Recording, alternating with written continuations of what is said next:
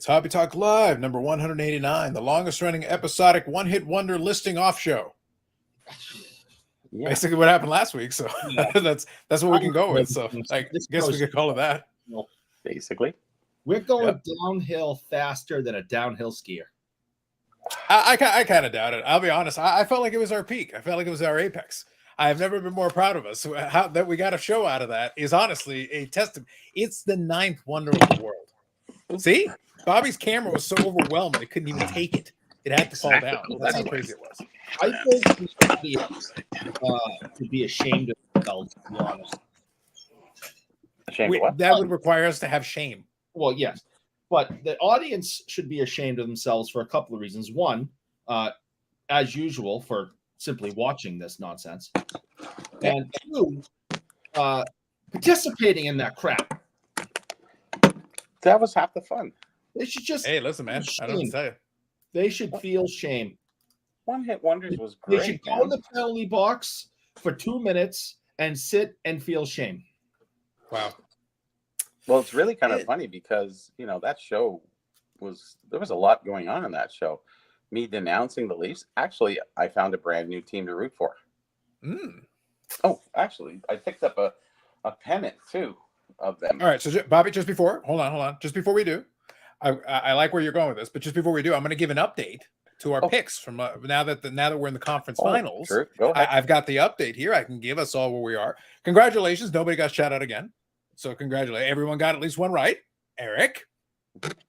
So for this round two, we were tied. So I'm gonna read the comments here in a second. Thank you all for the comments. So I'll read them here in a second. All right, for round two, there was a 3-way tie. So all of us picked the Rangers. Again, not a very challenging option there. And then after that is where we get a little different.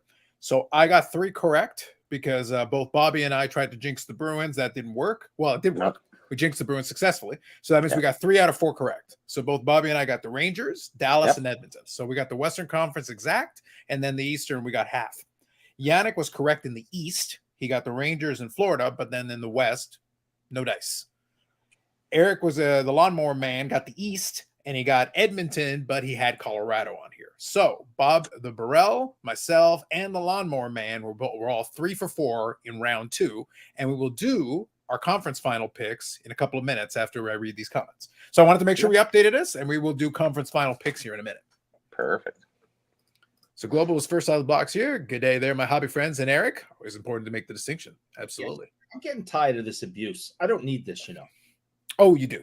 Secretly, you need it more than anyone alive. Paul says, good evening, gents. Going off last week, I'm here to tell Eric that Slayer is leagues better than Dio. There you go. Carries over. Good evening, Jeff.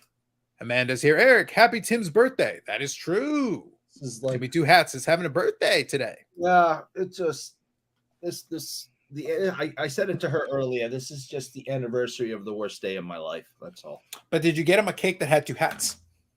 I think I got him nothing. I sent him a text. All right. It wasn't that negative. So I think I did all right. You could have sent him a text that says this is a text. Or you could have sent him an ice cream cake in the mail. Wow. It would no longer be cake. True. It'll be soup. Ice cream soup. You got to have your soup. Good evening, Justin. Philly Joe. Good evening, Carlson Gang. Good evening to you. Justin, Eric is too good for this abuse? No, he's not. Yes, but I appreciate you saying so, even though it's not true. I did appreciate you saying so. Also, real quick on the same vein, I also appreciate everybody's comments and feedback on the last podcast episode. Where we got back some feedback on the content. I know Jeff replied to that. Dr. Copernicus gave us some nice comments there. Victor commented on it as well. But it was good to get the feedback because it also included what some people liked. It was good to get some ideas of what they like for content-wise and everything.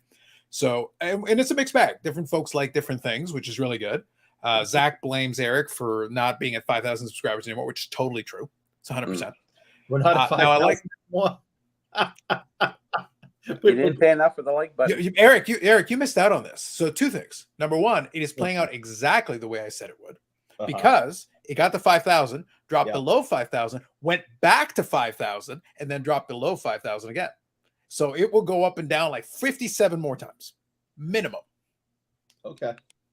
That's how it. That's lit. Eric, I have myself on record saying exactly that was going to happen, and it will continue to happen.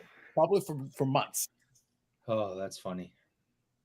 That happens every time, though, Eric. That is literally every single time, unless one exception, unless you blow past it. Unless you gain like 50 subscribers in like a video that takes off, and you're like at 5,080 or something, then it's like I don't think I've ever. I don't think I've ever taken the time to unsubscribe from a YouTube channel. The thing is, you don't have to. YouTube. So there's a couple of things. There's people unsubscribing, and there's also dead channels. YouTube literally has a category that is like if a channel gets removed, it gets removed. Don't forget, I also have subscribers. A good chunk of my subscribers are from the old videos. They subscribe for videos that I haven't made in 10 years. They're like, wait a minute, he's not making movies videos anymore. No. Well, saying I didn't subscribe for this. Apparently you didn't. Thank you very much. Yeah. Thank you for your patronage. Good evening, Carlisle. Good evening, gentlemen. My daughter just graduated from high school, 38 years after daddy at the same school. Been a good day. Congratulations. Hey, Congratulations. nice job. Yeah, so 36, not 38. But alas, he is not like you, Eric. Carlisle is not for the maths. Math's no good. But congratulations nonetheless. Congratulations nonetheless. Math. And they didn't major in math. Yes, we do congratulate you nonetheless. The congratulations stand. 86 Astros, good evening, gentlemen. Good evening to you. Paul says, hey, booby, check your Instagram DMs. Just had a card hit to save search you might want. Ooh, the Instagram DMs. All right. That's Sports Showcase. Good evening, y'all. What's popping in the hobby news? We will touch on a few things here in a minute. Let's see here. Prediction, we get a new Eric while Eric exists. Pack odds 1 in 27. Live the dreams. I got nothing. Yep. Jason here. Good evening, Jason. So, Paul, I've been watching that, right? I've been watching. There's definitely one of these on eBay. I've been watching this store matchbook. Bobby, I know has seen them. I'm not getting good video because of the there we go. Bobby, the diamond matchbooks from 1936, or is it 38? The math's got me. This says 13. So, but yeah, it's the Eddie Shore one, and I was looking at one and following one on eBay. So, thanks, Paul. Jason, so appreciate it, Paul. Matchbooks, actually, yeah, not the. So I'll read I'll read here a couple of comments here. We got caught up on those. Jason says 5K subs is YouTube royalty in the sports car world. It basically is, honestly. There's a lot of channels that haven't gotten to that point yet. Carlos says there's 3 kinds of people: those that are good at math and those that are not. That's right, Carlo. You got it. Yeah, you got that right. Dr. Scusa says, Carlos, you have the current soapers at the new heaven filter. It's funny. Eric had the same kind of question. It's like, I control the heavens. Someone has to. We plunge into darkness. We come back to the light. It is my halo of mana piston. I'm playing around with it. I've got a remote for it, so I can play around with it as much as I want. Plus, I can tweak it around. That's right. So I'll work on it. Those are 33s. The silvers are 33. Green is 34. Red is 36. Thank you, Paul.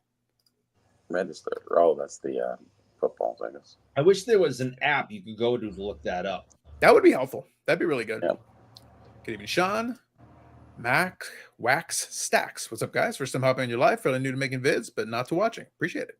Thank you for popping in. I love a good math person. Justin loves good maths. Hey, each their own. So real quick, we do actually have a couple. Believe it or not, I actually had. I showed the guys just beforehand. We're not going to. This is all a list of one-hit wonders. No, I actually have a couple of things that we'll pull up news story-wise. Before we do, why don't we do this quickly? Let's actually get our conference finals picks because we're down to the final 4. So now we can make the picks. So we got Lawnmower Man, the Burrell in the Garage of Knowledge, and myself. We can take some shots. Those of you in the chat are more than welcome to join in. But this is conference finals. So we're down Eastern Conference, Western Conference. You got Dallas and Edmonton in the West. You got Florida and the Rangers in the East. Those are your matchups. So, Bobby, what do you think? Let's do Western Conference first. What are you picking?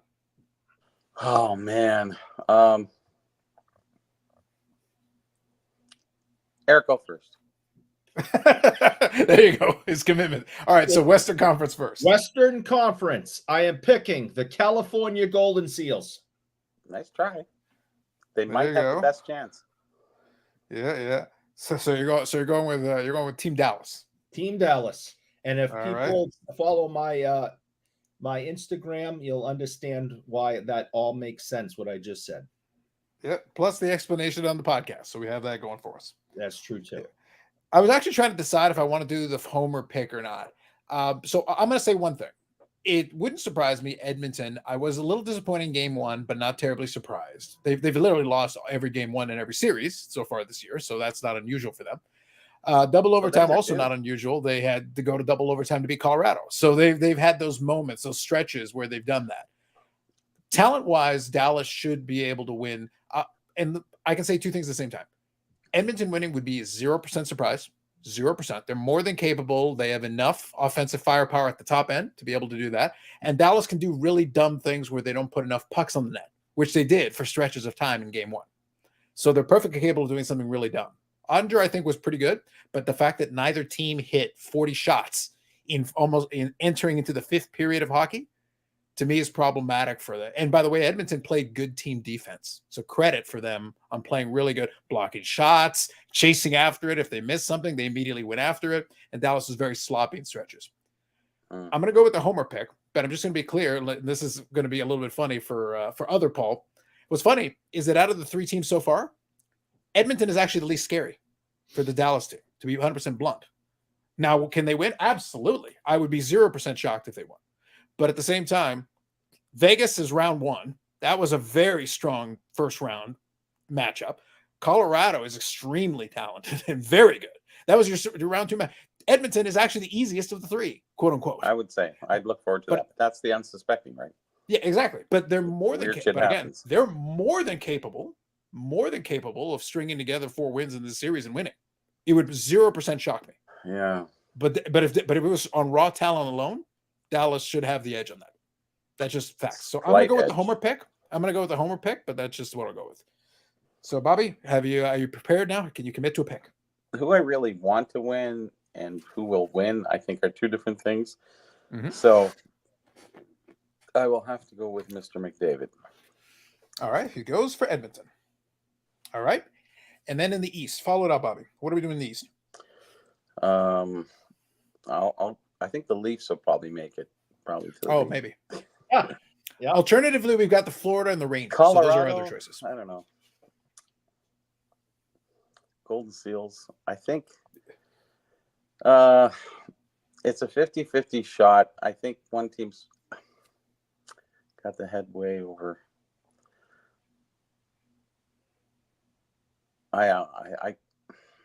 It's a tough call. I'm trying to decide here. I would probably go with the home rink advantage. I think they're going to take the first game and then go fucking crazy after that. Yeah. I think that's my decision. Okay, sorry. What was the decision? You lost me partway through there. What was the actual call? I'm going with home ice advantage. They're going to win. 100%. I have to remember who had the home ice in the East. I forget. I know. No, you don't. How do you know? Because I know because the game's on right now, and is it in New York? Yeah. Okay, so you're going with the Rangers then? I have to. They were cleaning ass, so I think they'll do okay. I'm gonna go with Florida. Eric, what do you got? You're going Florida? I'm going. Yeah, Florida. Florida was in the finals last year. They're still very good. I know. I don't really trust the Rangers, but to be blunt, Florida is very good. Like I'm very impressed with Rangers. Okay. Yeah. No, I just don't. Like I honestly like the Rangers. The Rangers are one of those. Look, there's two teams: the Boston Bruins and the New York Rangers. That is original 6 teams. Like, really, do you trust them? No, you don't. No, they just kind of exist. Have they won Stanley Cups before? Sure. The one thing they've got over the Maple Leafs is that they have won since the original 6-team era. That's what they've got. Yeah. But before the original 6-team era, it's like they got not really. The fact that you can have these long droughts, it's like, when's the last time you won? It's like the Rangers when they won in '94, wasn't it like 45 years, 50 years since they had won sometime in the 40s? Yeah. And then before the 70s, when was the last time? So before the 70s teams, Eric, when was the time before that Boston actually won a Stanley Cup? In the 40s. Yeah. So it was from the 40s to the 70s, and then the 70s till like, what was it? It was the Vancouver year. 11. Yeah. Yeah. 2011. So there you go. They exist. Pretty bad. They exist. So yeah, I like the teams that actually get the home ice advantage first. So it's always good because they're on the hustle and they've had a bit of rest too. Sure. So sorry, Eric. Did you say Florida? Or did you say Rangers? I'm going with the Florida Swamp Rats. All right. Think there for a second. All right. So we got our picks. We got our picks Florida's taken good, care of. So there it is for the conference finals. So Sean said, Eric, get a haircut. He gets a buzz cut. He was watering his lawn, and then they came by with a weed whacker after. It was like 2 birds, 1 stone. Oh, who's has home ice advantage at with Edmonton? It's the first game in Dallas. First game was in Dallas, yeah. Okay. Mighty Ducks over Iceland. Love it. And you realize, Bobby, that the Florida and New York are playing game 2 tonight, and Florida is already up 1-0, right? There you go. So there goes your home ice advantage theory out the window. The game's not over. Nope, it's not. So Philly Joe's got some picks here. He's got Oilers out of the West and the East Panthers. Very plausible. All these combinations are possible. What I will say, which I think will be interesting, is you've got a situation where you've got 3 teams that haven't won in a while. And then you've basically got Florida. So Rangers 94, Dallas 99, Edmonton 1990. So 3 in the 90s. Who's hungry? Yeah. So the 3 teams that have won in the 90s, 2 teams that bookended the 90s, and 1 team that won kind of in the middle of the 90s. And then basically Florida, who has been to a couple of cup finals, including last year. And then they also had that run, I want to say 96. 96 was their big run with Beesbrook, I think was the other one. But that's basically been it for them. That's been their run. And that's been pretty much the full of it, but we'll see. Like it's going to be a fresh matchup anyway. Like I don't think none of these combinations have been together. What was funny is the Edmonton Dallas thing. There was a stretch of time I saw that somebody posted it, and Dallas and Edmonton had played in the playoffs 6 times. There was a stretch where they played in consecutive years. They would play year after year after year. Dallas and Edmonton would play either in the first or the second round. It was over and over and over and over again. I saw that Paul was posting some of that, but he was posting clips. The best part, though, is when I was watching. I was kind of watching. I was a little entertained, but he had to kind of cherry pick it because they played 6 times during that run, and Edmonton won the first one. They upset the Dallas Stars in that first one. Dallas won the other 5 in a row. So Edmonton had the 1, and they're like, well, it's like Curtis Joseph was standing on his head for that playoff for that particular year, and then after that, Dallas, it was a hard fought series every single time. But Dallas beat them all those other times. So, yeah, I think I really believe that McDavid has to secure a Stanley Cup to really lock in his career.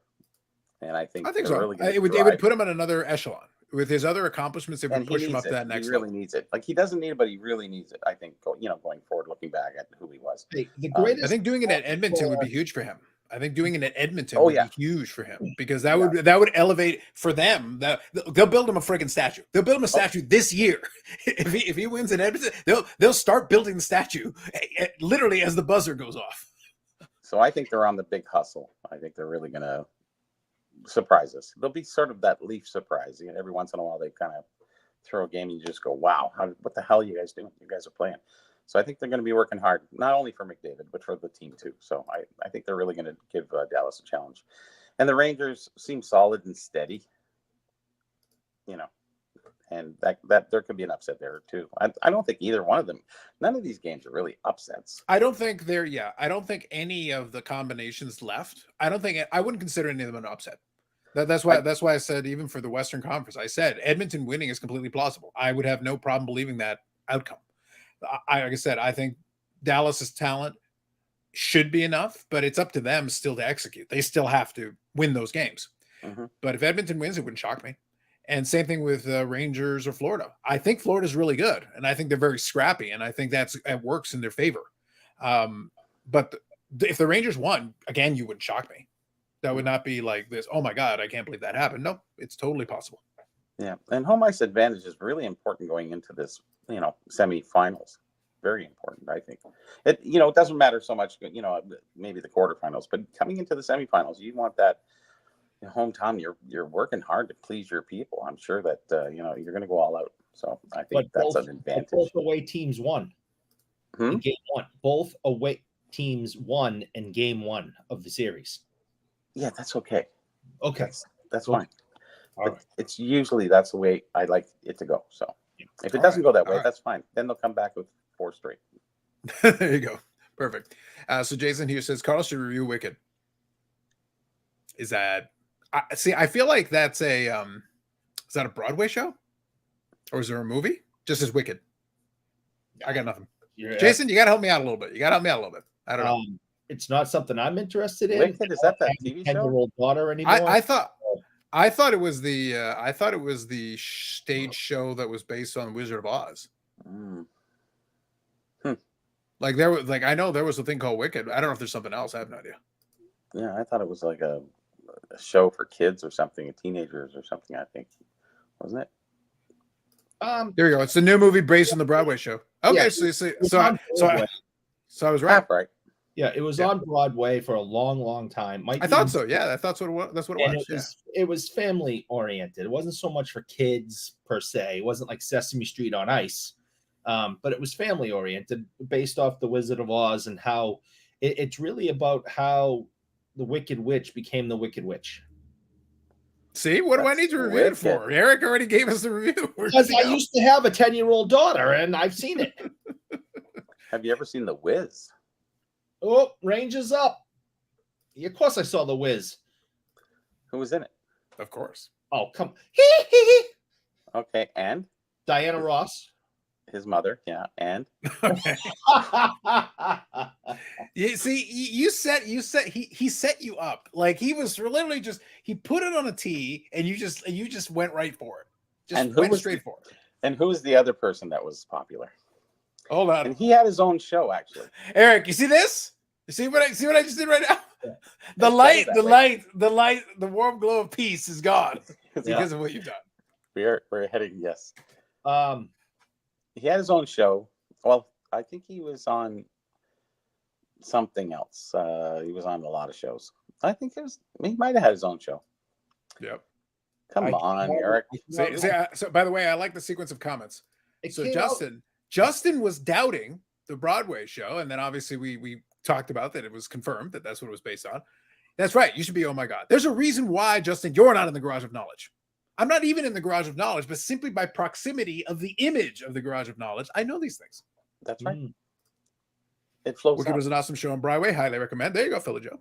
There you go. Nipsey Russell. Nipsey Russell. Okay. Black guy. Interesting. So real quick, I'm going to get into the first one of the news stories here that I do want to chat on. And along the way, if there's anything else that you guys want to chat on, you let me know. But before we do, let me quickly give a quick shout out to AMG Collectibles. We didn't have the episode this week. We had a bit of a scheduling snafu, and I had some technical difficulties. But we'll basically get it all figured out now. Yep. So it'll be good for the next episode, and it'll give us a couple more things to talk about. Steve actually sent me a couple of images, so I've actually got some fresh images from stuff that came in the shop. So the next episode should go off without a hitch. We should be in good shape. They also, I think, are doing the trade night tonight, and I think they're going to be the card show tomorrow. So we'll probably have that to discuss as well. That'll be coming up. Did you want to say something, Eric? I am no longer a supporter of AMG Collectibles because Sherry has agreed with Brad and everyone else that they hate you. Well, there's that. Okay, go on. They posted a video on the Instagrams. Okay, that is a thing they do. Yes, and it was, hey, let's take a look in our cases to show the public what we have to sell. Nice. Like, seems harmless. Seems harmless. I'm like, oh, good. This should be interesting. Let's see what's in their cases. And these diabolical people up there in the Nova Scotias. Diabolical. I often know these East Coasters is diabolical. Planted. Two. Planted 2 Reggie Lemlin items in. I don't know who that is. I only know lemon. So as they're panning through, here we go. We got some of this and we got some of that. It's like, oop, there goes Reggie. And then we're over here this side of the case, and we have these over here, and there's Reggie again. I know it was set up. I know it was one of these. Okay. Yeah, because who would put Reggie Lemon in a display case? Exactly. Right? It's Yeah, come what on. was more confusing is they put him in a display case of Pokemon. That's what was really confusing. It was like it was just all Pokemon, and then all of a sudden this guy.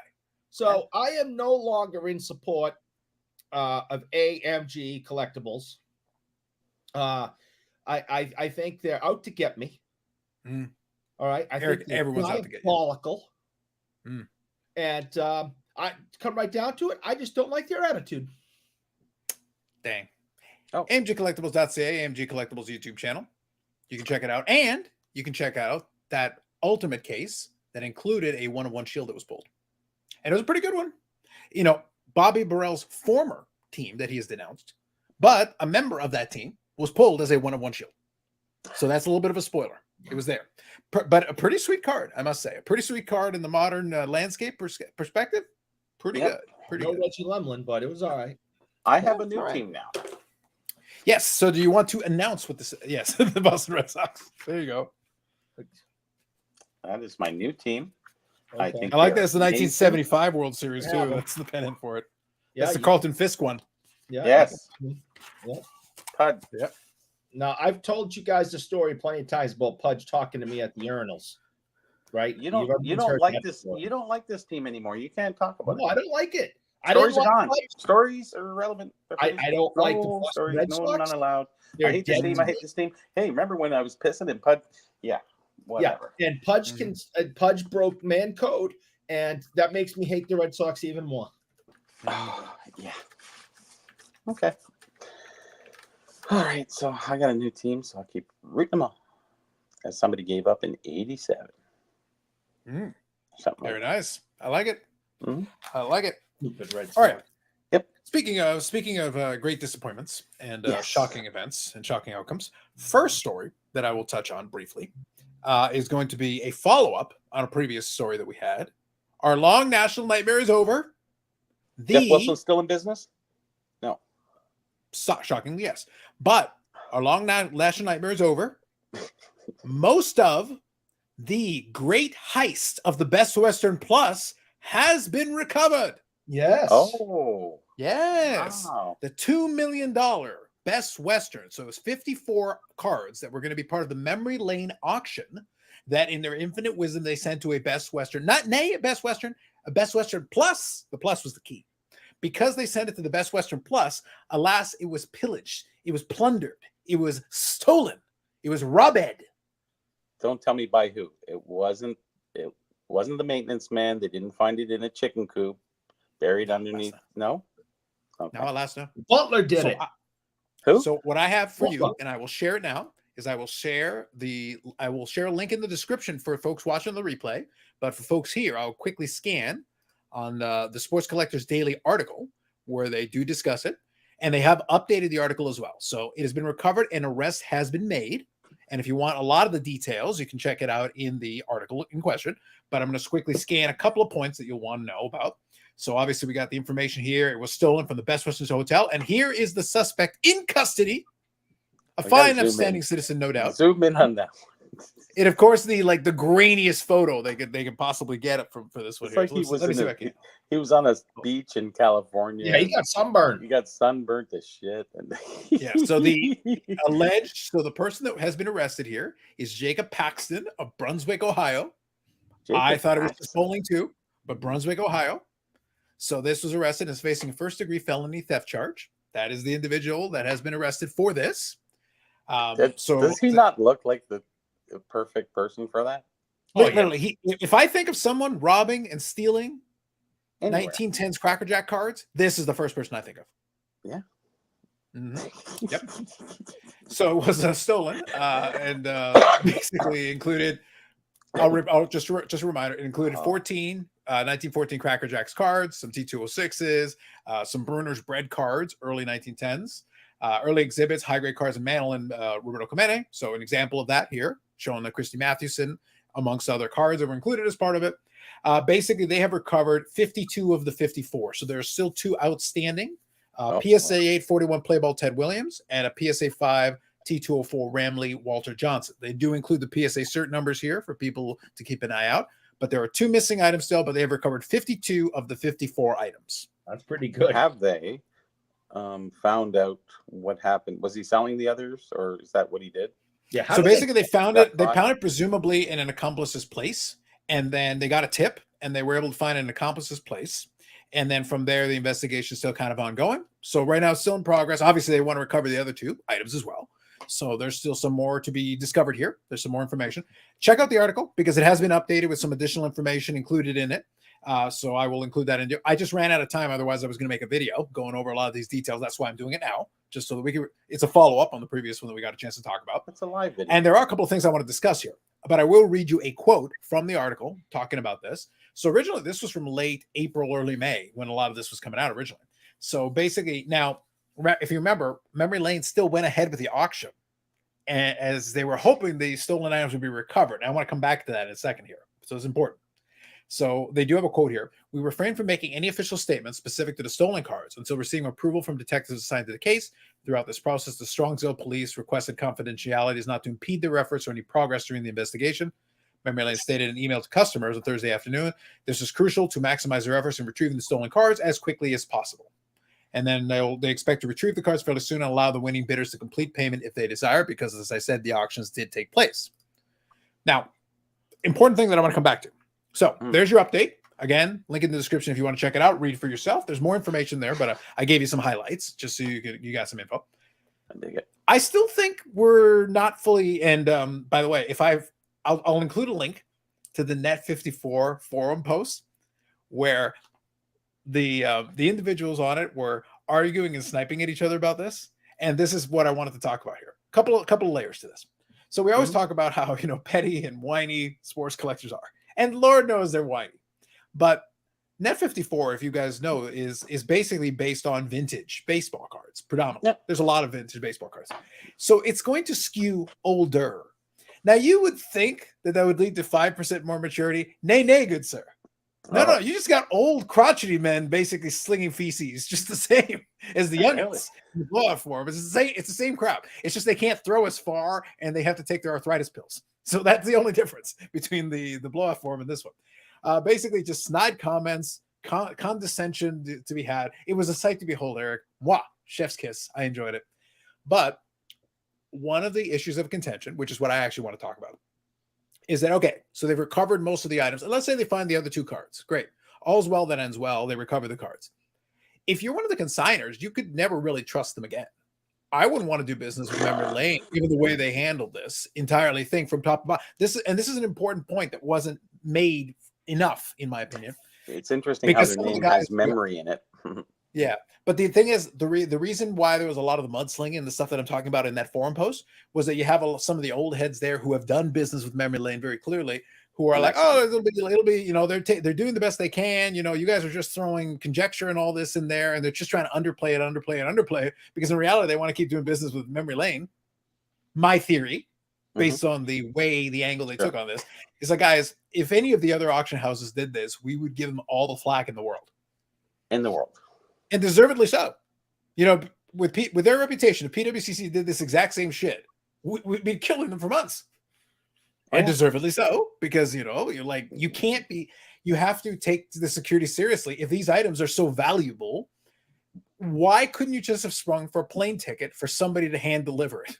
In the suitcase, handcuffed to the wrist. Why aren't you taking the extra step to make sure that you secure it? Look, you could literally hire Eric. Eric will do this. You just handcuff it to his wrist against his will, throw him in a duffel bag, throw him in the carry-on, and you can have a person with it handcuffed to his wrist and just deliver them to the appropriate venue at the time. I can't get through security at the airport anymore because I got my metal hip. All the alarms and stuff go off. So yeah. So that's why my key point is that I would be very hesitant as a consigner, and I would also be pissed off as a bidder that I was misrepresented because I'm bidding on an item I thought they had in their possession. Now, in the end, I may still be able to get my item for whatever I paid for it, but what if it's one of the 2 cars that they haven't recovered yet? Oh, but you get your refund. But that's not the point. The point is you were acting like you had this item. Yeah, you should have had it, but you still allowed me to bid like I was. What if I wanted to bid on something else that you did have, and I'd spent the money in theory on paper, even if you're going to refund me? I still had allocated the funds to this. It changed my bidding habits on other items that you did have that I could have actually received. It's kind of important. Makes no sense. Them continuing to have the auction is just it's almost outrageous that they would do that, because it's sort of like, we're going to find the items, don't you worry. And that's not good for business.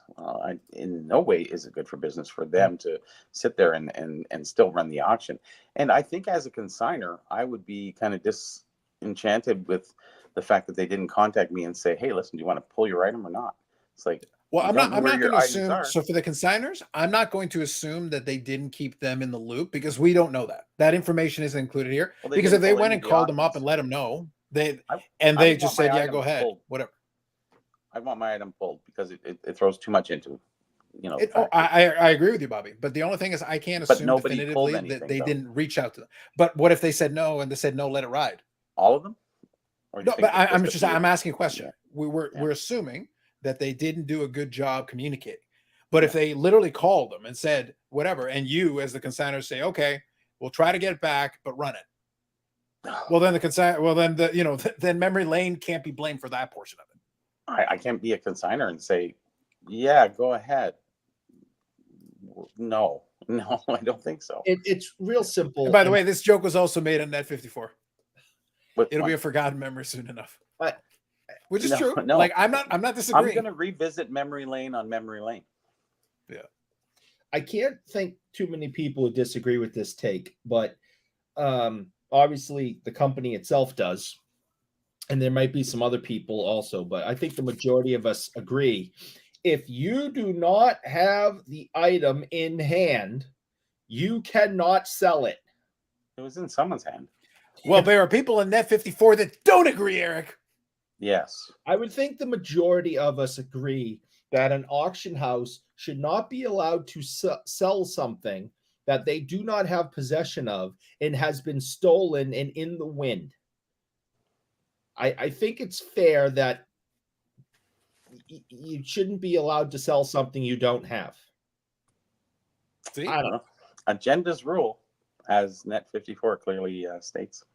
That's the reason I brought it up. So, like I said, I remember here. I will post the link to the thread so that you guys can enjoy the early build speculation while people were speculating on it, and then we obviously got the update, and then things changed because a few of the people in the thread actually had consigned items, so they would be in a better position to know. But they were being a little cagey. They didn't really reveal all the information.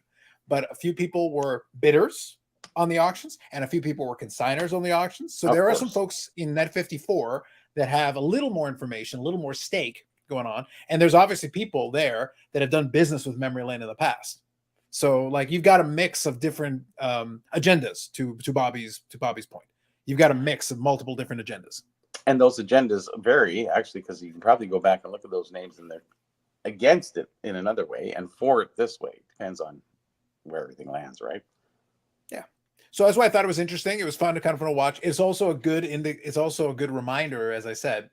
In theory, these are more seasoned collectors. Like, on average, if we just take an average, Net54 will skew older. A lot of these guys who are buying pre-war and vintage cards, they tend to be more expensive. A lot of them have, higher paying jobs that are able to pay and afford these items. So you would think there'd be some measure of decorum. And alas, Eric, the measure of decorum is up there with like a mid-range, clubhouse.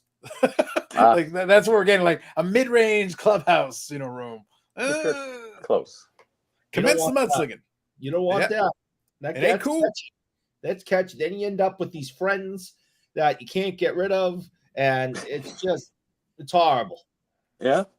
Yeah, you don't want. A lot of the friends got rid of themselves, I think. It used to be busy. Now it's not. Yep. I'll read a couple of comments here just to get caught up. So Paul here says, Veriswap automatically transfer the cards to your account, post them as new items. The only problem is they expect you to ship within 2 days when they're in the mail. More proof that they're dumb. Ooh. There you go. Fair enough, Paul. Yeah. Non-Sport Showcase says, perhaps like card companies should be offered redemptions for sale for the cards. Redeemable when they recovered. We love our redemptions. No, we don't. Philly Joe saying, I think memory lane was told by investigators to proceed with the auctions, help to catch the thief. So based on the statement, the investigators told them not to say anything, but you can pull auctions for different reasons. You could pull auctions in ways that don't make it sound like something's going on. So they've never definitively said that that's the reason why they've done it. Memory Lane said that they were told to kind of keep quiet about it. So if that's their excuse, that's fine.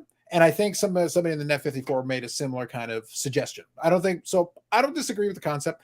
I don't know if the investigator would go as far as to say, yeah, leave the auctions going for items that you don't have. I don't know if that would make sense, but no, it's not up to me to say what happened. I'm not a professional. I used to be a private investigator, but that was for workman's comp fraud, not criminal activity like this. So the things he's done.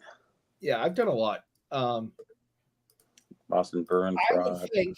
I would think you would want the whole world to know these items have been stolen. Here are the serial numbers of the cards that may have serial numbers. Here's the serial numbers of the slabs. Here's pictures of them. Here's the dented corner and this one. And if any of them turn up, someone walks in and says, hey, my grandfather died. I want to sell this Ted Williams card. Everyone knows about it, so they can automatically call the police. That's just the first thing that pops into my head is let the whole world know this stuff is stolen and be on the lookout for it. That's top tier, investigative.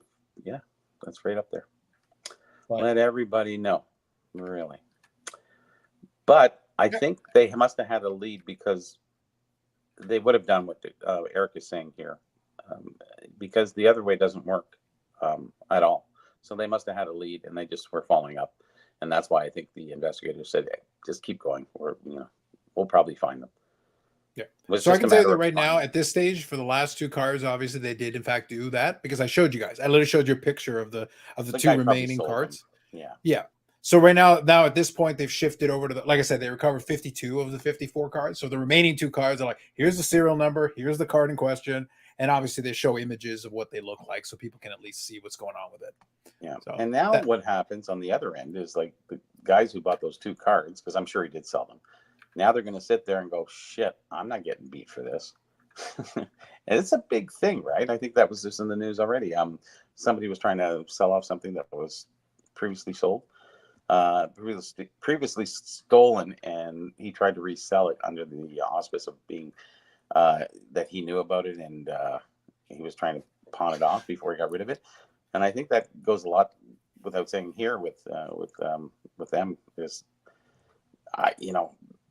somebody's going to have to pay for that card at the end of the day, and most guys won't. In the end, if it's a $5,000 card, you don't want to be out $5,000, and how are you going to get your money back? It's a lot of money. Yeah. In this case, it's more than that. The two remaining ones, I think they're valued at like almost 90,000, give or take. I just using that minimum there. So yeah, for sure. Talk about some more, and it'll have to be a big player too.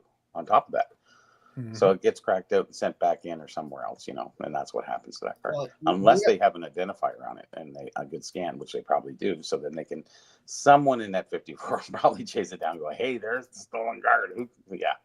And you're going to see it. Well, I think that's why they released, even in the article, they actually were able to show images of the specific cards in question because they obviously have images of them. So now they've released them out there and said, like, these are the cards. This is what they look like. So if you see this is what we're looking for. And when you crack it out, and it's not like they're everyday cards. When someone's going to crack it out and resend it in, maybe it was BSA, they'll send it in SGC or something else, and then someone on Net 54 will sit there and go, hey, that's got the same. Hey, I bet you. So the next ones that are going to come up, guys will be all over it for sure. Yeah. Well, T204 Ramley Walter Johnson is a very uncommon card to see randomly hanging about. So it's like you should expect that it should set off a couple of alarm bells off if one randomly appears for sale on Facebook Marketplace. Especially it's like it might, but why do you have that? Where did that come from? Can you tell me the provenance of this, sir? There is no provenance. I mean, we just had one of our acquaintances. Some would say a buddy, a hobby buddy. Others would say an acquaintance. Don't say that was just involved in a situation like this where he purchased stolen cards. Well, if it was made, really. What happened at the end? I didn't watch it. I fell asleep. That's a common occurrence with that. And look, I took offense to Eric even insinuating buddy. Like, I'm not your buddy friend. I'm not He your saved friend, it till guy. the end. Like, he said, I your didn't friend say you were guy. my buddy. I didn't say you were No. my buddy. I said he is for some of us a hobby. He is buddy, nobody's buddy friend. He's and nobody's friend, for guy. others, just an acquaintance. So anyways, what happened? Acquaintance is a bit strong. the point Because- I'm saying is, if this person who's a hobby buddy of mine knew that those when they came to his table that these were stolen because the news was put out there. Charity, come on! I thought you were different. Literally, no one, Eric. No one. Come on! No one. You know, You Charity. lose an election in your own house. That hurt. That hurt. You You cut didn't me even deep. You cut me deep. With a knife? Which knife? Serrated, probably. That one right there. There you go. My That's a- Civivi Elementum. Oh, really? Vinny VDVC. Okay, whatever. Get out of here. All right. So, Eric, anyway, your point is hobby curmudgeon no one likes. Bought stolen property. Blah, blah, blah. My point is when you have these things stolen, my belief is you need to scream it from the rooftops. So when someone gets them in hand, especially a bulk amount, not just one, but someone shows up with, and I'm just making this up, 50 cards and says, I want to sell my whole collection, and they're all high-end stuff, some bells and whistles should go off immediately anyway, because we see this at work ourselves. But it's like, wait a minute, I just read on Instagram or Facebook or whatever, that there was a collection stolen. Let's see if any of these match it. You just sit there and pretend you're looking up comps and go back to Instagram and look it up and be like, yep, that's them. So I don't understand. Eric is sneaky. He must have been a private investigator in this case. I was. They didn't let me carry a gun though, and they sent me into some pretty nasty places around Massachusetts. And much like everyone else, are like, this guy is like, go in. It's like, isn't that where the mob hangs out? Yeah, and tell them you hate their mother's face. Yeah, And I had who's knives. Who's that guy sitting on the curb on a bike? Yeah, He's been there an hour and a half. Yeah, there was a few flicking times a knife. I do not feel safe here at all. Go ahead. But I just don't understand the going back to it, the keep quiet part. I mean, I just like yell it from the rooftop so we all know. Who are you to question the Strongsville PD? I'm nobody.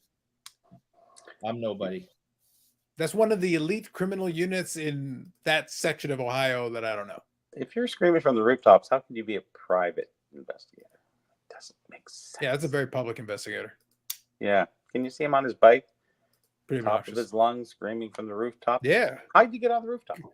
Goofy bastard. And he probably puts cards in his spokes so you can hear him coming from like all the way down the lane. Always. Ridiculous. Utterly ridiculous. They sound like in mag holders. Oh my God, they're so loud. Dr. Susa says, how many prospective bidders didn't bother bidding because the cards were reportedly missing? That's So the problem was at the time the auction was going on, like it wasn't completely clear what was going on. Like there was some murkiness. When it's not so clear, the it's question like, is so an important point here that in the course of our discussion here is that because it wasn't clear what was going on, the bidders are operating with incomplete information. As far as they're concerned, they don't know that anything's wrong, which is obviously going to make their bidding patterns very different. If you don't know, again, like I was being serious, even if, they never actually took any of your money. And as far as I'm aware, Memory Lane didn't take any money from anybody for the cards that weren't available, whatever. They held back as far as I'm aware. But even if they had not taken a dime and they basically said, hey guys, don't worry about it. We need to sort something out. Don't send any money, whatever. If you're in the middle of an auction where there's multiple lots and you're strategically choosing which items you're going to place bids on with the expectation that if you win, you're going to pay, and you've got X amount of dollars allocated for this auction, how you decide to bid is affected by what's available and what is not. You've changed the dynamics of the entire auction. So anything else this person would have bid on that they now didn't. So, whoever bid on the T204 Ramley, as it stands today, still at the moment, we don't have the card. So even if you haven't sent any money, that entire auction went completely by, and that person maybe would have bid on something else if that card wasn't even available. It would have changed the bidding patterns on several of other cards. Do you understand what I'm saying, Eric? So it did have a material impact potentially on other items in the auction that were not involved in this at all. So here's the true question of it all. So a guy comes to the show, or you meet him somewhere, and he's got one of these stolen cards. It doesn't have to be from this auction; could be from anywhere. And he goes, "Hey, I'm just trying to sell this. What do you want?" Okay, I'll give you $3,000, whatever. Okay, we're good. Walk away. Boom. How many times can that happen before anybody? Like, how are you going to know? You know, how are you really going to know? Like Eric says, yeah, you can look it up and see if it's been stolen. Like, how many times are you going to do that in a day? Like, honestly, it's so risky at that point. And who's liable? You know, really, maybe, you know, you didn't protect your cards very well and someone took it, and is it maybe it's your fault it got stolen? I don't know. Just saying. Right. If someone put it in my house and I'm not home, you know, or you know, but someone's gonna walk in with a Lemon collection. Come on, like really, it's like that's Eric's. Come on, take them back. They're not worth anything. Maybe it's look. Eric's strategy is pretty sound. Somebody breaks into his house, sees Boston Bruins and Reggie Lemon, and what happens is he comes back to find that his home has been cleanly organized. People have replaced the furniture with furniture that is much better, and someone left him a Bobby O'Rourke and said, "We're sorry." Yeah, and he's hoping for the pity angle. He's hoping the criminals, who are clearly more affluent, take pity on his plight and say, "Oh dear God, my poor distant child." So all he gets is he gets a Bobby O'Rourke and a Bill Buckner card, autographed. Oh. Your best friend, Bill Buckner. Thanks for believing, Eric. We appreciate you, bro. And a pair of Red Sox. Woo! And they're not Sanders. Now I'm just depressed. That's the way it goes. All right, real quick. Sean says 250 Canadian roughly for a hobby box of 23 extended pre-sale worth it. I'm going to say no. I can't get behind extended. The Bedard canvas thing, 1 in 5 cases, like God, no. 250 for extended, Lord, no.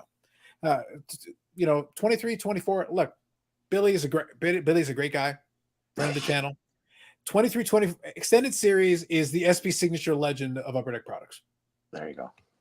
But Carlos, is an SP Signature Legends a Upper Deck product? Yes, it is. Yes, it is.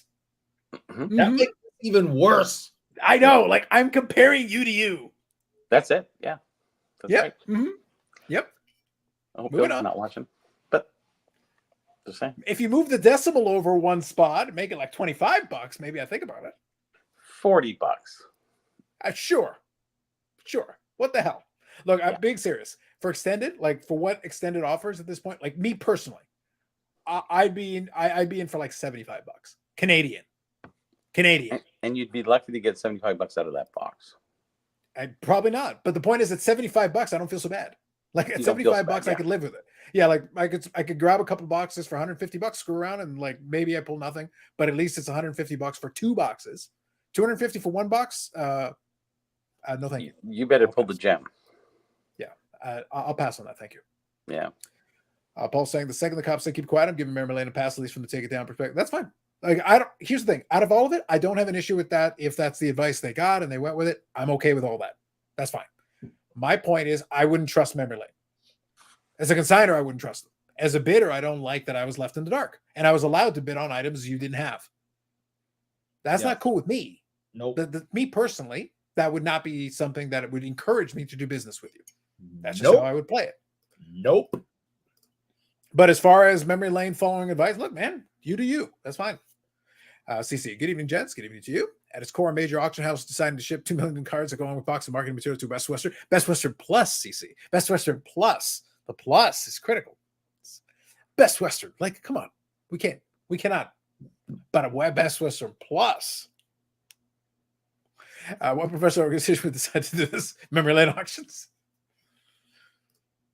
You'll see they're going to change their policies. They will never do that again for any lot of cards above 1.5 million. 2 million? That's a step too far, Eric. 1.5? That's fine. Yeah, no problem. Bunch of key cards. There you go. I run by my bank every day that holds my cards. I hope I never catch on fire. There you go. So he said, let's hope all the other major auction vaulting houses have better management in place compared to Memory Lane. Yeah, that's fine. That's fine. I get you. Yeah. So I don't know. Like the problem is I don't know because I know some of the other auction houses also do the thing where they'll go to a major show and display some items, like key items. They do that. I don't know what the process is. Like, even the sending doesn't surprise, but I got to be honest. If it's a package of that amount, when we get into 7 figures, I really do feel like you really should have someone who is entrusted with personally taking it over themselves. I feel like that's enough value to be like, take it with you. Have insurance on it, have whatever security you can with it. I'm not asking you to do it in an armored vehicle everywhere you go, but I'm saying have it so that it's on somebody's person who is accompanied by somebody, so that at least you've got some level of security. Eric, I don't think the buddy system is asking too much. No. Like the bare minimum, have somebody with them so that they're not alone with expensive merchandise. And obviously, we're not talking about, crates and crates of, of cards here, because one person stole them. So he was able to go grab them all. And it looks pretty big. He didn't get a forklift, go through 54 cards. 54 graded cards. You could fit that in a Pelican case. In a lot of the different Pelican, you could fit it in one Pelican case, just in a row, lined up, and they would all sit there, and you could lock it, and you'd be done. So there's absolutely no reason that should have been shipped just to be, left out and unsecured at a cheap hotel. Finding someone doesn't get away from that. Exactly. It's just like the worst Western is, what's best Western? Sorry. They're a plus. Sorry, my mistake. Plus, important. Are they to blame? No, not really. They're a hotel. It's all memory lane. They don't have. Why would the hotel have any specific reason? If you tell the hotel, hey, there's a package coming for us, can you guys sign for it or whatever? Then if you don't tell them what it is, even if you tell them what it is, they're like, wait, why do we have to be responsible for security for that? Yeah, like, wait, why would we be responsible at the front desk? No, don't send it. We don't have a vault here necessarily per se. Like you can leave stuff. Look, it is not unusual. Have safes in our rooms, man. Come on. Yeah, but it's not unusual to leave bags at a hotel. To go. I literally at Expo, I do that every single time. On the last day, I check out and I'll leave a couple of bags. I get the tags, and that allows me to go and visit for a little bit, and then I come back, grab my bags, and head out. Florida, it's 1-1. Oh, look at him all happy now. Tie game. Doesn't matter. But yeah, my point is that the hotels will be accommodating to it. But again, we're asking a lot of a Best Western Plus here. Like, it's not reasonable. It's not their problem to be concerned with the security of your items that you sent. And nobody should send stuff like that ever. I don't care if maybe Fort Knox, if you had like Guardia or something show up. I get it. Drop it off. Okay, let's secure this, and that's fine. Otherwise, we're just shipping a parcel out. That is the stupidest thing. I can't see the guy just going, hey, I'll just take them with me with my case. I'll just take them. You know what a best we're picking on Best Western, but do you know what, like a hotel, if a hotel receives a package for you, you know what they're expecting? You ordered something from Amazon, basically, and you ordered some items, some small items from Amazon that you needed. Whatever. Because you can whatever floats your boat, man. The point is, you ordered something from Amazon, prime shipping, one day, and you're staying in the hotel, and they sign for it for you, and it's just an Amazon box. Stuff like that. Stuff that doesn't necessarily hold super high value. It's just you ordered something you needed for whatever. You're going to be at the hotel for a week, and you ordered something because they could deliver it to you. That's it. Has the guy been fired who sent it? I have no idea. Not a clue. Honestly, come on. You would have to. Yeah. And if he's watching, hey, do dumb stuff, get silly prizes. Fired. So it says, you know what I'd like to see an AMG fit? A clip of the collective, the scalps negotiating a dual trade. That's not a bad idea. That might be kind of fun.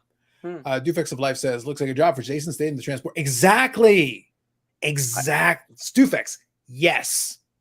This, Eric, this is an underrated comment. This is the right thinking. This is the right thinking right here. Look in the trunk. Nope. Don't do that. Otherwise, we'll get into a kung fu fight, and you'll be in.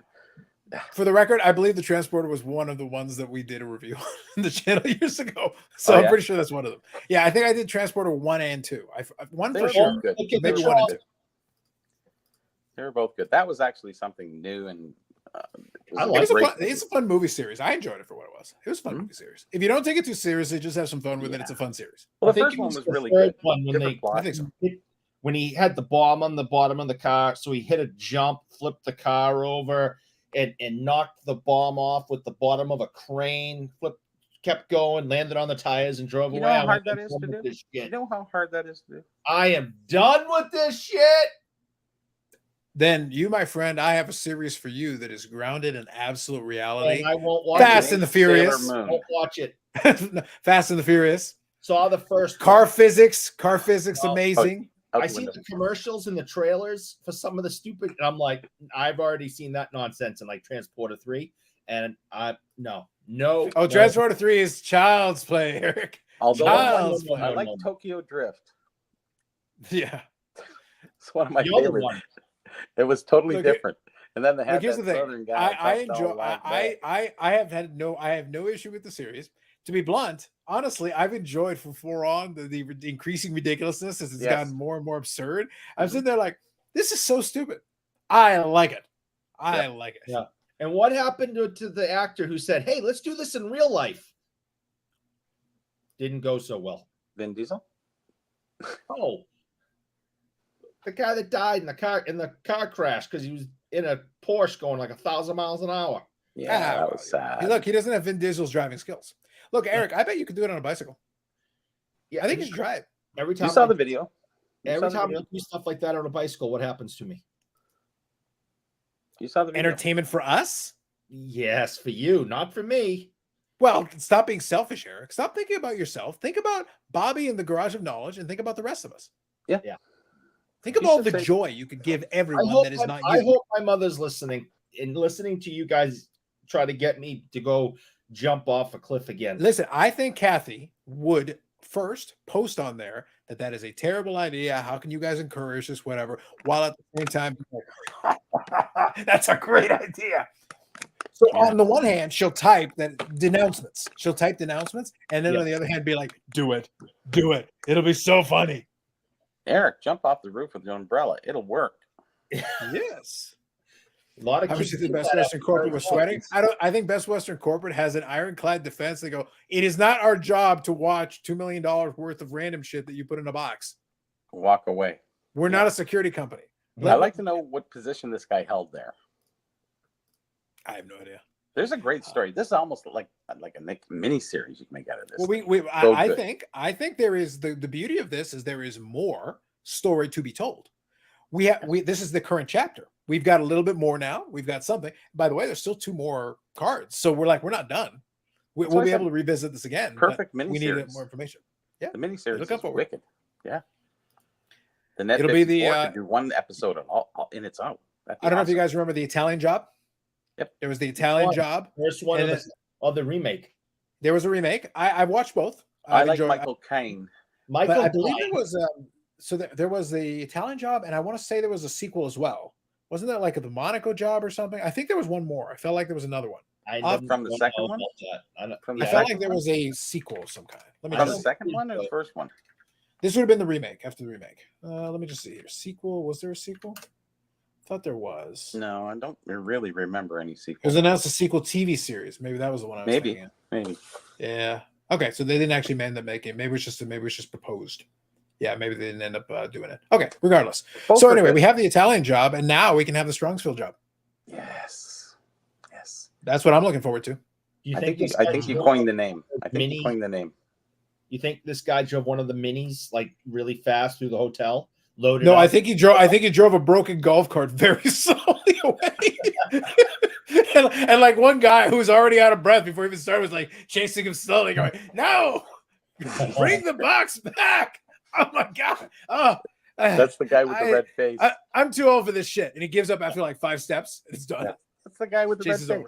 Yeah, chase is over. Yep, he was tired. For what it's worth, PWCC once told me they move carts to and from shows via bonded, dedicated, secure transported service. Well, that's kind of traditional. You can get a bonded transport service that will do that. Totally. But you need somebody on the other end to confirm that they will accept that thing. Mm-hmm. You can bond it all you want. It's just are they willing to hold that?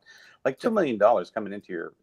I don't know if the manager would sit there and go, "Yeah, sure, bring it in." Well, I think though a part of it. So the key to that particular transaction is that wherever you're sending it has to be someone that is A, able to, and B, willing to accept it. and you make sure that whoever's accepting it has the ability to actually house it without worrying about putting it in some random place and somebody can just pilfer it. And it can't just be some manager who just turned manager 2 weeks prior. You know, he's got pimply face, and he's just, yeah, we'll take it, no problem. Hey, man, I'm the manager here, don't you know? Yeah. I'll do it. I would think that you would at least send it to a place that maybe has a legitimate safe. That would be like the bare minimum. Like, how about a place that has a safe? Yeah, let's start with that. Yeah, I think that's a reasonable precaution to take. Yeah, and they don't rent vacuum cleaners like that. You know, it's important. Yeah. Okay, so let's see here. Best Westerns are cool if you have nothing on your persons. There you go. Charity says Eric can do anything. He's a superhero. Now he's trying to get back. She's trying to get back in your good graces. Yeah, whatever. I see what's going on. Yeah. Name here. If you understand that you're watching for purely entertainment purposes, not for reality or accuracy, then movies like Transport and Expendables become awesome. That's right. Yes. Why don't you stop watching the show, stop typing in the comments, and go away and go watch one of them by yourself and leave me alone? This is really one of them. Ocean's 14. Yes. Yep. It's another series that could fit under the heist category. 13, I think it was the girls one, wasn't it?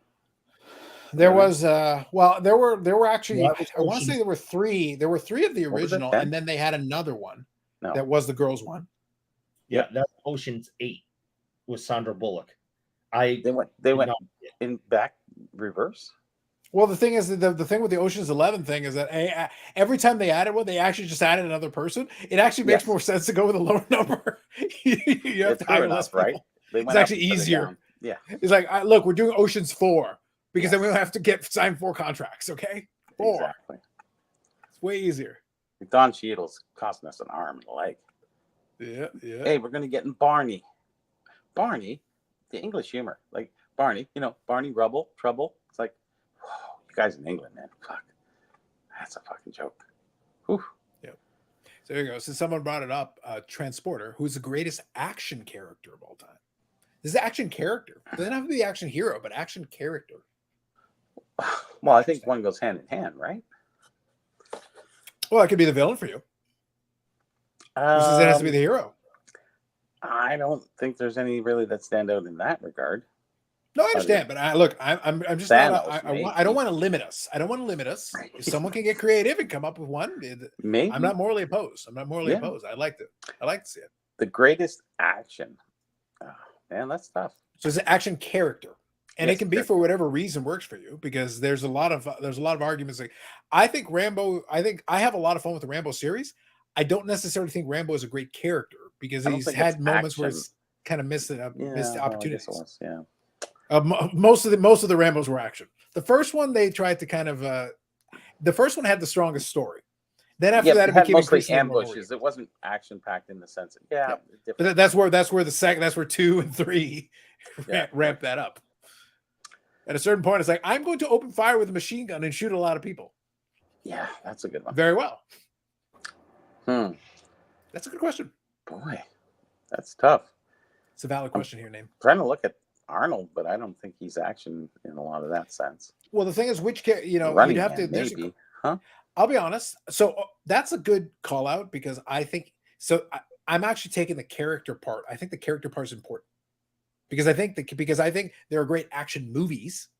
There are great action movies that I enjoy quite a bit, but the character themselves is just a vehicle for the action. So the character isn't much of a character at all. It's just the person who does the things that allow the action to happen. I actually liked. I think Commando was fun, but I don't consider him to be much of a character. But it was a fun movie. No, I think Running Man was pretty good though. I liked some of his one-liners in Running Man. That was fun. The bad guy was fat, wearing chainmail. No, that guy. That was stupid. And the greatest. Listen, we're going to go off track again like we did last week if we don't get back on. But I will sum it up as this: the greatest action. And I've got real hobby stories, by the way. Greatest actual hobby stories hero of all time in movie history, no doubt. Bill Buckner. Megamind. Did you say Megamind? Yeah, Megamind. Megamind. Okay. Is that the cartoon? Maybe. Yeah, it's badass. Okay. Good. Getting back to Arnold, I think True Lies is one of his best ones. Yes. That was a good one. Yeah, I'd agree Probably with that. his best for an action character. And I for like when he character gets wise, drugged up and he goes, "Oh, I'm gonna kill you. Just grab this and grab it." And he goes, freaked his wife out there. Yeah, I'd have to say Arnold dominated really. You can put Sylvester in there, Stallone, because you talked about his movies. He did that soccer movie. I like Demolition Man. Demolition Man was fun. Yeah, it was really good, but you got to put Rockies in there. That's Sure. like, If you want to go with that, so I would argue that if you want to consider Rocky an action movie, then I would say Rocky is the best developed character. True. Because it's actually a character. Like you actually saw progression. Was you kind of stupid, I'm gonna fight with my hands. It doesn't matter. The point is, at least he had a character. Like he had more than a dimension. I wouldn't say 2 dimensions. He had a couple. He has, if you talk about action, what character has the longest franchise? So it's simple. Who's the greatest of all time? You already said, right? James Bond isn't one character though. Vince and to be honest, most of the time Bond doesn't have a character. It is one character. It's James Bond. No. Yeah, that's Sean Connery Bond. Character. Yeah, no, that's character. Right. James Lazenby Bond. He's right. It is the character. It's not Pierce Brosnan Bond has no bearing on Sean Connery Bond. No. Has no bearing. Has no bearing on the current one. His name escapes me right now. Yeah, that's is James Bond. Well, look, if it helps you out, Jay agrees with you. But like I said, I actually consider James Bond to be barely a character at all. He's barely one dimension. He's catchphrases and a vehicle for the stuff going on around him. But they continue to make these movies since the 60s. So if you ask the last greatest action character of all time, how about the one that's done 20-something movies and has been around for generations? They wouldn't keep making them if they were not wanted. But that's England, and they're different. Like the best drinking character of all time. Fair. I'll give you this. Fair. Guy's a total alcoholic. He admits it in one of the films. Who's that? So Brendan Ryan here's got a comment. Good evening, Brendan. I'm sure there's a Canadian motorcycle sports club, the Sons of O-Pee-Chee. Bobby is part of that, but he can't speak on it because the first rule of the Sons of O-Pee-Chee is you don't talk about the Sons of O-Pee-Chee. That's right. You should see him with this vest, the symbol on the back. It's cool, man. Yeah. Well, look, when we're at the expo, Eric is trying to go in, but as part of his initiation, he's going to have to do the first ride on a tricycle. And we're all chewing gum. Mm-hmm. Stale gum. Yeah, it's literally gum from the 70s. Because we're tough.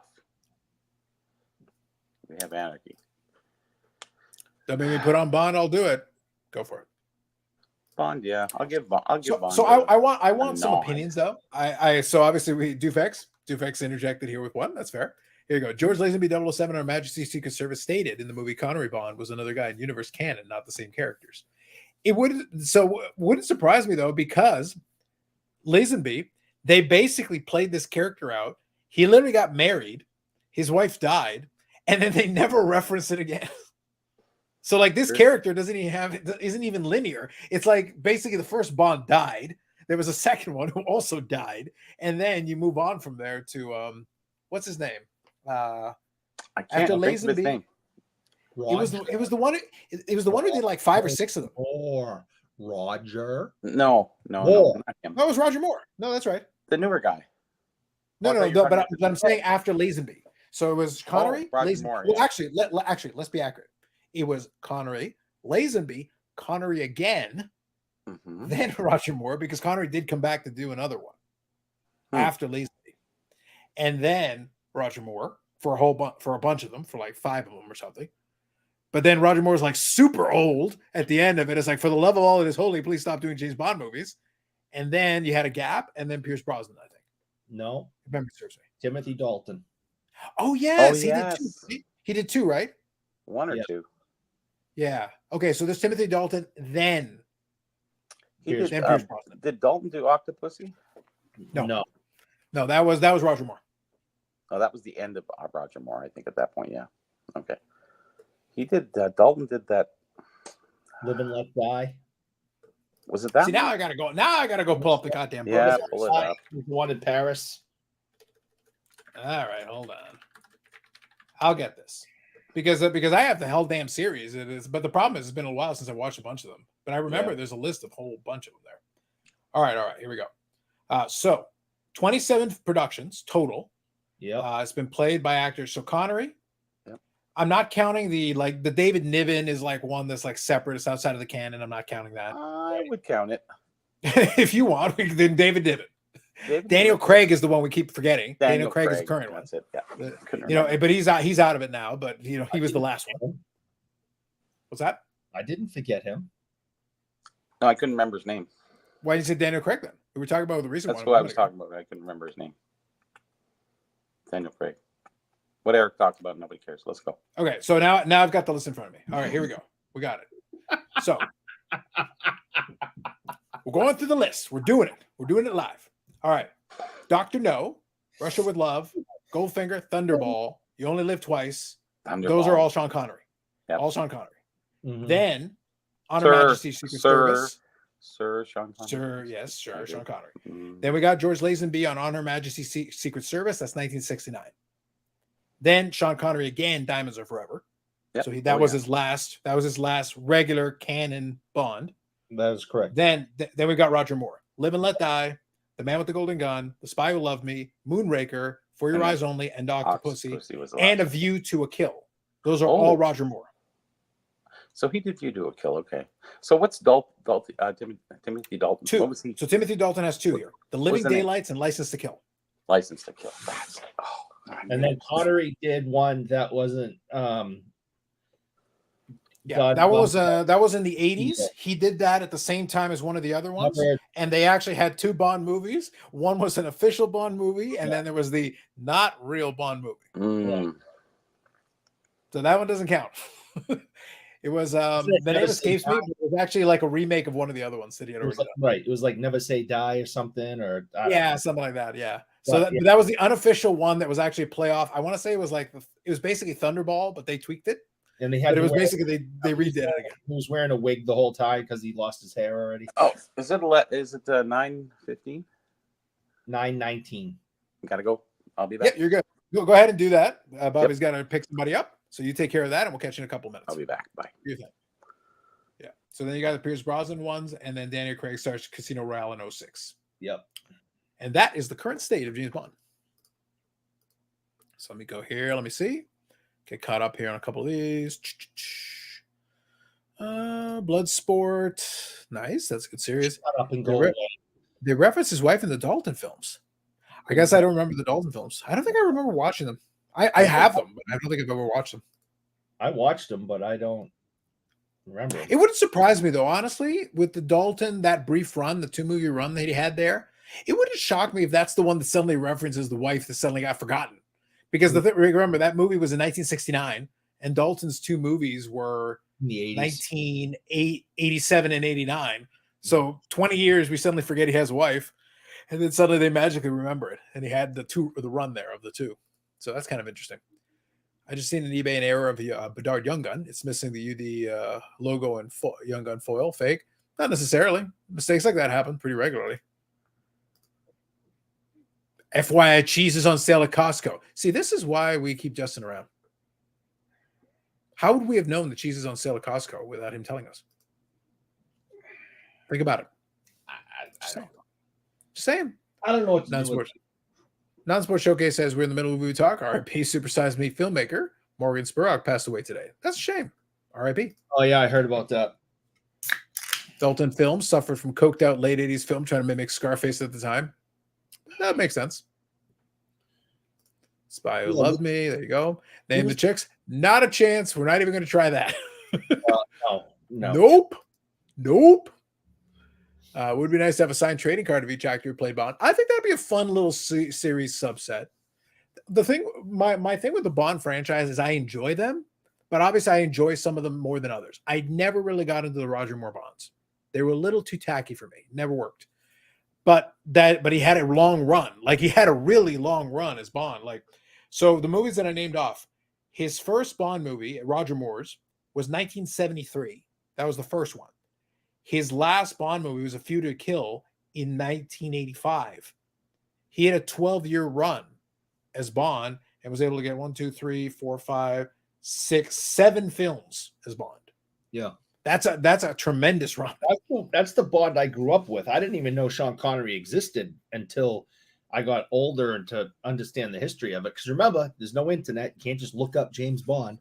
So I only knew one James Bond growing up, and that was Roger Moore. I even named my first pet rabbit Moonraker after a James Bond movie. Wow. See, this is where some sweet Bond merch would have been like good. That should go in the room somewhere. Well, with many of them past. So this was the Connery non-canon one. Never say never again. That was one. That is correct. Yep. That is the one. Thank you, Defects. Thank you, Defects. Appreciate that. I knew it was something like that. I just couldn't get my brain to work. The problem is a lot of these names start to kind of merge for me. And I think back mostly to the ones I watched the most. Like I said, the Dalton ones, for whatever, I'm sure I did watch them, but they never really made much of an impression on me. I watched the Sean Connery ones. I've seen a few of the Roger Moore ones. Pierce Brosnan ones I watched for sure. I enjoyed those because by that point it's the 90s. So I definitely watched those for sure. And then all the Daniel Craig ones I've seen. I've enjoyed them, and I've got phenomenal. The Blu-ray collection has been dead for a long time, but I've got all the Bonds in Blu-ray. My favorite is From Russia with Love. That's my favorite. Okay. But I really enjoy the Daniel Craig series. And because they are all connected, right? With a lot of the James Bonds that we talked about, like with the wife and all that, each movie kind of lives on a separate thing, right? Yeah. You can watch them stand alone, and you don't have to understand that any of the other ones exist, and they would just go on about pretty much any of them, and that's that. But with the Craig movies, from the first scene to the last scene, it's all continuous. Yes. Listen, if we do not block him, I am going to throw a major temper tantrum. Why did you block him? You use the button. I provided you a button. There is going to be crying. There's going to be hyperventilating. There's definitely going to be on the floor kicking and screaming. And if that's something you want to avoid, you need to block him from the chat. I want to avoid ratings. I am just done with him. I am done. Interesting. Sean says, I heard the lady that got nailed in the face with a foul ball. Yes. There was a lady that got hit with a foul ball. Yeah. Well, she got her own trading card, so she's got that going for her. She got every single one of them. Yeah. They made I forget the exact 110. I was going to say like 112. Okay. And they gave all of them to her. So she'll be the one handing them out. Which is fine. Good for her. Good for her. Best cheese. I'm a Swiss guy. Ooh. I like Havarti. I'm not the. This would be a great Bobby Brawl question, though. I'm sure. Look, if I'm confident of nothing else, Eric, Bobby has an intricate response to this question. I'm going to give you a straightforward response, a very straightforward response.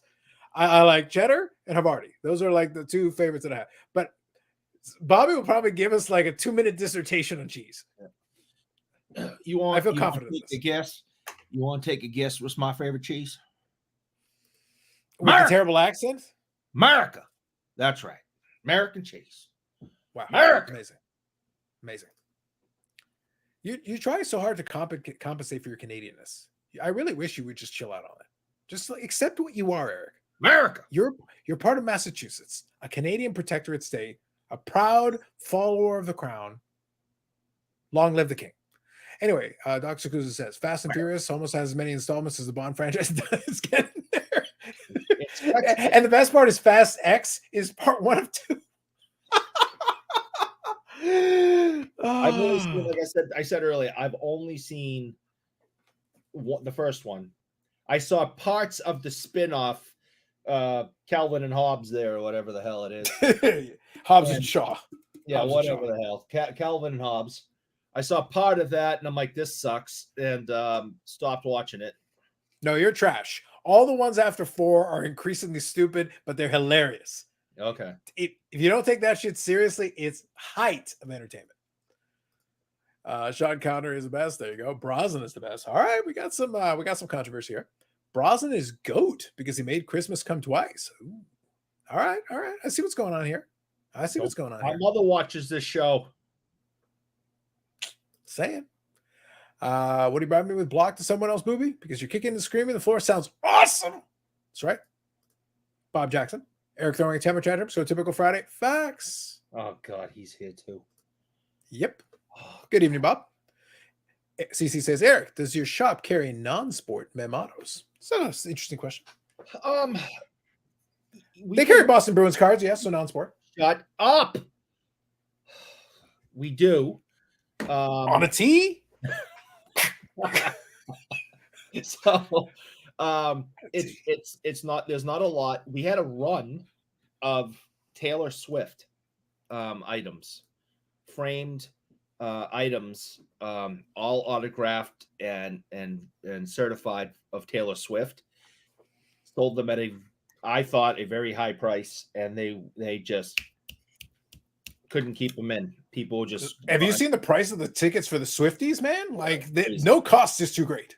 So the Taylor Swift stuff, I just flew out. Every once in a while, when we buy a collection, instead of buying just a piece, but buying an entire collection, non-sport stuff might be in there. And usually we just throw it on eBay, and sometimes it gets picked up. But, you know, it is the store is called Sports World. Therefore, we don't typically go out and try to get non-sport items in there. There you go. So let's see here. I like this comment here. Bob Jackson says, anybody see the infield fly interference call in the White Sox game the other day? And there's a reason why I like this comment. I'm going to get to the second half here. Makes the Seahawks passing the ball on 1 yard line looking like a good call. Somewhere in the world, Dunkachino is sitting there going, Dunkachino is very passionate about the Seahawks running the ball. Yeah, he's still very passionate. Very passionate. I just appreciate that this is like a callback to that. I kind of enjoy that. So thank you, Bob. It's officially Friday after the third meltdown. Facts. Storms rolling through Missouri. Yeah, there's a lot of storm fronts rolling through. You know, Brendan, I have not seen any Instagram art lately. What's going on? He's working on his masterpiece. It's going to be you. It is going to be the 86 bucks. It's going to be you hand in hand with Bill Buckner on one arm. So it's going to be amazing. It's going to be the greatest piece of art he's ever made. Bill Buckner on one side. He actually honored me with one some time ago. It was really great, and I don't know what happened to it. It's not on his site anymore, but it was like a court. You should have downloaded and framed it. I should have. It was like a court jester. It was cool, but I haven't seen him post one in a while, so I didn't know if he was still doing that or what. But they were all very good and entertaining. I know that. There you go. Michael Ham, good evening, guys. Good evening to you, Ham.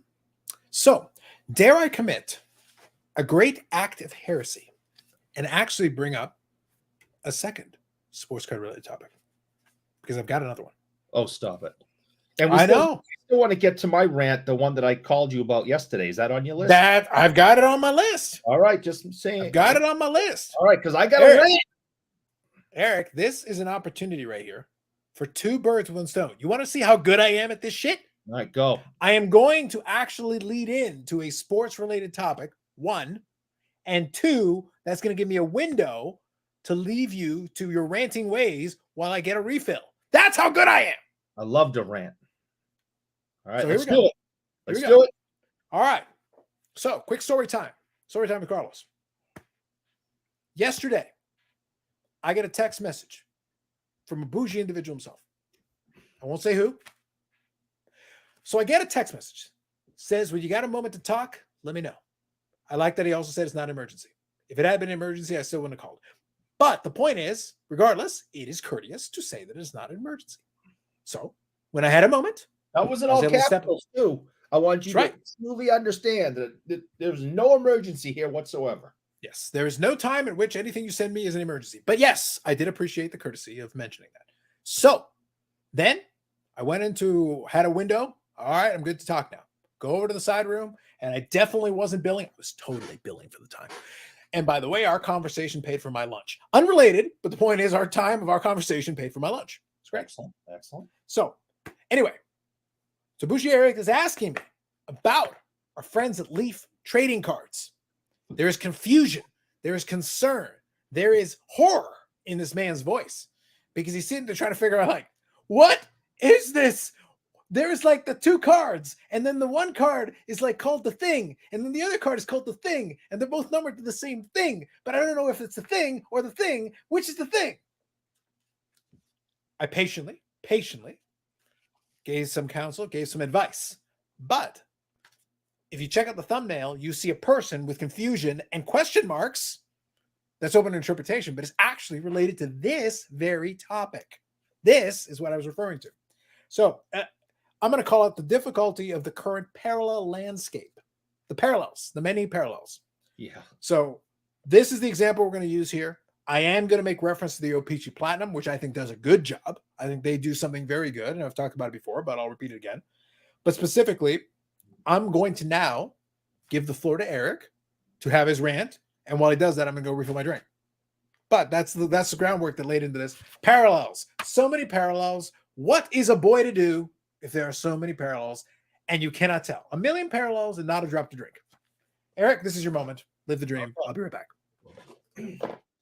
So, as we all know, I am I might be the world's finest and greatest and dumbest Reggie Lumlin collector. And Leaf has put out in their 2024 metal product several different variants of a Reggie Lumlin autograph card. So, as a player collector, it is my duty to try to get as many as I can, and I've been trying to do that. The problem I have found, as an example, is that here's an example. These are, by quick look, exactly the same. They are green. The picture of Reggie is the same. The autograph is the same. I flip it over, and the serial numbers are the same. They're out of 5. One of them is 1 out of 5. The other one is 2 out of 5. So unless you look a little closer, which I just happened to do by accident, one, if you flip it around in the light the right way, and I don't know if you can see it here, you'll see, like, see, you can't even do it on a little bit. You'll see like these little diamonds, sort of looking things in the background, where this one, there isn't any. And I was like, maybe these aren't the same. So I go on Leaf's website, which is just foul. It is just foul. And try to look up the product and try to get information on it. And there is nothing there to tell you which of these cards is a crystal versus a shimmer. I searched the internet for about an hour. Now, I assumed the one that kind of looked with a diamond background is probably the crystal. But there's nothing that specifically tells you this. There's nothing on the card. The cards are identical in every way. There's the numbers on the back are both BA-RL1. All right. Everything about these things are the same. So I searched. I went to the Leaf website. I tried calling Leaf. Went to a voicemail, and that doesn't exist. You had that made up, just like you're because I'm Carlos merch. You're full of shit. So got to a voicemail. Please leave a message for this person. We'll call it. Your call is important to us. We'll call you back as soon as we can. Beep up. Voicemail box is full. Cannot take any more messages. This is a shit ass company. And it is unbelievably lazy to me. You would be. It is unbelievably lazy to me to not differentiate these things somehow in writing, whether it be the card number, the BA-RL1, add something to that, write on the card somewhere, crystal green, shimmer green, but not even on any card websites that I could find is there an explanation to how to differentiate these. That is infuriating. I collect vintage hockey cards.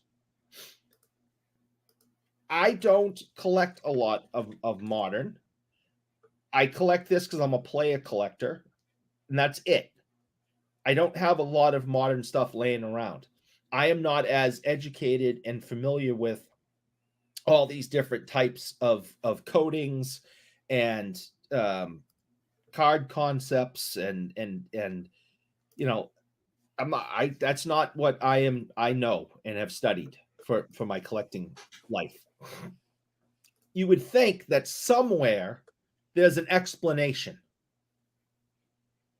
and with an hour's worth of investigating, this former private investigator could not find any information to break down the difference of these and explain to me which one was which. So I called Carlos. You did. And Carlos at least had some answers for you. But what I'll say is this. Leaf has been, so I wanted to make sure we laid that out. But Leaf has been doing this for some time. Now, I'm going to show you the opposite. I'm going to show you an example of what I think should be the standard going forward, especially where we're sitting now. Because now we can give a little hashtag scholarship, a little historical context on this. So we're going to talk about it. Okay. So first, I want to make sure I read Paul's comment here as well. Breakout Discord had multiple people confused every day about random parallels. At some point, you don't want to give any help any longer because it's always what's my random parallel worth, which is pretty common. Absolutely. Okay. Bob Jackson says there are 5 or 6 creatures and each one has 5 or 6 parallels. That is a different subset, but yes, I think it's one of the legendary subsets, honestly. Imagine the leprechaun in multiple colors and schemes. Like, fantastic. Wow. Mystical creatures. Wonderful. Love it. Okay. Now, I want to touch on this, though. I talked about this series before. We've discussed it. So the OPC Platinum. They're not the only one to do this, by the way, but this is a good example of when it is done well. And I think it's better for this. So I'm showing an Austin Matthews card on the screen. OPG Platinum, fairly recent. But here's the key. This is what's called the Sunset Parallel. Now, do you know how I know that? Because if I click on it here and show the back, what does it say there, front and center? Right in the back. Sunset. It says flat out. It tells you exactly what it is. It couldn't be any more clear cut. In black and white, literally in black and white, so that you can see. It tells you exactly what it is. So you don't have to guess. You open up OPC Platinum, you pull a parallel, you know exactly what it is. Just flip it to the back. The answers you seek are there. Yeah. That's it. Real easy. I think that should be the standard to me right now. Because I think that we've passed the point where it used to be easier to tell. And I'll give you another example. I'm going to figure out how I'm going to make the video, but because I got one piece of mail today, this week, and that was it. So maybe I'll combine it with another video. But I got a card for the Medana collection. So this is from Premier Plus. So Premier Plus, Premier Team. This is actually the foil version.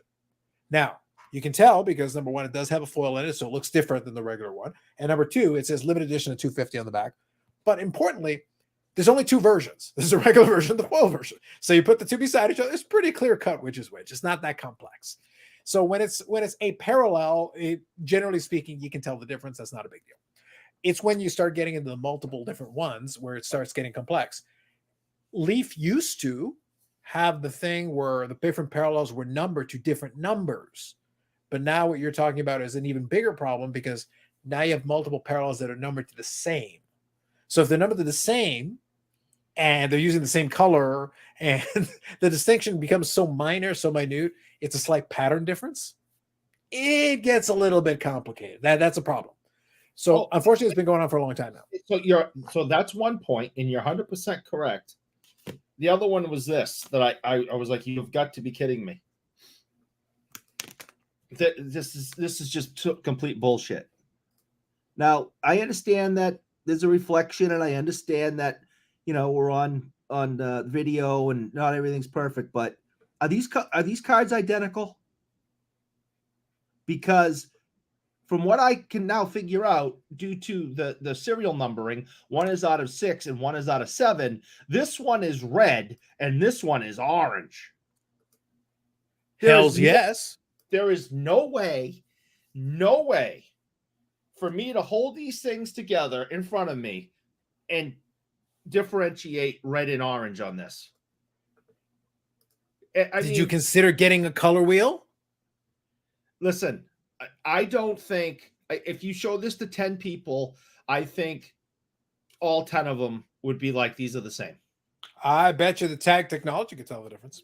And if it wasn't for the fact that one's out of 6 and one's out of 7, and I went and looked at the list, because when I looked at the one out of 6, and it says crystal orange, I'm like, that's not freaking orange. Oh, yeah. I'll get right on that. First thing tomorrow. You send in those Reggie Lemon cards, and Yeah. Beckett will be able to tell you which parallel it is, and they'll be able to tell you it's actually a Mickey Mantle card. Oh. But they'll tell you which parallel it is. That's the important part. And if someone here can help me with this before we get back on the topic again, okay? What in holy hell does PETG stand for? I went on the Leaf website and everything. I even went on a couple of others that had the list of the cards, and they got these acetate cards. I do know what acetate is, so that didn't confuse me. This one's out of 10. This one's out of 3. Okay. And these are called PETG. One is called rounds. All right. It's like really like kind of silver, but they call it rounds. Who comes up? Generally it's a pattern. Do they have like little circles on them? Is that what it is? If you hold up the light? Not that I can see, but you know, who knows? This one is called neon. These cards, again, look almost identical. Okay. But whatever, that's fine. I don't know what PETG stands for. Cannot find information anywhere on what the hell PETG stands for. So if anyone has an idea of what that means, please help me. All right, let me read a couple of comments here because there's a couple of things we'll get into. Because now we can get into the nitty gritty here, a little bit of what Leaf's done for their own business. And Lapper has a good comment that actually plays into this because I've talked about this before in a separate video in the past, but let's talk about it here for a moment. Bob Jackson says, wait until the Eric gets to the pink disco flamingo hyper parallel. I know. Oh, Christ. It's crazy. Good evening, Lapper. Brendan says, I can see a mystery refractor, one of one they let you name. Maybe. Oh. Bob Jackson says lazy and crappy design. Yes. Justin says they look close to me, or the example you gave. Yes. Bob Jackson says the orange one looks almost pink on stream. And that's kind of the problem, is that the color is not distinct enough. So I think that's going to be a different thing.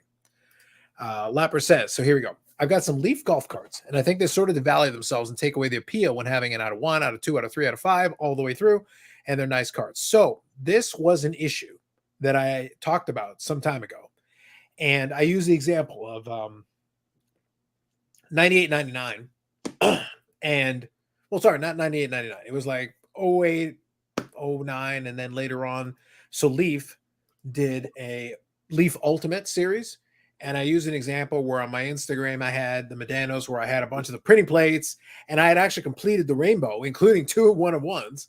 But the problem is you had all these different numbered variants, and all the difference was slightly different foil colors. And the only reason you can tell the difference is because they were at least numbered differently. But the problem is it's not really a rare product. So you'd have somebody say, oh, this is out of 2. But the problem is like, yeah, but there's the out of 2. There's the one-of-ones. There's 2 one-of-ones. There's the out of 2s. There's the out of 4s. There's the out of 5s. There's the out of 7s. There's the out of 10s. And you add it up, and it's like the print one is actually this thing. And it's the same card over and over again, just with different color foil. In this case, all you're doing is a different color pattern. So it just gets to be overly complex. That's all really that's going on here. So that's what creates. So I agree with Lapper's point that it devalues it. So it creates this weird situation. People complain a lot about the unlicensed. As a player collector, and I want to come back around to the player collecting thing in a second. But as a player collector, obviously I collect on license. I don't care. One of the next mail day that I'll have for ship my cards will have an unlicensed card, but most of my cards are licensed. But that's not the point. I will collect on license, but I will pay less. And it's not even because of the licensing. Honestly, it's not even because of the licensing. I'll pay less because honestly, it's just not worth as much to me. It's more of a nice to have than a necessity. Some of the patterns and things look nice, but it just looks like you just made the same card over and over again and slapped a sticker on it. So if that's all you're going to do for me, I don't really need to put much effort into it either. You're not putting much effort in the design. I'm not going to put much effort into chasing them. That's just the approach that I take. Is this Eric's audition tape for becoming a breaker? Maybe. Oh yeah, because that's one of my goals. Mm-hmm. Welcome to junk scarcity area? Maybe. Bob Jackson says PETG, pet goat. Facts. Yeah. Parallels is just a hobby getting lazier. Instead of cool inserts, we get 84 parallels, 85. Yeah. It's horrible. Yeah. There's the other Paul. Eric killed him with a knife. I'd like to. PETG. Wow, the other Paul is the one who finds you cards. You should be ashamed.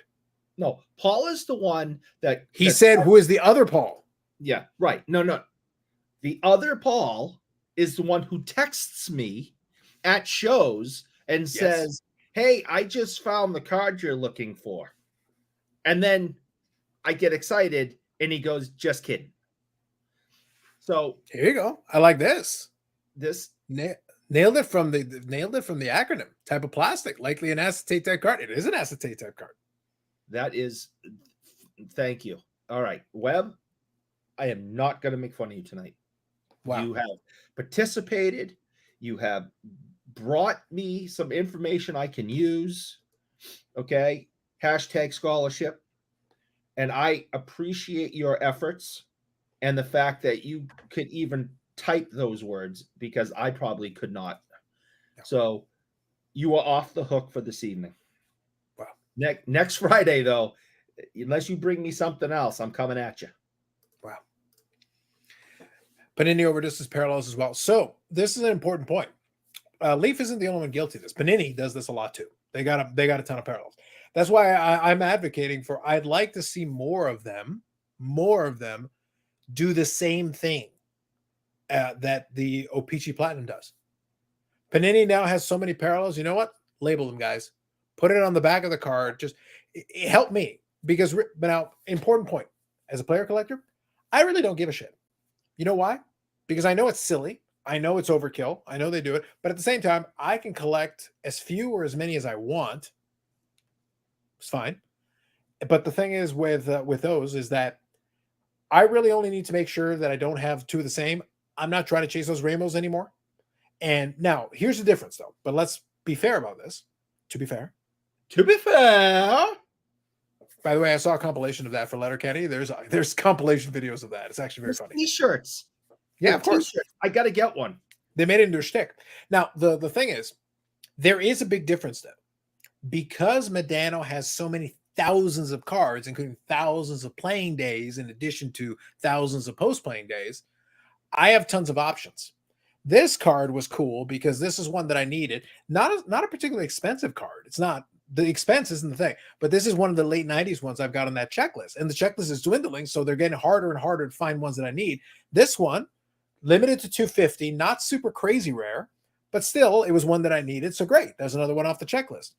But the Leaf stuff is kind of just bonus. If I find something and the price is right, look, some of the Leaf ones that I've gotten autographs and memorabilia autograph cards for like $25, $20. I've literally bought them for $20, some of them. So it's $20 and I don't care as much. I'm not as worried about it. But I don't blame anybody if, like, you start racking it up and adding it up, $20, $20, and you're trying to do a rainbow, it gets expensive because some people are delusional. They say, well, this is out of 2. It should be $100. No, I'm not giving you $100. Carlos, I'm going to back you up on this. I just bought another one of these, all right, Leaf Loveland cards for 99 cents. It was like out of 5. 99 cents, right? With the auto, the whole thing. Shipping was like $4. It'll be here sometime next week. 99 cents. The other, one of the others of this run that I just got for 99 cents, the guy wants $65. Yeah, they look at the low print run and try to do a thing where it's like, look, I've joked about this before, but it's a fact. When I did one of those rainbows, and I think it was 2018, 2019, I was trying to get the year right, but it's 2018, 2019 for the Leaf Ultimate thing. I did the base autograph version of it, and I got the complete rainbow, and I've got 2 of the 4 printing plates. So I've completed most of what you can get for that particular card design. For a lot of them, I didn't pay a lot, to be honest. But I got so pissed off that there were 2 1-of-1s. I did eventually get both 1-of-1, so I have them. But I was so pissed off that out of spite, there's an out of 2. The silver Spectrum is out of 2. I bought one. And then when I saw the other one show up on eBay and the price was low enough, I'm like, fuck y'all. So I have both 1 and 2 of 2. And I have both 1-of-1s. And I have a couple of the other ones. And it's like, you know what? Screw you all. I've got them. I've got them both. It's like, not only will you not have a rainbow, you can't even have the out of 2 either. This is a 1-of-1, right? Of this exotic. This is butterfly. Okay, it's 1-of-1. I think I paid $15 for it.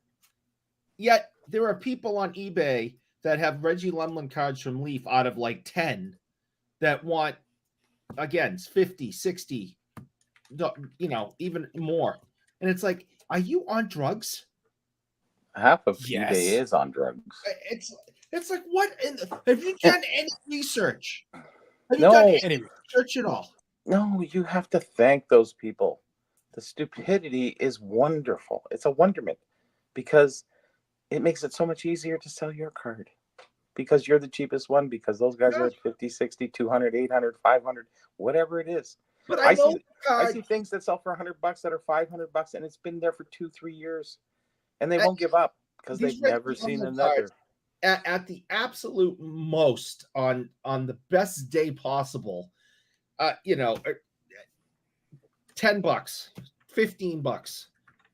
And the people, the numbers that some of these people want for these Leaf cards, on sticker auto, no logos, and it's the same damn thing. Every one of them looks the same. It blows my mind. I'm like, I am the only person who wants this crap. Mm-hmm. Did you try leading with that? Did you send a message saying, I'm the only one who wants this crap? No, because then they go, really? Uh-huh. Unless Reggie Lemlin's grandchildren are collecting his cards. Good luck with that. There shouldn't be a lot of competition. Again, I got one yesterday out of like 5 for 99 cents. Oh. It's insane. And I just kind of throw my 2 cents in about Leaf.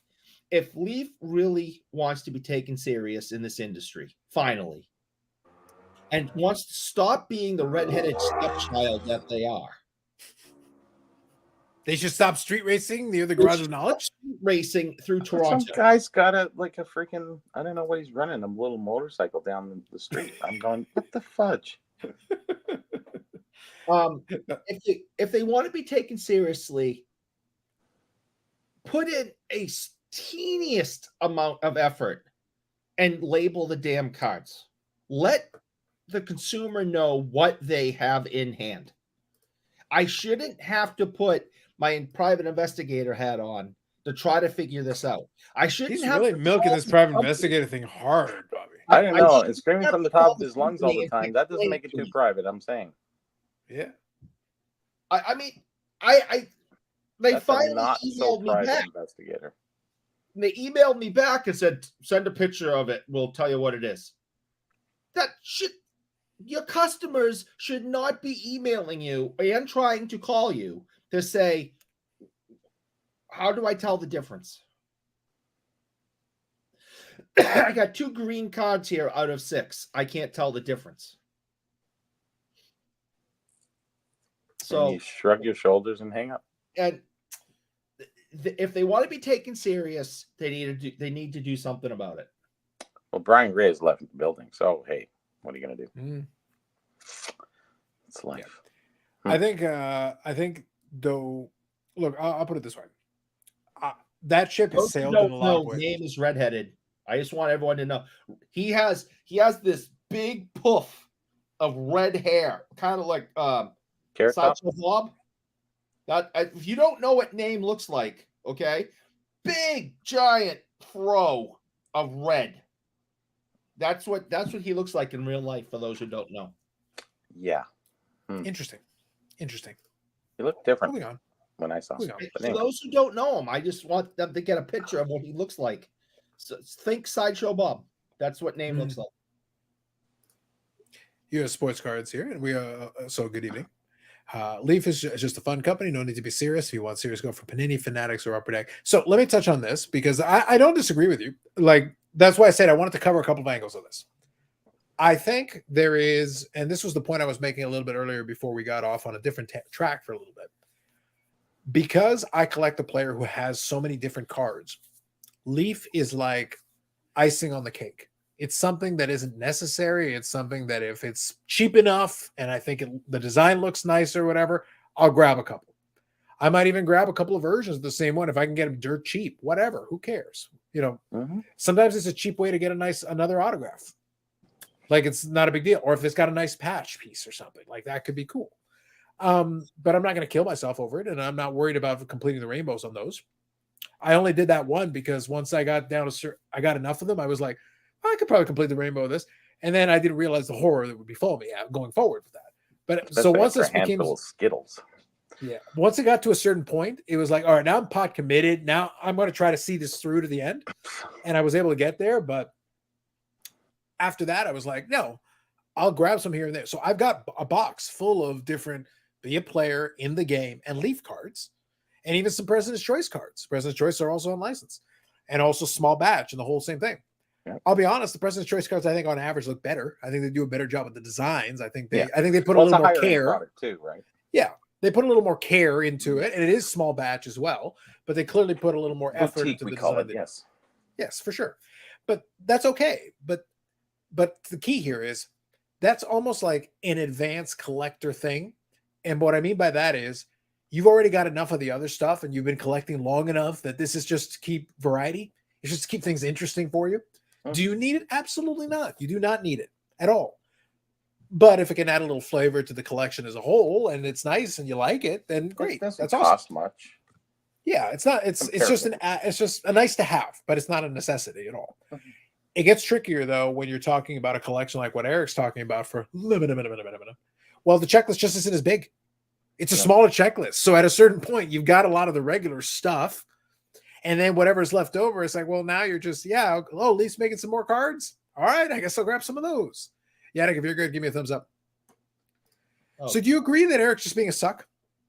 Always. I'm in. And you got sleeves for the occasion. This is fantastic. I am so glad that you got food poisoning when you were here and you had diarrhea. You tried to poison the man? Dang. No, that's what happens when you eat hot dogs and peppers to cover the stand. I ate the local deli, which is pretty good actually. Now tell the truth. You ate the chocolate sticks and you wrenched because they're disgusting. Only a true deviant, someone of truly low moral character, could possibly consume these heinous things that look like something else that comes out of a body. And you have to drink white milk with it, not chocolate milk. He does drink chocolate milk. With chocolate on chocolate. They do like a number 2. They do look like a number 2. Yeah. I tried it. You tried the shit, right? I did try literally. But I had while in Rome, I had to drive with the guy. He forced me to go with him. That's the Sunday morning routine. So did you join him in his late evenings where he slinks into darkness and tries to take lives with his knives? Yes. And the guy waters his garden at 2 a.m. Yeah, not because he has to, but because he's like, it's what I do to feel alive. There's nobody out there to bother me. Yeah. And he's too cheap to have a bedroom for me, so I had to sleep outside in the driveway. While he's watering it. It all comes together. Take the sprinklers in? Nah. Interesting. Nope. Very interesting. That's true. Very interesting. So Yannick, actually, since I got you here, let's do something. Since we got you here, I want your hockey picks. Since you're here, why don't we get your hockey picks? You were 2 for 2 in the second round. So this is your chance. You can redeem In the yourself. East. Yes. Yes. So You were able to get the remind me East again. Who Eastern am I picking? So Home team you advantage. can pick whoever you want now. Now you're down to the Western Conference. You got Dallas and Edmonton, and the East you got Florida and the Rangers. That's who you've got. You got the Panthers and the Rangers in the East. You got Dallas and Edmonton in the West. I need 2 picks from you. Okay, I'm going with the Rangers, Okay. like straight up. the score Basically, now, I sir? would say original 6. That would be just because. And then What's the score on the West, I will take the Oilers over the Golden Seals. There you go. All There you right. So you match up with Bobby in the Garage of Knowledge. So you There two you have go. the exact same selection. I'm on train, Bobby. Mhm. There you go. We're there. All right. Sounds good. All right. So we got your pick has been And the locked score in. in the game is, Eric? I'm sorry, what was that? What's What is the in score? the game? In the 1-1. game right now. Still 1-1? We're in the second tied. intermission, and it's 1-1. Oh, okay. Offense has been at a premium right now for a lot of these games. Like even the Dallas Edmonton game 1, it was 5 goals, but it took second overtime to get the 5th goal. So it was like, exactly.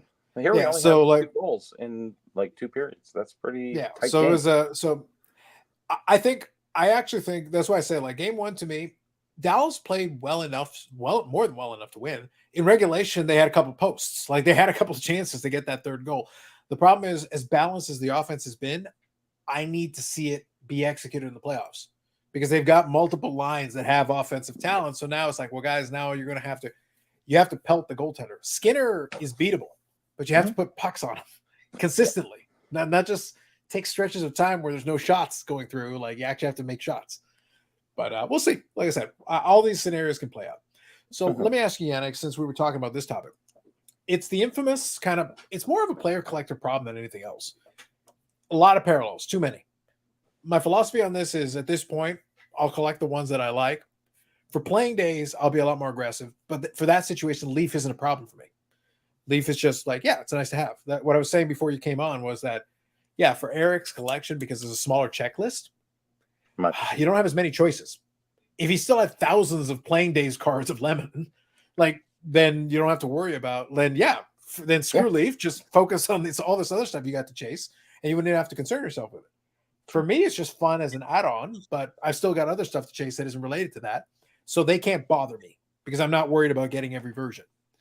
But it would be nice if they labeled it better. It would be nice if they didn't just rely on making more and more versions of the same card and making them look virtually identical. Even if they change the color of the foil, something that's a little bit more distinctive. You want to use the same pattern, but make it red, green, and blue. At least it's red, green, and blue. It shouldn't be hard to differentiate what's what, and especially if it's just like a small nuance in between them. I agree on the even I sometimes like on the newer stuff, like, okay, what is it? And you can differentiate always foil from refractor and all that regular more old school ways, I guess, if I can use that term. But the newer ways, it should be identified clearly, like the upper deck. I like that idea. And like Eric, of course, the list is small, so for him that's available. And I don't collect the parallels per se. I'm not even aware of. I think sometimes maybe how many is too much. But like you said, Carlos, like everyone can just pick and choose, which is great for that. Some of the companies, I guess, like it's a way to keep the customer like there and interested and chasing. So it's a way of creating a non-base card that makes it feel like there's a hit when there really is, when it's really just a small foil pattern adjustment. It's a tiny tweak to what's going on. But it's to keep it from being a pack of base cards, because now if you've got a pack of base cards with the price of the boxes, then this is a terrible box. Yeah, you chuck it in the garbage because nobody cares about the base card.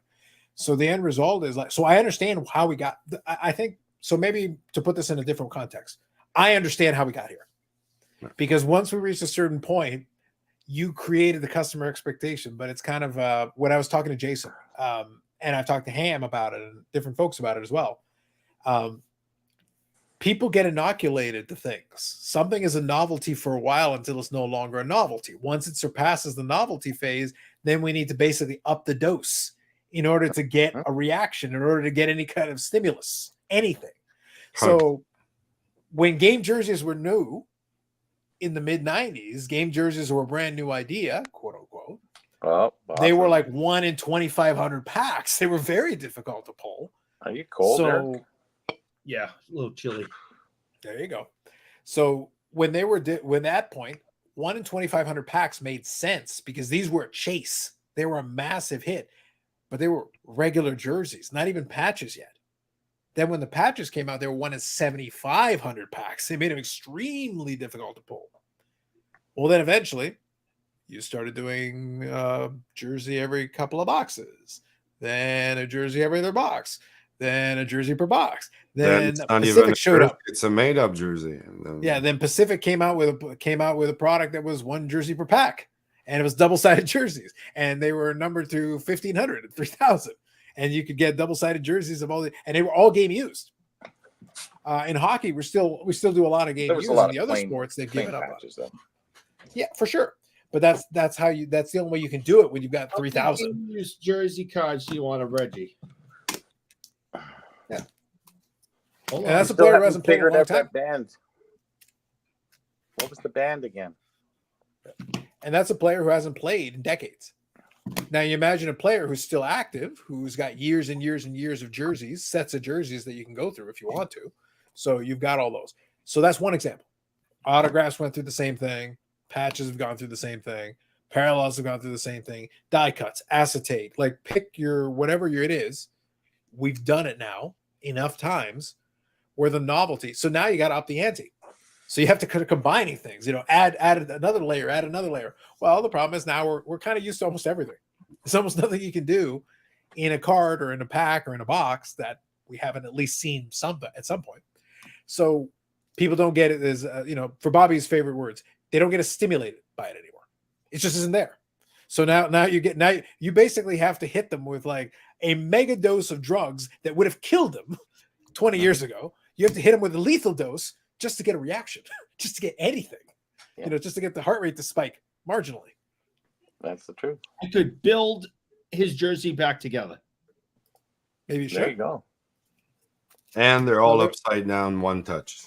So this was actually a question for you, Yannick from CC. The Montreal Expo, did you at least consider attending, or were you? I was supposed to. Unfortunately, the plans have changed the last minute. My wife, unfortunately, had a little incident, so we had to put her shoulder back in position and then adjust the collarbone as well. So, gotcha.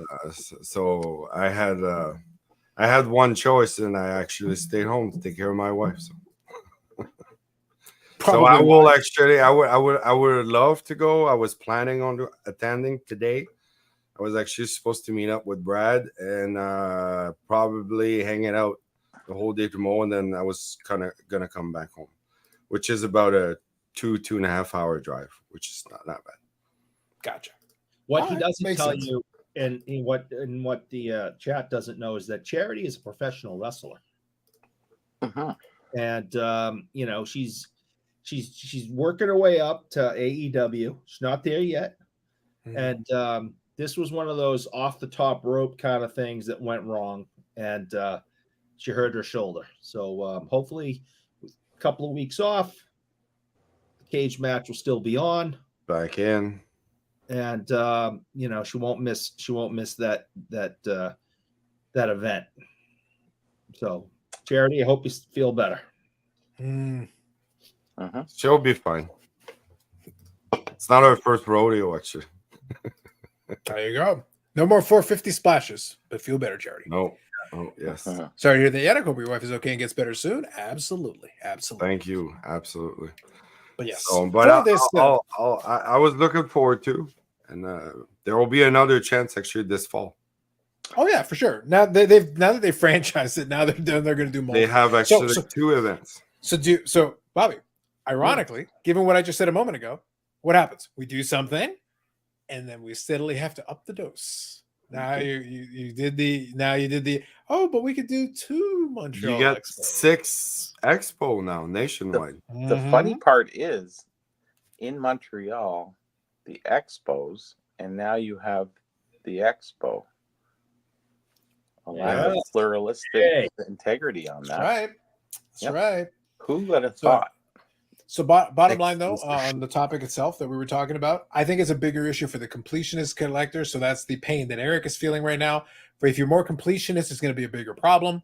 If not, it's less of a problem because now my recommendation for the player collectors out there, pick and choose. I've said it before. If I was going to start all over again, even with the Medano collection, if I was starting again from scratch today, I'm not building the collection I built now.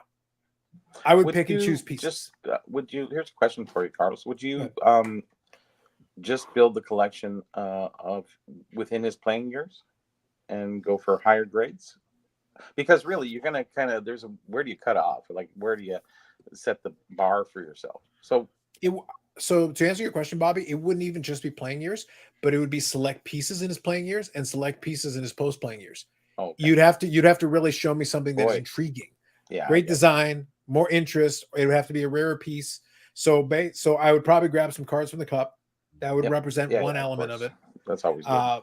But I would still go after some of the key 90s cards that I really like. Some of the ones that I have put in the collection at this point. But I would basically just get those. Or would you go for? Well, it would be more about higher grade in the earlier years, and then after that, it gets into, I guess. After that, you can probably be fine. I think with certain condition sensitive issues, it's more of a problem. But for the most part, you can get like 8s or 9s, which are nice cards, and there's really no reason to pay any silly premium for no reason. There's no reason to. Yeah, 9 is almost like a 10. Like, honestly, it's just like, whatever. The difference in the value is actually keep with the 9s.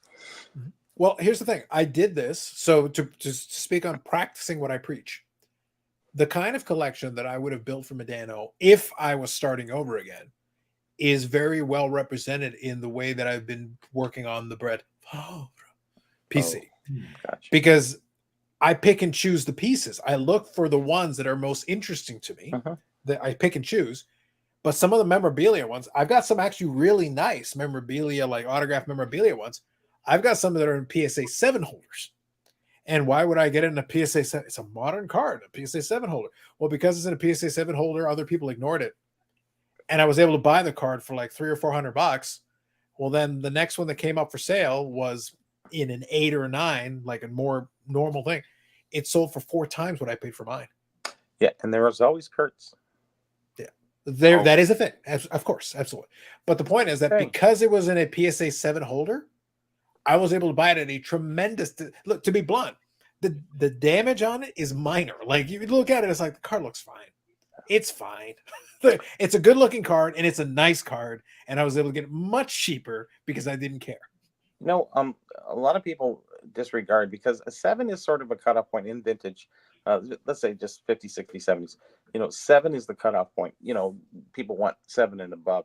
The 6s are pretty nice. You can build a dirt cheap, great collection with 6s, and 6s are actually pretty good. It's not a 4, it's not a 5. It's a good 6. Is like almost on the cusp of 7. You might have to do with some centering issues or something, but you're not going to have rounded corners or anything like that. So I think 6s are, and they're not worth grading a 6 at this point. So if you can get a 6 in a holder, like it's gold, because no one's sending in for 6s, even for a 7. For the money, for a lot of those cards. Yeah, Hall of Fame is a different story, but I think it's fair.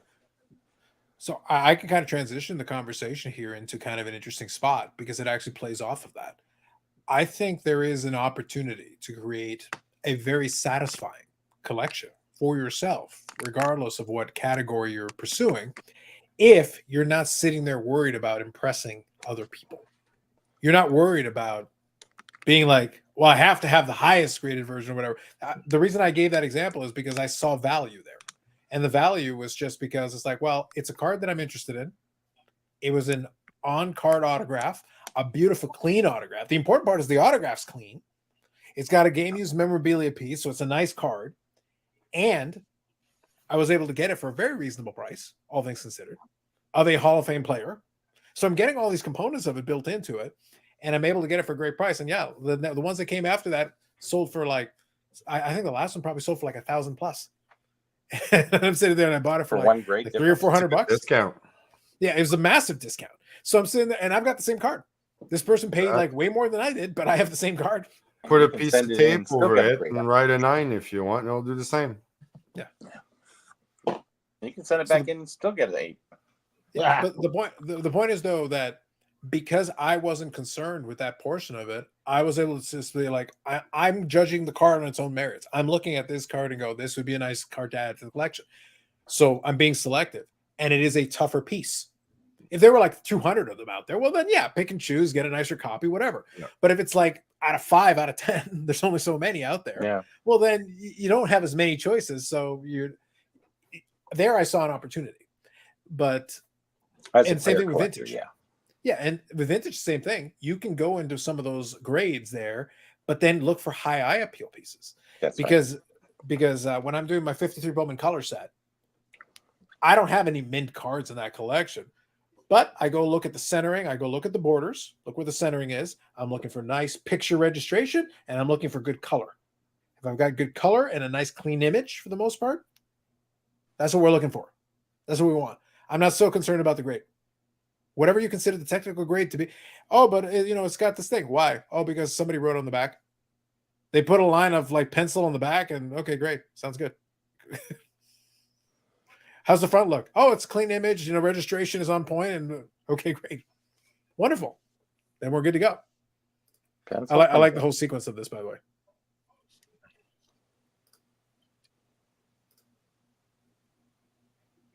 I like the whole sequence. It's just, Bobby, you're a god in the garage of knowledge. Little did you know. I didn't know. Interesting. He knows. Yeah. But from a collecting standpoint, though, my point is that if you're not worried about trying to impress other people with the collection in question, is like, then you can like look for value, look for the opportunities, look for things that make sense. That you're the one who's supposed to be impressed. The person who should be most impressed with your collection is you. It's you. Especially when you get the discounts and you look how proud, like put all this together. To me, that's always a good satisfaction. Sometimes on how bang for your buck, I guess, you have on the card. Mm-hmm. What do you guys think? I just think that, because I know you have the effect sometimes, like Carlos. So like last time, like you said, you that card that you've been looking for 20 years, then you have to, in a way, pay, right? But and I paid. Yeah, exactly. So I just want to go back to the God comments. Actually, it's, about 25 years ago, my wife used to say I was like a Greek god. Now she says I look like a goddamn Greek. But what are you gonna do? Yeah. It changed. Yeah. It's a tough life. It's a tough life. Someone's got to live it. Mm-hmm. What's the what's you guys like lowest threshold you guys wouldn't go with a card? Let's say like the Boston Bruins. If the card says Boston Bruins on it, straight in the trash. Is it like the sandring? Are you guys like you need like, let's say the older, the less picky you gotta be sometimes because how available the card is. So what's the bare minimum line you guys are? I don't want a card looking like this, so I don't want the back. I need the back a perfect way, or I need the front like miscut. Is that okay? Sandring, is that okay? The rounded corner when you go down the two, or what's the line? Pre-war doesn't bother me when they're rounded corners. It's almost like they were made that way. But centering is a big issue for me because that's the initial aesthetic. So that would be for me. Rounded corners, I think that's fair. I think the 53 Bowman color standard, I think, is the big one for me. Color registration, especially a set that is reliant, that is so heavily, that set doesn't have players' names on being known for. Yeah. It's known for the imagery. So the image quality is of the utmost importance. Uh-huh. Centering is a good measure for me because it allows me then to frame the image well inside the image. But the registration still has to be clean. I still want the colors to be clean. Now, some of the photos are a little washed out. I've looked at multiple copies, and sometimes they're a little washed out, and you don't have a choice. Then go with God. Do what you need to do. But to the best of my ability, I try, and I like also for this set, unique in this set, because I've had the chance to do the build now in my current iteration of collecting. Because there's no timeline, I can take as much or as little time as I want, really. I've got a good consistency. When I'm going through the binder right now and I'm flipping through the pages, the images, the centering and everything, yeah, there's a little bit of variation, but it's still reasonably consistent from card to card to card. And as I go through it and I'm looking through them, it's like, okay, consistency is pretty good. And I've even upgraded a couple of the cards, a couple of Hall of Famers, because I'm like, I can get a slightly nicer copy, just a little bit. I'm not worried about the highest grade copy. I just want one that fits the aesthetic a little bit more consistently with the other pieces. That's you can always upgrade too. Yeah. Yeah. But I'm trying to minimize that. I'm trying to measure twice and cut once as much as possible. Yeah. That's important. I'm open to it if there is a piece that is even more fitting with the consistency of the rest of the set. But within reason, if I can measure twice and cut once, it's better. If I can do that. It depends on the set too. If you get into 51 Parkers, the registry is off a lot on certain cards. And so you have to pick and choose by the set. Centering sometimes, like you get the 74 O-Pee-Chee. Few people know that it's probably one of the most off-center sets around, like 68 and 74. 68. So you really have to pick and choose. Like if you don't like bad centering, you're gonna have a tough time with that set. You can all adapt, I guess, too. Like depending, like you said, like some sets are known for colors, some sets are known for being like tougher on the centering. The older, I guess, you have to be even less picky on some. Like if we go pre-war, then like paper loss is an issue, or marks or pinholes and all that good stuff. Defacing, like line a crease over the face. Like me personally, I need the sand drain as much as possible, and I don't like creases in the face. I don't like anything in the face. Spots, no, me neither. But everything else in between and around, I can work with. Oh, I get ticked off a little bit too sometimes on how, let's say, like dirty the card, how dark the card can look with age, and Kurt has some sets too, like the images, the focus on some of the facial feature on the players too. That bugs me, like when it's out of focus. Yeah, actually Bobby Orr is a big card for out of focus. That there's his 4-in-1. Half of them are, I think it's even more on one side, that half of the cards are very blurry. You can't even recognize his face, and then the other half are pretty clean. And that goes for his card number 100 in 1970, 71. I think it's number 100. Not too sure. And that one is really bad. It's actually a decent, it's a full body shot, but his face is like, what? Is that even Bobby Orr? And then other times it's a little better, but that's a bad card. I know you're going to pull it out. Yeah. So do you have a clear version or not? Yeah, yours is good. Yeah, that's good. If you look online, you'll see some ones that are really bad. Yeah. Well, that goes back to the registration conversation we just had. Yeah. So it's but one not of the criteria. Sets like that though. That's the funny part. No, that's what I'm trying to get at. What I'm saying is that, so kind of the Yannick's point. I think there is an element as a collector, if we're talking about set building or even looking for certain cards, whatever. There's an element to it where if you would like to, I think, most effectively use your time and your funds, there is something to be said for, okay, if you want to spend, especially if you want to spend real money, like decent money over time, whatever that means to you, by the way, everybody means a different number to everybody else. But there is something to be said then for taking that extra time to doing that little extra hashtag scholarship, because you'll learn about certain sets have certain quirks and certain nuances. If your expectation is X, but the set is notoriously known for horrific centering, bad registration, this particular condition issue, and you want everything to be perfectly centered in a set that's known for horrific centering, boy, are you in for a world of hurt. Or you're going to be reaching into your pocket real deep. So that research on the front end, figuring out what the quirks are of this particular set or card, you're going to know a lot, and that'll help you tremendously to make a good decision. Because maybe the card you're looking at is actually really great because it's actually notoriously really bad condition. This has this problem normally. And that's actually a typical, there you go, Bobby Hall's rookie card.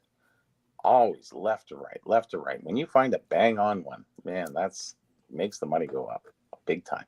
and that's a there's quite a few cards like that. Gilles Perreault rookie in 70-71. Another one that's notoriously off center when you find a centered one. And the problem with that is it's so hard. I'm surprised that it even got straight cut, because when they make the hash marks at the printers, every time you line up the hash marks at the O-Pee-Chee company, and it's not like you have a lot of high level people working there, it's just minimum wage kind of at that time, and they're just lining them up. It miscuts it. They don't care. They just keep running the product, right? They just kept running it through. Little did they adjust them. It's when they screwed up on the adjustment on the next run or the next day or whatever happened that it did get centered. And I think that's what happened. It was like by accident, because the majority are not, and then the odd one is.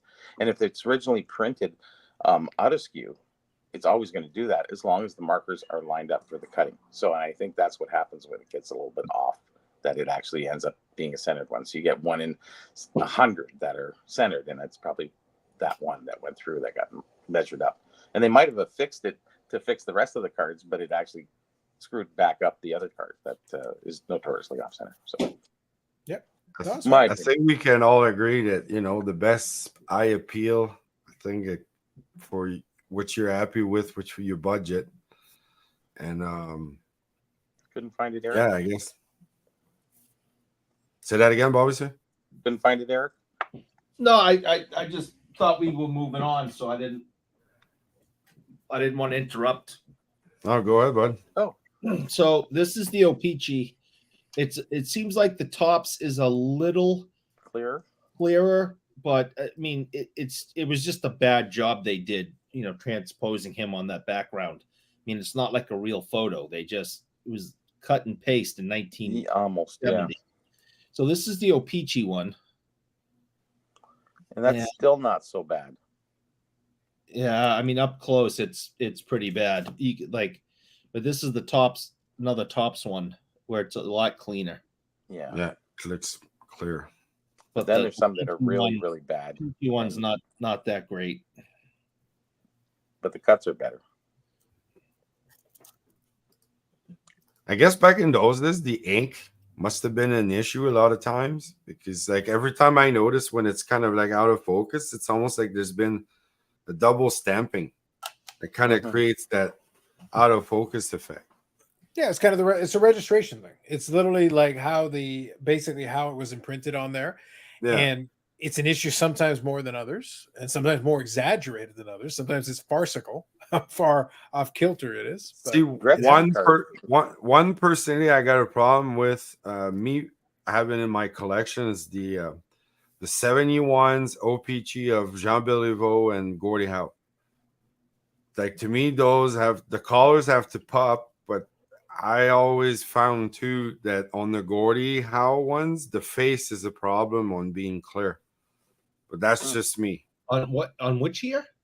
The 71 O-Pee-Chees with their retirement special. Oh, that one. Yeah, they're horizontal. Oh, okay. Yeah. Eric's going to look for example. Get U.S. Sports Cars here is going to say, which do you enjoy more, crossing the first card off a new project or crossing off the last card of a project?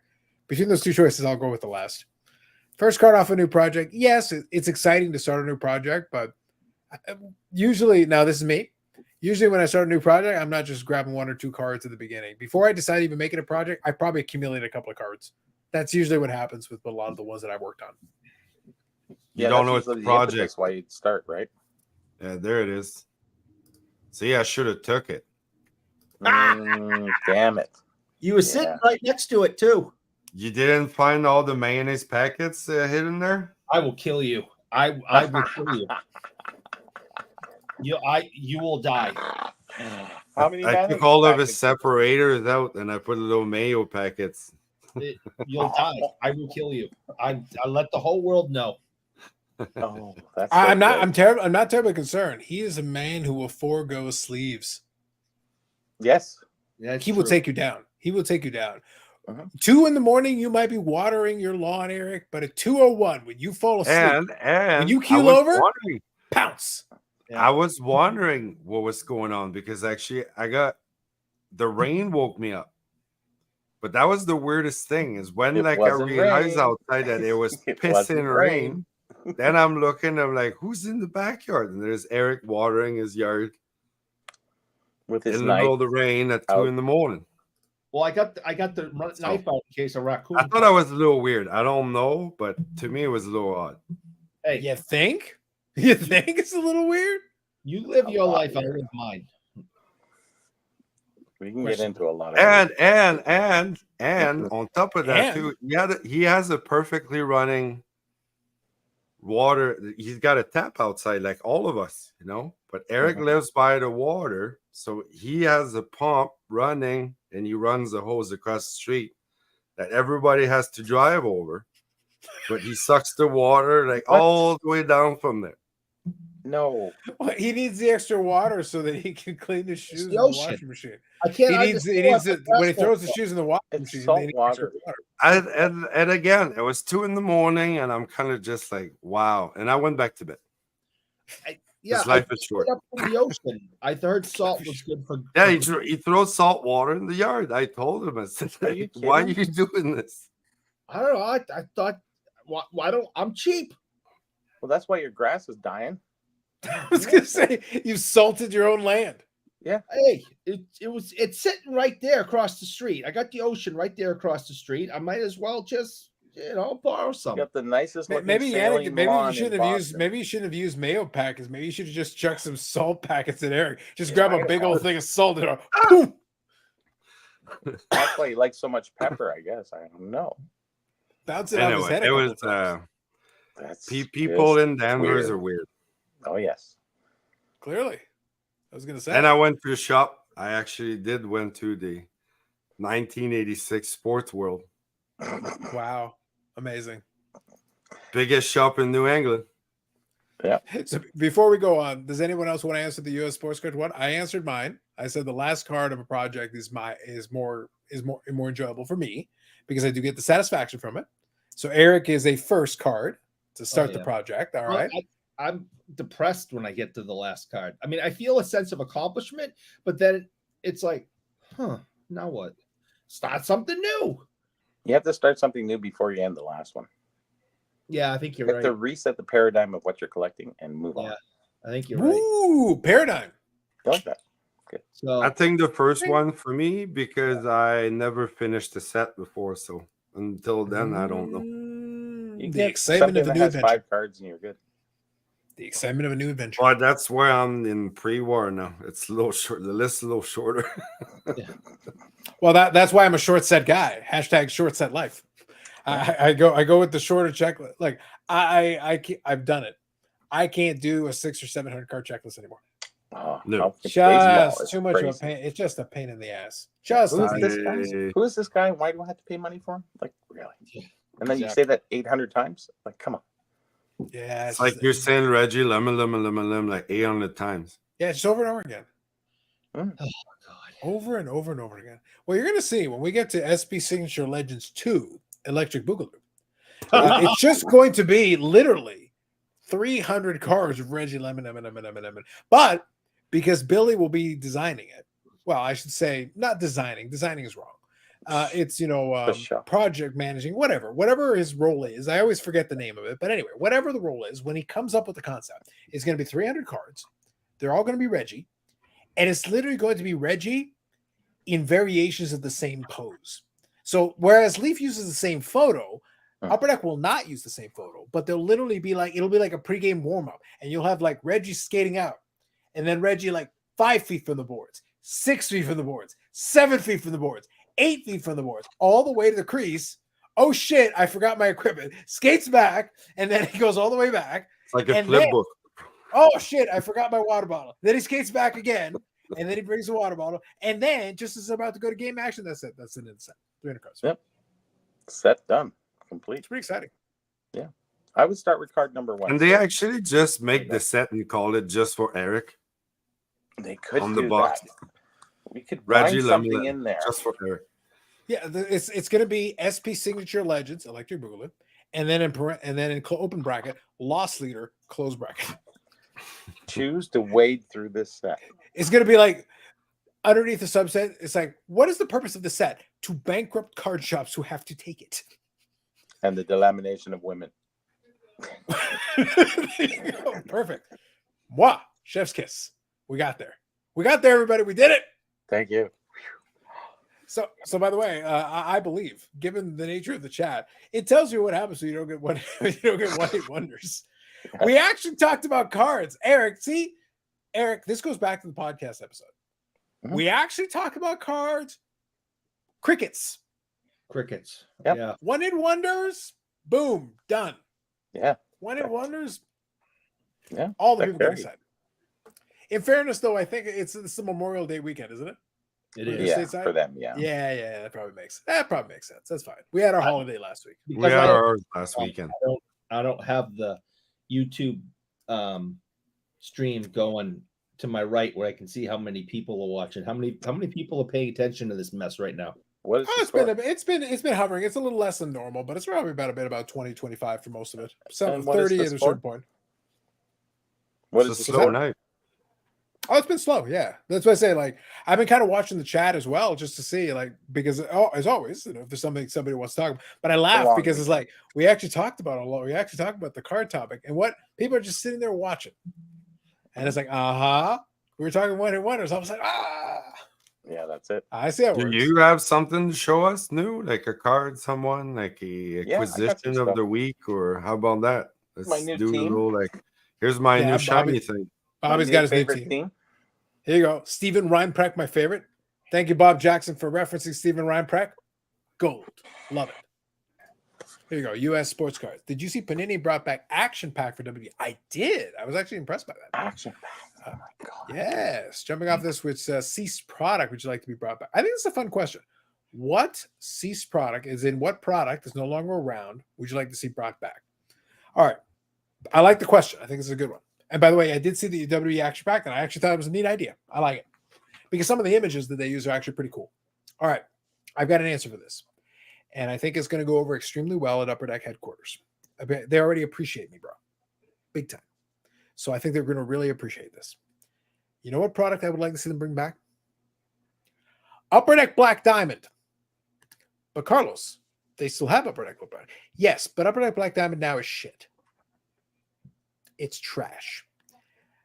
How about you actually produce the Upper Deck Black Diamond from ye olden days where it was actually set, not a, we've got one box, we've got a handful of cards. Most of these cards are worth nothing.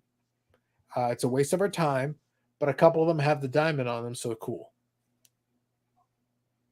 You've already got enough products like that. And most of them are better. Or how about this? How about UD Black? That's a good one. Bring back UD Black. Like good UD Black. First couple of years UD Black. Not the one now that occasionally gets invoked. How about that? Those would be two good ones. Throwing it out there.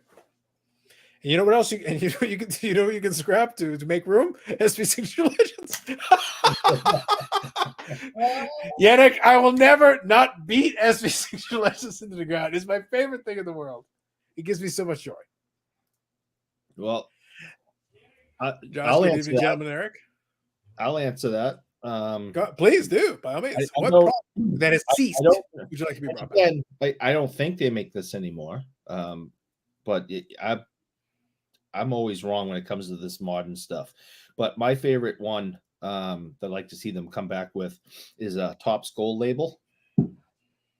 I think Yeah. I'd love Topps Gold label cards.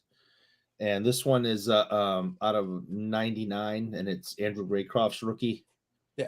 Well, Topps Gold label is available in baseball. Like because they've got the license for baseball, so they have a reason to use it. So they still I make this stuff. They do. I think the designs have gotten a little lazier over the years, but in baseball they've still got it. So I'm cool with that.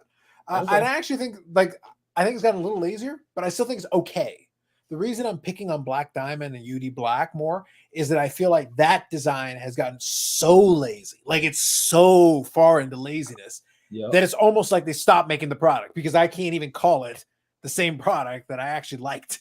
Mm-hmm. Like it's not How even about- like resembling it. How about the refractor days? For me personally, my baseball stuff, that would probably be the most recent of Vladimir Guerrero. That's the only player that I do collect on refractor and all the but exactly a little bit there too with the parallel from the 90s etching, as simple as etching on the designs. I love a good design of cards that you see different dots and lines, and that more than just the bling. Me personally, like, so I wouldn't say necessarily a particular set, but that's one thing I think they took out of the cards that you don't see no more. So I think this is a fair call out, and I'm going to call you unofficially those back pages.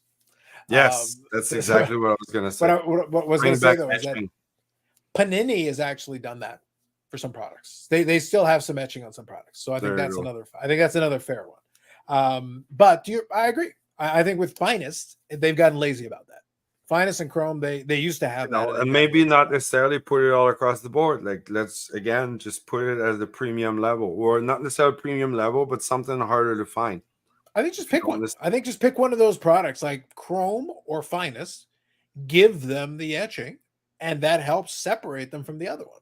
It distinguishes one from the other, makes them a little bit different. You got the shine, you got the bling, you got everything else. Like, I don't know how much is it harder for them on their cast to print it. So it's a cost issue. It's always whenever they change something like that, it's always just trying to save some money. So Josh, you were saying good evening, gentlemen. Eric, just wondering if we're making fun of Eric tonight. We are. And Charity says always true. Shut up, Josh. Did anyone come up with one-hit wonders? The one-hit wonder will never die. There is look, I tried. Eric, you got to give me credit for this. Yeah. I did in fact try, I actually had actual card topic. Yannick, I'm trying here, man. We had actual card topics. We got you here with sleeves. Like, I've done what I can, man. And it's like the one-hit wonders. Let's face it. Like my pad is. By the way, I haven't even touched on. By the way, I haven't even touched. But for the record, I have two more that I didn't even get to yet. I have two more. I'm going to do one of them right now, just because for the hell of it, since we're going, and then I'm going to read the rest of these comments. But so y'all, just so you know, Hobby Palooza is coming back. We got more Hobby Palooza coming. It's going to be very exciting. Oh my God, Hobby Palooza. The online thing? Not again. Yes. Okay. Look, Bobby, you should be excited about this because this year, that's right. Hobby Palooza is going to be on the 4 Collectors YouTube channel, which means Pepito Man. You should be excited about this. I haven't watched him in a year, so. Well, you're going to see him on Hobby Palooza. So if you watch Hobby Palooza, you'll see some Pepito Man. It's been a year, Bobby. It's been a year. So the new version is on the 4 Collectors YouTube channel. The programming will be similar to previous years. Mike Baseball Collector has handed off the baton of Hobby Palooza over to the 4 Collectors YouTube channel. There you go. That was another hobby-related thing. Does he do videos anymore? You should get something on there to promote, I don't know, something of yours. You should get some time on there. Look, my issue with Hobby Palooza has always been the same. They've got a live stream format. They've got this live stream format, and they're still like, look, there's an old highlight that I showed. I know we got Booby Orr. Like we've done the highlight where I told them, Yannick, and you know this, I told them that I refuse to be restricted to this silly little 1 hour rule. Yes. I told them this. You made that I said, and we had Victor, the rookie card specialist there, where I said, look, you want Hobby fucking Palooza? Hour 1, hour 2, hour 3, hour 4, and hour 5 reviewing hours 1 through 4. I'm Disney. That's Hobby Palooza. Fuck y'all. Yeah. With much respect and love. Yeah, with much respect and love. Wow, listen, I am a man of peace. You know, I've heard that. Mm-hmm. Yeah, we can even make hour 6 having Billy Cilio on, hour 7. Yeah, the point is, Bobby. The point is, Bobby. I don't care. The point is that Dustin should get his own hour. All he does, we get Justin on there, and all he does is review beers. We give 6 hours, Bobby. 6 hours. Let's go. As many beers as you can review in 6 hours. He'll be sleeping. That, my friends, is entertainment. No, he'll be sleeping after hour 2. That is a tremendous idea. I think it is an idea which time has come. Yes. It's May 2-4 after all. I love it. I love everything about that. Everything about this idea that's just come together. Like, Bobby, the problem is, much like a lot of these ideas, it's already way better than what we're actually going to get. Like, infinitely better. Like 1,000 times. I think so. This one will be the one. Man. So I'll read a couple here. Bring back Diamond Vision. Would like to see cards like the 96 EX 2000 come back. That's fair, CC. Thank you for that. Josh says, bring back the upper deck cards that I had to put in the computer when I was a kid. Yes, that was the power deck. I think it was power deck. Was that one? It was the with the CD-ROMs, the little CD-ROMs. Yes. Yes. Those just don't get much value today. No. They didn't So even Carl's back saying, then. I have no, the they were very gimmicky. Risk. Do you have a CD-ROM to play them? Maybe, but look, I'd love to give to give some of those CD-ROMs to the kids and be like, play this on what? Oh my Give them God. a floppy disk and say, what is this? A save icon? A physical save icon? Let me grab one. I'll show you what it looks like. So what Carlos is saying, non-breaker version of product? Yes. Yeah. The man has a notebook. That's right. I got 3 notebooks and no destination site. I'll do 3 notebooks and a Bobby trinket. There you go. That's Hobbypalooza content right there. Yeah. Hobbypalooza content right there for the win. Bobby, we've already improved Hobbypalooza and they haven't even started. I'm all for it. There's the power deck. Yes, there's the power deck. I still have that in the original. It was issued in a program or a book magazine. It was a different packaging than the specific escapes me, but it was a different packaging. One came in a book or a magazine or a program. I can't remember. Came in this little plastic. Yeah, container. you need window. Yeah, the idea was to keep the That is scratching from the plastic. CD-ROM. Yeah, Don't take it. yeah, out it of was the to avoid plastic. the scratching in CD-ROM. Yes. I wonder actually what's on it. Like, If memory serves Stats me, and- but I think they also put some video highlights as well. If memory serves me, Yeah, like it actually, you could put the CD-ROM So in it- and like click around. so it's an NFT back in the day. Yeah, it was the OG NFT, man. Mhm. We had it, and you could own it, and you had it, and there you go. You could play some videos. It's your one shot. It's your one Yes. shot. But does the grading companies grade that? I love when I open up. I think I would HGA think so. does. I would think they'd have to. I would think so. You guys ever open up a box that you haven't opened in a while and go, I didn't know I had that. I had no idea I owned this. SPX, This card in this yeah, the in Hall of View. The in best a part creative is you thing. can I had no idea. comb your hair. Hey, and maybe you got some Beckett's there somewhere you don't remember. So Eric, do you want to open the box that says illicit goods, and then you open it up and you see a T204 Ramley and a 1941 play ball Ted Williams, and if you want to just put that on screen, that'd be great. Oh, those Just so are. that I can submit it to the authorities. I I think the keep Strongsville PD would like to hear more about that. keep it in the box over there. That's too far away. Mhm, mhm. Yeah. Does Best Western make any sense to you? Yeah. Best Mm. Western Plus. Plus US Eric. Sports Cards. US Sports Cards says, I feel like hologram cards would be cool. There you go. Eric, do you stack silver as a hedge against cardflation? Ooh. Are you a silver stacker? Oh, Or are you God. more of a gold bug? No, I think silver's the way to go. You know, like back in the 80s, everyone wore gold chains and gold bracelets, and now that's not cool anymore. Everybody? Yeah, Silver. everybody did. Yeah, Eric totally did that. So silver's the way He to was go. he was modeling Maybe himself 90s, after not DJ 80s. Spicy Eye. DJ Yes, Spicy Eye was his inspiration. I'll do anything he tells me to do. He's Mhm. the man. Yeah. Mhm. Yeah. So Eric, what is your favorite silver stacking model of choice? You do the bars, you do the rounds, you do the Morgan dollars. Like, what are we doing? Bricks. Bricks of silver. Bricks of silver. Stackers. Yeah, that's the only way to go. Interesting. Yeah.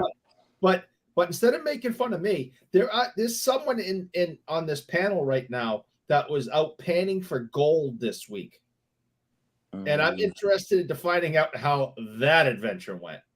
You went gold penning there, Yannick? Is that the deal? I got fly bites everywhere to show it.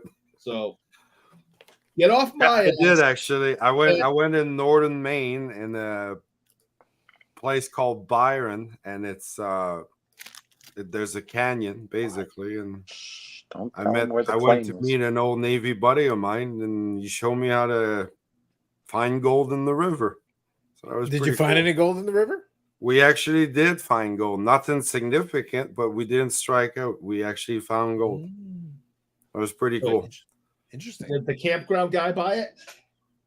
No, we kept it. Oh, all right, nice. Yeah, if you're pulling it from a river, it's probably grams worth. Like literally grams. Not even. Very small. Oh, we're talking like flour here. Like we're talking like Yeah. you know, like the size of a pin. But it was still just the fact that we're too old two old Navy buddies shooting the shit for 2 days in the river. And we realized that it was the first time that both of us spent any time amount together without drinking. So that was pretty cool. Yeah, there you go. Interesting. Yeah, a sober get together. There you go. Always. Charity says I'm a big fan of the stained glass looking cards. That's a good call out. That's fair. Coming to US UD Series 1. There you go. The FT. I'm pretty sure I saw a graded power deck on Twitter a while back. Wouldn't surprise me. That makes sense. Power deck. Packages to Eric, brought to you by Yannick. True. This once. I did brought all of Eric's stuff, but the next day he got a new one, didn't you? Yeah. Get your ass back down here and get this out of my office. Yeah, I'll be back. You don't have an office. Your office. Oh, wait, Bobby. An I'll office be back. implies work. You would think it would. I used to work. Yeah, you were a pet detective, and Yeah, it's just what it was. Yeah. It was a pet He detective. pretended. He brought me to his office, you know, at the sports card shop there. oh yes, And, you know, he just showed it to me. He opened up. It looked like the broom closet to me, but he said that it was his. So it had like some kind of like it had a little like tatty plate on it. Yeah, with while you were someone, there, like, you should have had crayon him show something you and like wrote some Eric. Boobior sign, some Boobior memorabilia, like say a stick. Hey Eric, can you show us a stick? Hold on, I'll take a video for Instagram. was it like opening the door in one of those cartoons of a closet where everything falls out? It did. It did. Yeah. It was like Acme everywhere and it just like exploded. I like to think that at Sports World, Eric has like a little nook. And then what happens is the owner comes by occasionally. He goes, yeah, Eric, could you move down to the basement? That'd be great. Yeah. You see my stupid. It just keep moving him down there. And I'm going to need the red stapler. No, not my stapler. No. Movie reference. So just to give people an idea, I went there on a Saturday late afternoon, and surprisingly, the shop, you know, runs until 6 p.m. Shocking. Maybe Eric will tell me if it was a regular Saturday or not, but there was just people like coming in and out, not like a crowd or anything, but people coming in, showing stuff, out, selling some. Unfortunately, most of the people, you got to tell them they don't have necessarily what they think they do, but people coming in with their kids, ripping up packs, wax, phone ringing. It was actually pretty busy. Eric almost pretended that he did work, but again, like they just like he just put the broom in the corner, pretended the broom wasn't there. So I just waited and watched. You know, Bobby, I got to be honest. I remember nostalgically. I'm thinking nostalgic. This is giving me some nostalgic feels right now. I remember earlier in my career when I pretended to work. It was quite the time. For the days. It was the craziest like 2 weeks of my life. I remember it well. You didn't like it and you stopped. No, like after that, I retired. Yeah. It's just been like, Yannick, I got to be honest. Like a lot of people my age can't boast this, but like I'm at least on year 20 of my retirement. It's going great. Going tremendous. I know I am. I'm a big fan of. I don't understand why some people think retirement's so hard. Like I've been enjoying it. It's awesome. I know. Pretty great. And I relate my retirement to trinkets and knickknacks. Who'd have thought? Well, look, like I said, like I wasn't joking earlier. Like my retirement's going so well. I had enough time to talk to Eric, have a nice, pleasant phone conversation. Wow. And I got the bill for that. It was great. Everybody wins. Pretending you care. Yannick, pretending I care is literally my job description. It is the best way to describe my job. Pretending I care. Yes. That is a valid way of describing my job and everything I've done. I think that's on your resume. Probably skills. At the bottom. Pretending I care. Job attribute. They look at that and they go, hired. Promote this man. Already. That's exactly what we needed. Yep. That sort of empathy doesn't go far, but it does with companies. It's worked out. What can I say? Listen, it's worked out for them. It's worked out for me. It's a win-win. Everybody's doing pretty good. Can't complain. I can't complain, and I won't. Yeah. Bob Jackson says, "Hey Eric, what's that restaurant with all the stuff on the walls?" Restaurant with all the stuff on the walls. Seems oddly specific. I don't know. Bob, I can't help you, buddy. I don't know. The You live in Boston? Come on. I don't know. The Hard Rock Cafe. I don't know. I would have said Cheers, but they closed that thing. Yeah, I don't know. I don't think it was ever open. Stuff on the wall. I mean, come on. I was there when the big dig was still going on. We actually were by. We didn't actually get to step in, but we were around the Cheers restaurant. It was there. You could visit the Cheers bar at the time. So the outside of the one that was like on the show, would you go to Faneuil Hall where the restaurant was? That was downstairs, was it? Half Light. Yeah, that was the actual like bar. Oh, wasn't downstairs, no. Oh, okay. It may just seem that way, but it wasn't. Yeah, I get it. Okay. But everybody knows your name. Bull and Finch Pub across from the State House is downstairs. Bull and Finch? Yeah, it wasn't really Cheers. It was the Bull and Finch. Was it still in business while they were filming? Yeah. Oh, yeah, because everybody wanted to go there because it was like the #1 show on TV. So, well, they wanted to go where people knew their name. That's right. But they were disappointed that when they went inside, it did not look anything like Cheers. They would change it? The inside of the Bull and Finch did not look anything like Cheers. They just used the outside of it across from the State House. Oh, got you. And then they made up their own bar in the studio. In studio, yeah. Okay. So people were disappointed. They thought they were going to go down the stairs, come in, and it was going to be just like Cheers. And everyone's going to walk in and go, Norm. Oh. No. Yeah, it was a good show. Yeah. Works out. Listen, whenever Eric wants to relive that, he basically goes home and they're like, Norm? I'm Eric. How many times do we have to have this conversation? Right. I get confused. It's like, sir, I'm going to need you to show some Eddie. Oh, come on. Yeah. Brutal. It's rough. It's a tough time. Yeah. Otherwise. There you go, Bob. If you want more specific with the rest of the stuff on the walls, maybe we can help you. I listen. Bob and I give each other a hard time and everything, but I have no idea what he's talking about. I can't help him with that one. Oh, what I'm going to do right now is I'm going to go to my last actual hobby related topic because we may as well. I had a couple main ones, so we're going to do one more. Sure. So Eric, so this past week, I believe it was this past week, Eric, in addition to funding the like button, which he's still doing tonight, so those of you who haven't hit the like button, if you could do that, that'd be great. Similar to Eric getting moved from his hole, that'd be great. Just hit the like button and move. Let's move on as a people. Let's do that. Second, Eric spent his non-like button money, $925,000 worth to be exact, on the 1984 star Michael Jordan. Very fancy, surpassing more money than any of the 86 Fleer Jordans. Because Eric believes the 84 star Jordan to be the only true rookie.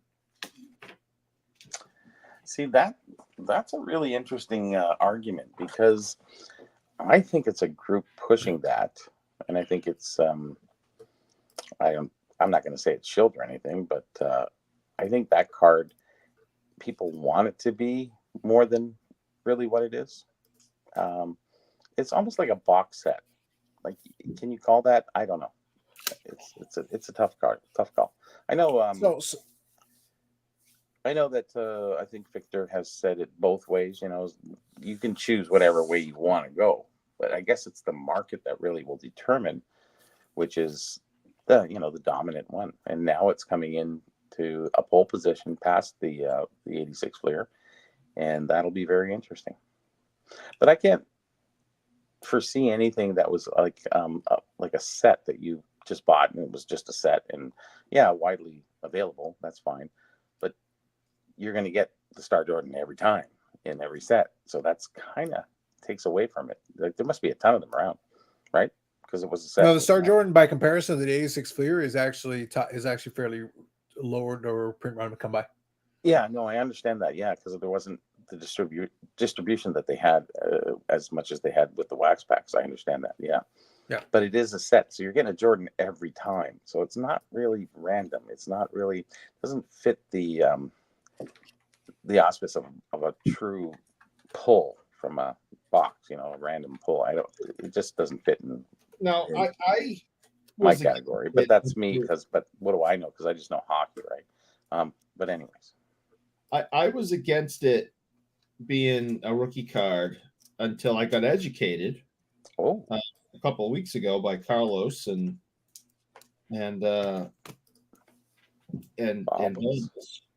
explaining to me that it was a licensed product.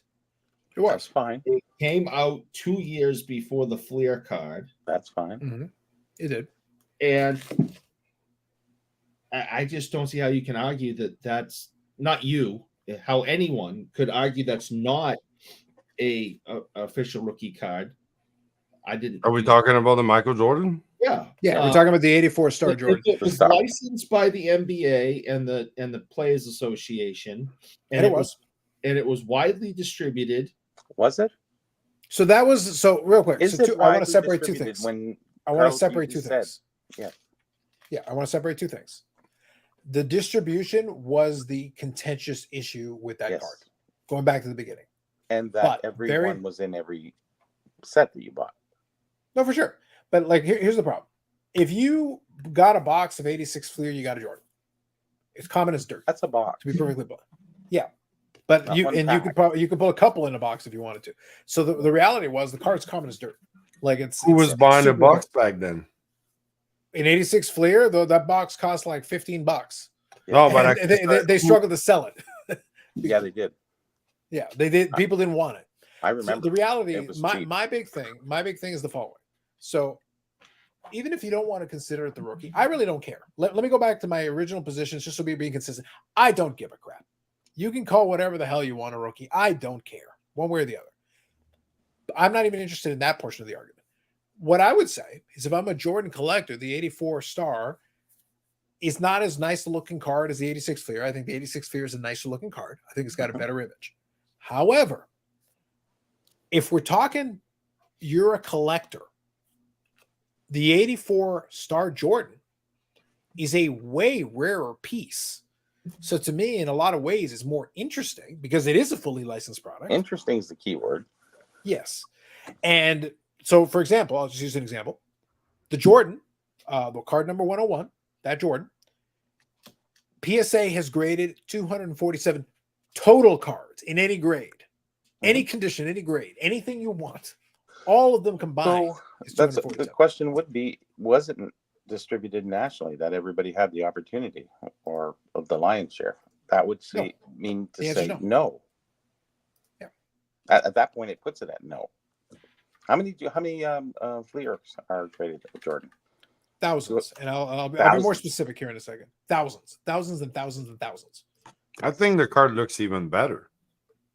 Which one? I actually I don't mind the 84 Jordan. If I'm being honest, I don't mind. I'm sorry. Like I'm thinking the 84 to me looks better than the 86. But that's okay, so the 86 Fleer Michael Jordan, and this is PSA only PSA. That's all. 24,173. There we go. There are literally 100 times more graded PSA 86 Fleer Jordans than Star Jordans. So it's our 100 times. So it's our Wayne Gretzky rookie version in Canada. Like as in like it's everywhere. You want one, just pick one. Yeah. Yeah.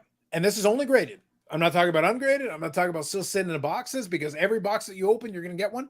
So like I'm not even discussing that. Maybe the Sportscaster is Gretzky's 2 rookie. You know, it's almost the same thing because they came in packs too. When you had that right pack, it had Gretzky in it every time. The one with Pele on the front, just to let you all know. That's where it can't. It's very much like that, and we can't call those rookie cards. And they're a little bit bigger than normal. Isn't the Stars a little bigger too? No, the Stars are regular shape size card. Are they? Oh, I thought they were a little bigger. They do have a card that is a bigger card, but the 84 Jordan, the 101 that we're talking about, is just a regular size card. It's a regular one. Okay, yeah.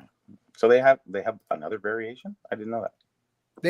Star made a couple of things in '85 as well, so they had a couple of different ones in the early years there. They made a few different sets and subsets and everything, but whenever we're talking '84 Star Jordan, we're talking card number 101, Star Jordan with the red and the Chicago Bulls and everything.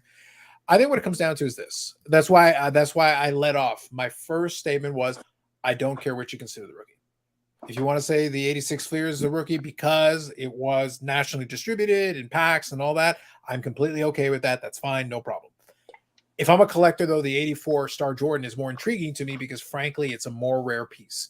And it's got an interesting backstory. It's got a lot of things going for it that I think make it more compelling. To me, no matter how you want to slice it, the '86 Fleer is a third-year card. But it's got the right conditions to be considered a rookie. So I don't mind that. I don't have any issue with it. But like that was his third or fourth year in the NBA. Yeah, and that happens a lot with a lot of cards any which way. Yeah. And that's why I say I have no issue with the argument at all. None. But I just think if I'm a collector and money, now I'm not going to pay $925,000. But if I was a collector and I just wanted a Jordan card, like a cool early Jordan, to me, the Star is a more interesting card to have in my collection.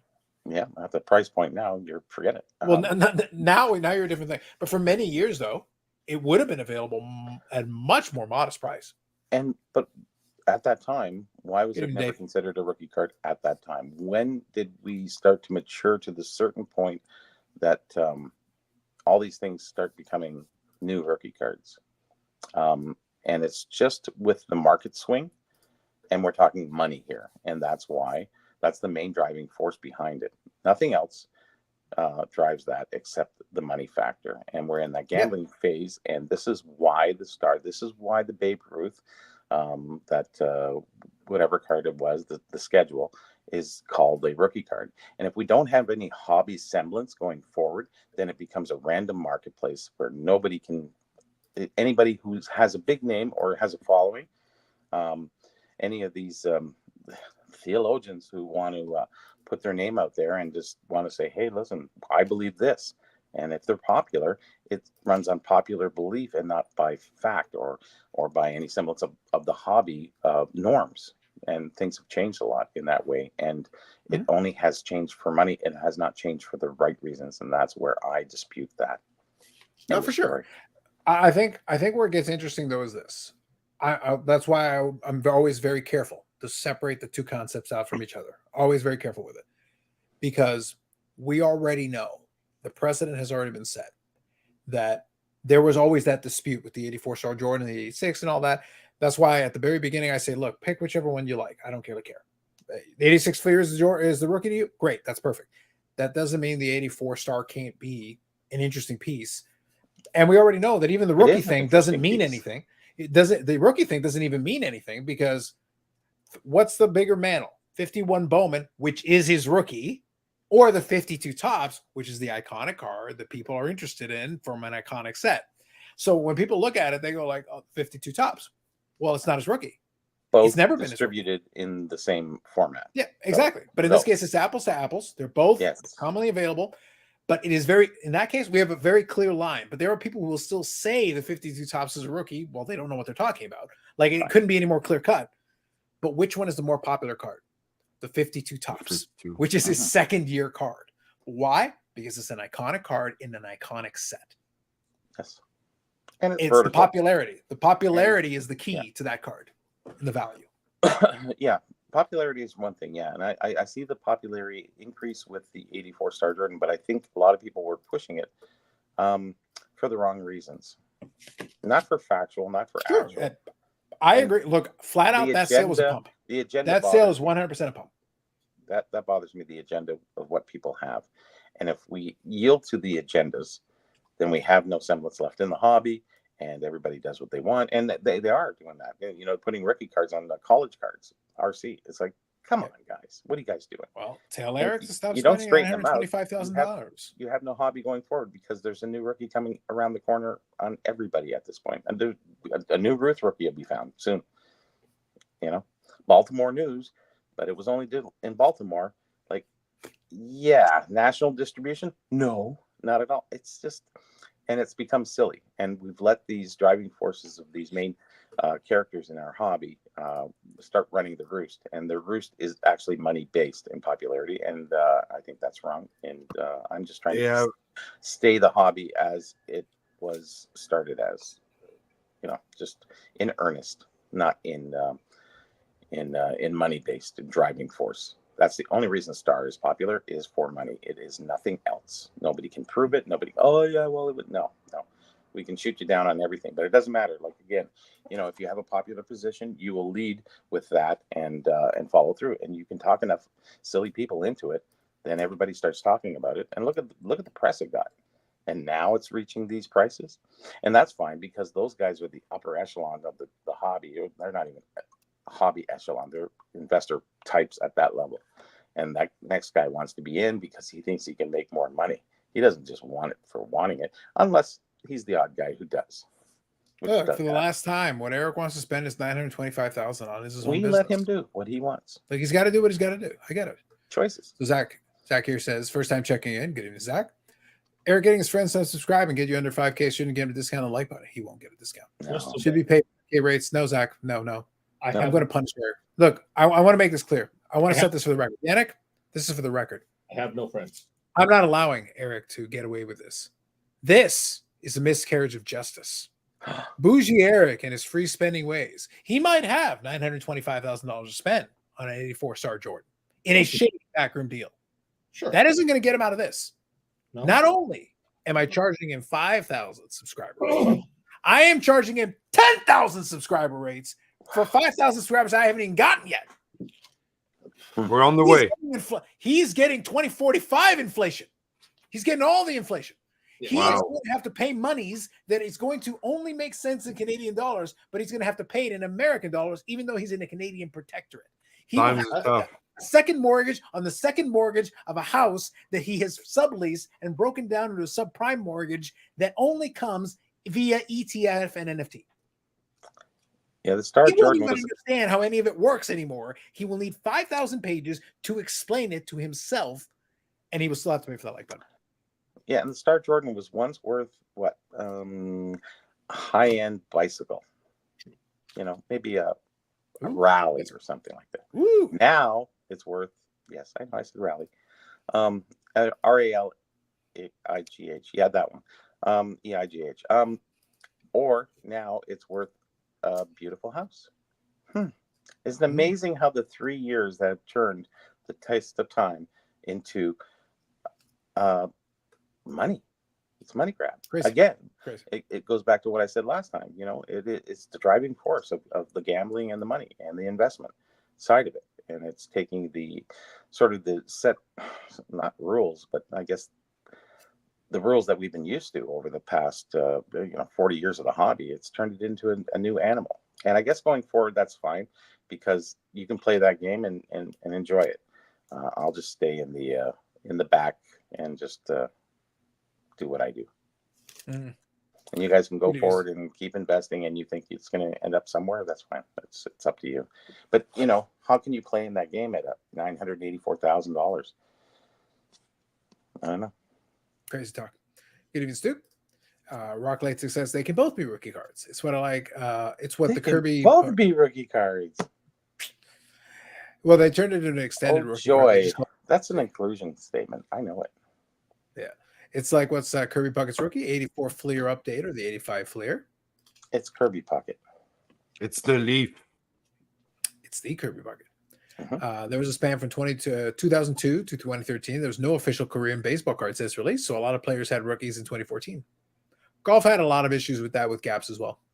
That was a big issue with them. Wasn't Similar it- stories. Wasn't the 86 to consider as everyone's rookie because it's the first time that all these guys were in the set? It's because of the gap. Yeah. It was because of the so a lot of the star ones were let's put it this way. The one who basically made the call on it at that point and came up with those rules was Beckett. They basically said national distributed, blah, blah, blah, and then they made these star cars XRCs. I wouldn't give Beckett that much credit. I would say that was a national consensus of all the different hobbies coming together, all the different collective groups. Beckett wasn't the only one ruling the roost. There was a lot of other things that explained that well before. And Beckett had the medium to do that and to put that out there. So this is why we give them that credit. But I think the credit goes to a lot of other people who were in the hobby, the Frank Nagy's and all these other guys who established earlier records of all of that, and other publications as well. On top Did of that, they invent the XRC? no, Yeah. that was actually exclusively Beckett, and why they did it, I have no idea. Yeah. It should So be the thing pre-printing is, cards, so, PRC, not the thing is, XRC. I don't disagree with your statement about making the call between one and the other. But when the national publication puts that XRC thing in there, it brings it into being. Calling it not a rookie is like, if I'm a hobbyist in the 1980s, I have no idea who that is. So Well, he can nobody make calls whatever anything- proclamation he wants. I don't know who he is. Nobody calls anything an XRC anymore. Loosely used occasionally. It's actually PRC, which is pre-rookie card. You know, XRC puts an X, but it means anything and everything. You know, I guess. at Yeah, that point. but I'm just talking about in the 80s when that whole And thing it didn't was work done. though. It didn't work. It wasn't I- popular. none of it We never worked. used that word. When's the last time you used that word? Like probably what, XRC was still there in the 3 90s. years ago? No, XRC was still Yeah, there. but in the it 90s. wasn't used like it was anything. I never heard anybody say XRC in my whole career in the hobby. Never, ever. So Yeah. if you can say, yeah, it goes back quite a few years. Yeah, it does, but it wasn't used. It didn't come over very well. And I couldn't back it down. I'm just saying, you know, I'm sorry, it didn't go over. And I think even Jim Beckett said it really didn't go over well. It wasn't accepted very well. Maybe, you know, because there was too much unknown. And going forward, you know, there's a great thing to publicize pre-rookies and what have you. And I think that should be more of a focus for a lot of different people, that they should be getting into more of those cards. I think they're really important. However, when you get the loose rules that we have right now, then you get, you know, $1 million card that was, you know, $500 a few years back. You know, it's just like, come on, guys, come on. The star was like $800, $800 at a certain state of time. It was actually higher than the Fleer for a while. There was a stretch of time it was higher than Fleer. It would have been in the 80s, late 80s, early 90s. There was a stretch of time when it was higher than Fleer. It was very brief, and the gap was very narrow because of the amount of distribution was high, and that's the reason why at that point. But then one certainly surpassed the other for quite an extended. Yeah, once at a certain point, the Fleer passed it, and then it stayed above it. It stayed, yeah. And now it's back again. And I think the rarity is a good thing. You know, I do enjoy and I appreciate the rarity of it. Yes, but you know, $1 million, like, okay, now we're in a different game. Now we're not in the hobby. We're in something else. Well, like I said, look, what Eric spends his money on is his own business. We talked about it. This. It is. So Greg here is referring to Eric. You wouldn't be doing what you're doing if you were using perfect fit sleeves. Yes, Promo. Exactly. I never heard of them. There was a North Carolina. Well, I think they've actually changed it. Are they still perfect fit sleeves? Because I feel like they changed the naming. The company that did perfect fit sleeve, I want to say they changed the name. Now I have to think about it. There was a North Carolina team set that had Jordan in it. Yeah, Star did a couple of different ones. Yep. Not my opinion counts, but I agree with Bobby. It's a big pump, but yes, it's a cool card. No worries. Gary Roque was national distributor. 1925 exhibit came in vending machines, but Topps also had vending. Give me Stuke. Topps also had vending when? For the exhibit? Topps didn't have vending. Topps came in 1938 as a company, and they weren't even into cards at that point. They were tobacco. No. But he's not. The exhibit is 1925. Topps had vending later on. Oh yes, of course. Yeah. They had the vending boxes, but that's later. He's not saying in 1925. He's saying they were vending in the 50s. Yeah, sure. They were putting in vending machines. I understand it. Yeah, Topps had those vending boxes. Your rookie was nationally distributed in 25 exhibit. Exhibit machines were everywhere. Yes, they were in every local store, and those were considered rookies. But then again, they're a postcard, so they're oversized, and that's another caveat. And that's fine. That's what I'm saying. Like, we're separating two things. We're talking about exhibit and one thing, and then we're also talking about Topps later on. Now, and to that point though, the idea is that Topps had packs and national distribution, but then Topps also had vending boxes that they put cards in. The cards that are inside the vending thing, though, are not really distinguishable from the pack pulled cards. They're technically the same, so they're considered rookie. So if you get a vending card, it's still considered a rookie, the same as the regular. Yeah, it was both. Correct. And the vending would be in the back part of that. So yeah, and it's coming from the same print run. So in theory, it's the same card. So there's no distinction between the two if you're actually looking side by side. Exactly. Slapper says the whole debate is probably good for the Jordan card as well. It is for the folks holding the cards. Look, they like it because either way it brings attention to it. One way or the other. Even the discussion brings attention. Yeah, and everybody will start saying it because if they own one, they're going to be the biggest purveyor of it. Yeah. I think what right now what's helping the star guys is that there are less of the star cards. So if they're able to even if they're able to do a small increase in it, it's substantial because there just aren't as many of them out there. So, you convince a couple of big buyers to be interested. You can bring the price up quite a bit very quickly. Yeah. So rarity means new rookie. It does here. It obviously did. Yeah, and it works. There's way more than 925K worth of stuff in Eric's room. Facts. And that's just the mail. Sure, yeah. Oh, doesn't even count as memorabilia. True. I am going to fly up to the Edmonton area of you're gonna hit your private jet after you buy your fancy $925,000 Jordan. Kelowna. And I am going to pay a certain person a visit soon, and it's not going to be pretty. That's all I'm saying. That's all I'm saying.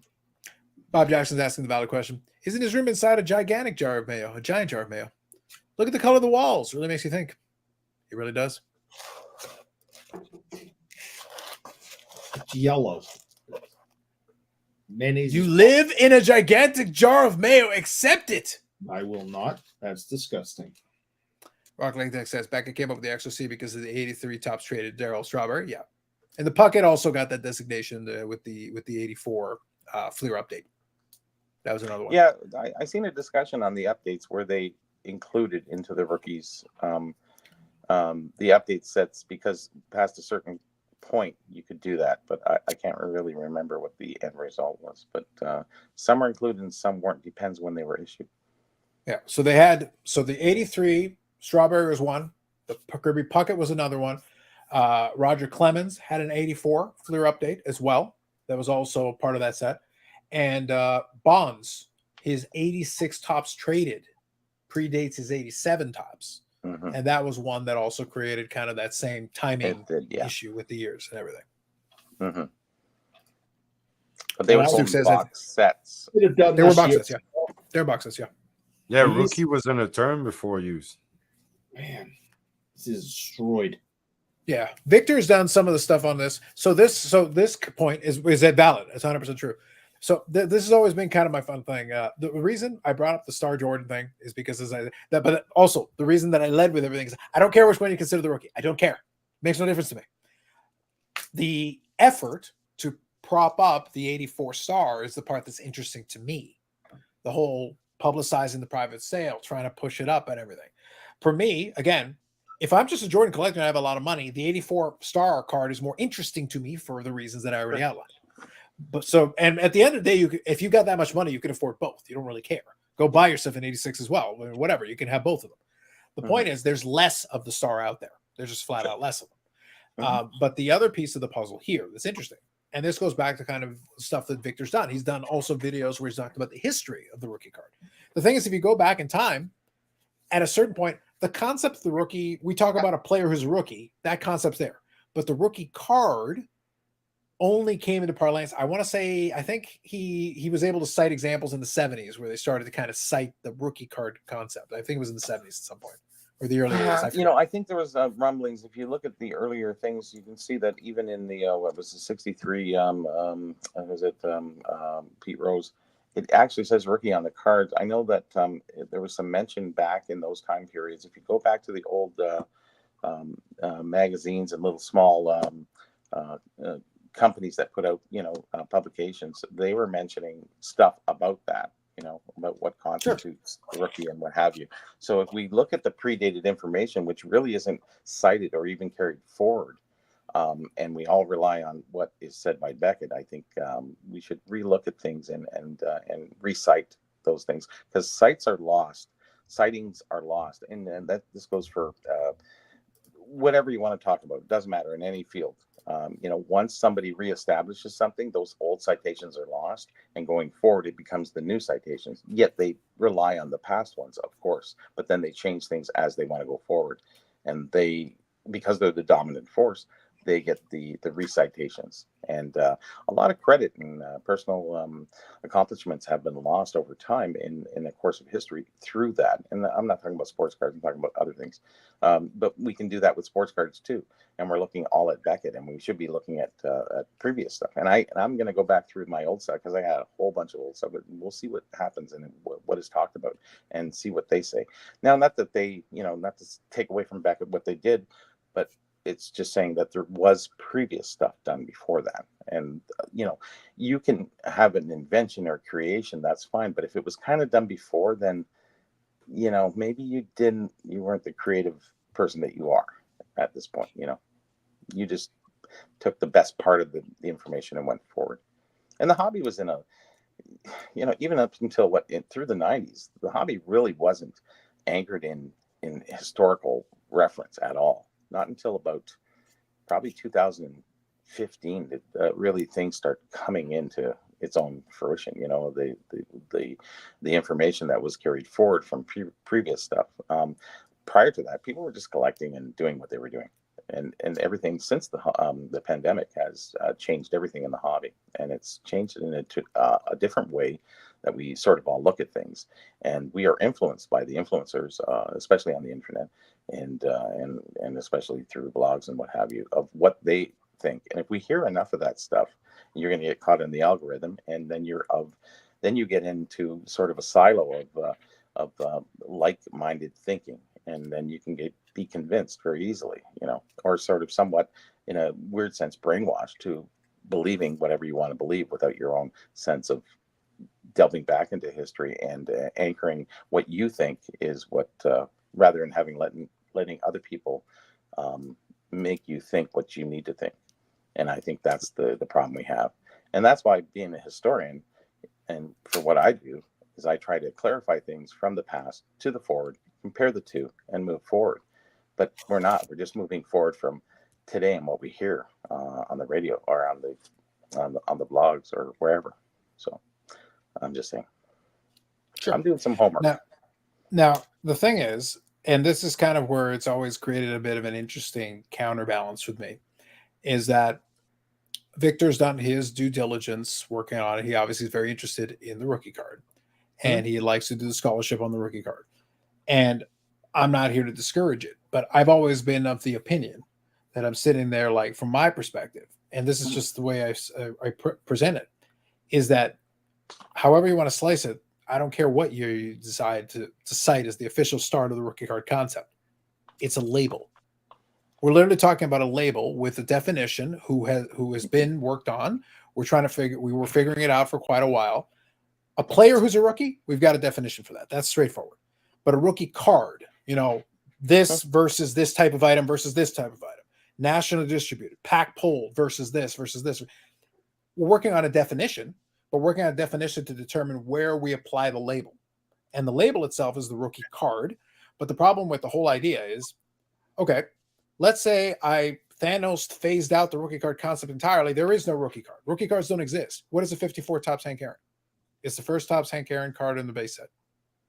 It's still desirable to collectors of the set. It's still desirable to collectors of Hank Aaron. It's his first card. It's his first card. Straightforward, right? It's straightforward. Like, that's not overly complex. So, but if we suddenly have to be like, well, what? But which one is the rookie? Like, why do I care? If I collect the 54 Topps set, I need the Hank Aaron in order to finish the set. It's part of the set. Or if I collect Hank Aaron and I want a run of Topps Hank Aaron's, well, that's an important card. That's a key card. It's his first nationally distributed card, official in a way. But my point is, if I remove the entire definition, my point, Yannick, is if I remove the entire definition, okay, it's not a rookie card anymore. Yeah. Okay, so what is it? It's a 54 Topps Hank Aaron. Do you want it or not? Like, do you want it or not? That's the only question I have for you. Because if I don't call it a rookie card, or I do call it a rookie card, what was the difference? Same card, didn't change it. So if I become, let's just say, in shot put, I become the first Scottish guy to. Do we eliminate? See what I mean? You can do that and play that game of wordplay, but we do have established rules based long before Beckett. And I think I understand, but before those rules were based, there were no rules. The cards existed. We didn't have. There was a certain point at which we didn't have a rookie card. Unwritten rules. The hobby existed before the rookie card. Possibly. In T206, there were no rookie cards. Nobody was thinking about. If you look at no, I understand that, but I think when you get into Jefferson Burdick's work and start looking at what he did, I'm sure there's some establishment of what somebody's first card was and how things played First card, out. sure, but first card is objective. It's not subjective. It doesn't. First card is first card. First. No, it's subjective too. Well, no, I understand. That Everybody cares part whether is it's just one. but we're talking about rookie cards. We're not talking about first cards. I know, but I'm saying the rookie card label is stupid and pointless. I'm saying the rookie card label is stupid and pointless. I don't care. I understand that you understand that. That's fine, but that's not the hobby, right? That's your own opinion. That's away from the hobby. And we are talking about the hobby here. And we have rules. We have certain things that we account for. And that's what bases the whole hobby on for the most part is rookie cards, really. If you can take that out of the statement, that's fine. But then you don't have the hobby the way you have the hobby. It's not even a hobby at that point. It's sort of, I don't even know what it is. It's like first card. Like everyone's going to find a new first card. I got the new first card. That one was first. So we can't say that because that's a different world. And it's okay. I understand that you want to live in that world. That's fine. But this hobby world is a different world, and the way we're going is just a little off kilter. But the thing is, Bobby, whenever we have this discussion, you're talking about both sides of your mouth here. The label in question, the rule that you're talking about, that label serves no other purpose than for value. That label, it means nothing other than to establish which one is the quote unquote more desirable card. For somebody who's a rookie card collector, the rookie card definition couldn't matter more. It's super important because I need to know which one is the rookie card. Because I'm a rookie card collector, I need to know which card I'm actually chasing here. Before the cards themselves physically don't change. Before there was any great value, rookie cards were people who didn't really care about the money part of it. There was always a value, whether it was a penny. Those people, what could you? Those people who were collecting those cards were collecting those cards. They weren't collecting them because they were the rookie card. It depends when that word was established and how it was established. But yes, that's the thing. Yeah. There's a whole generation of folks that were collecting the cards because they were interested in collecting the cards. Yeah. It was about collecting the cards. That was the point. It was just the allocation of the word. Sure. And not that it meant that was added money. After that. It meant money later, yes. But earlier on, I don't think it really had a lot to do with value, but it did have to do with status of a card. So status came before money, I think. But now it's all about money and there's no status left. Or they're trying to reestablish the status quo to be what the new mantra is. And it's whatever mantra you want to pull out of the air.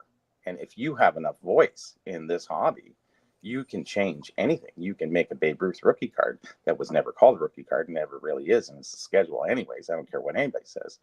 And you can just keep going on with this hobby and enjoy, have some fun, do whatever you want. And that's the money game. You want to play? Go. Just have some fun in your hobby. Collect because you want to acquire things for your collection. And if it comes past your affordability, collect something else. Yeah.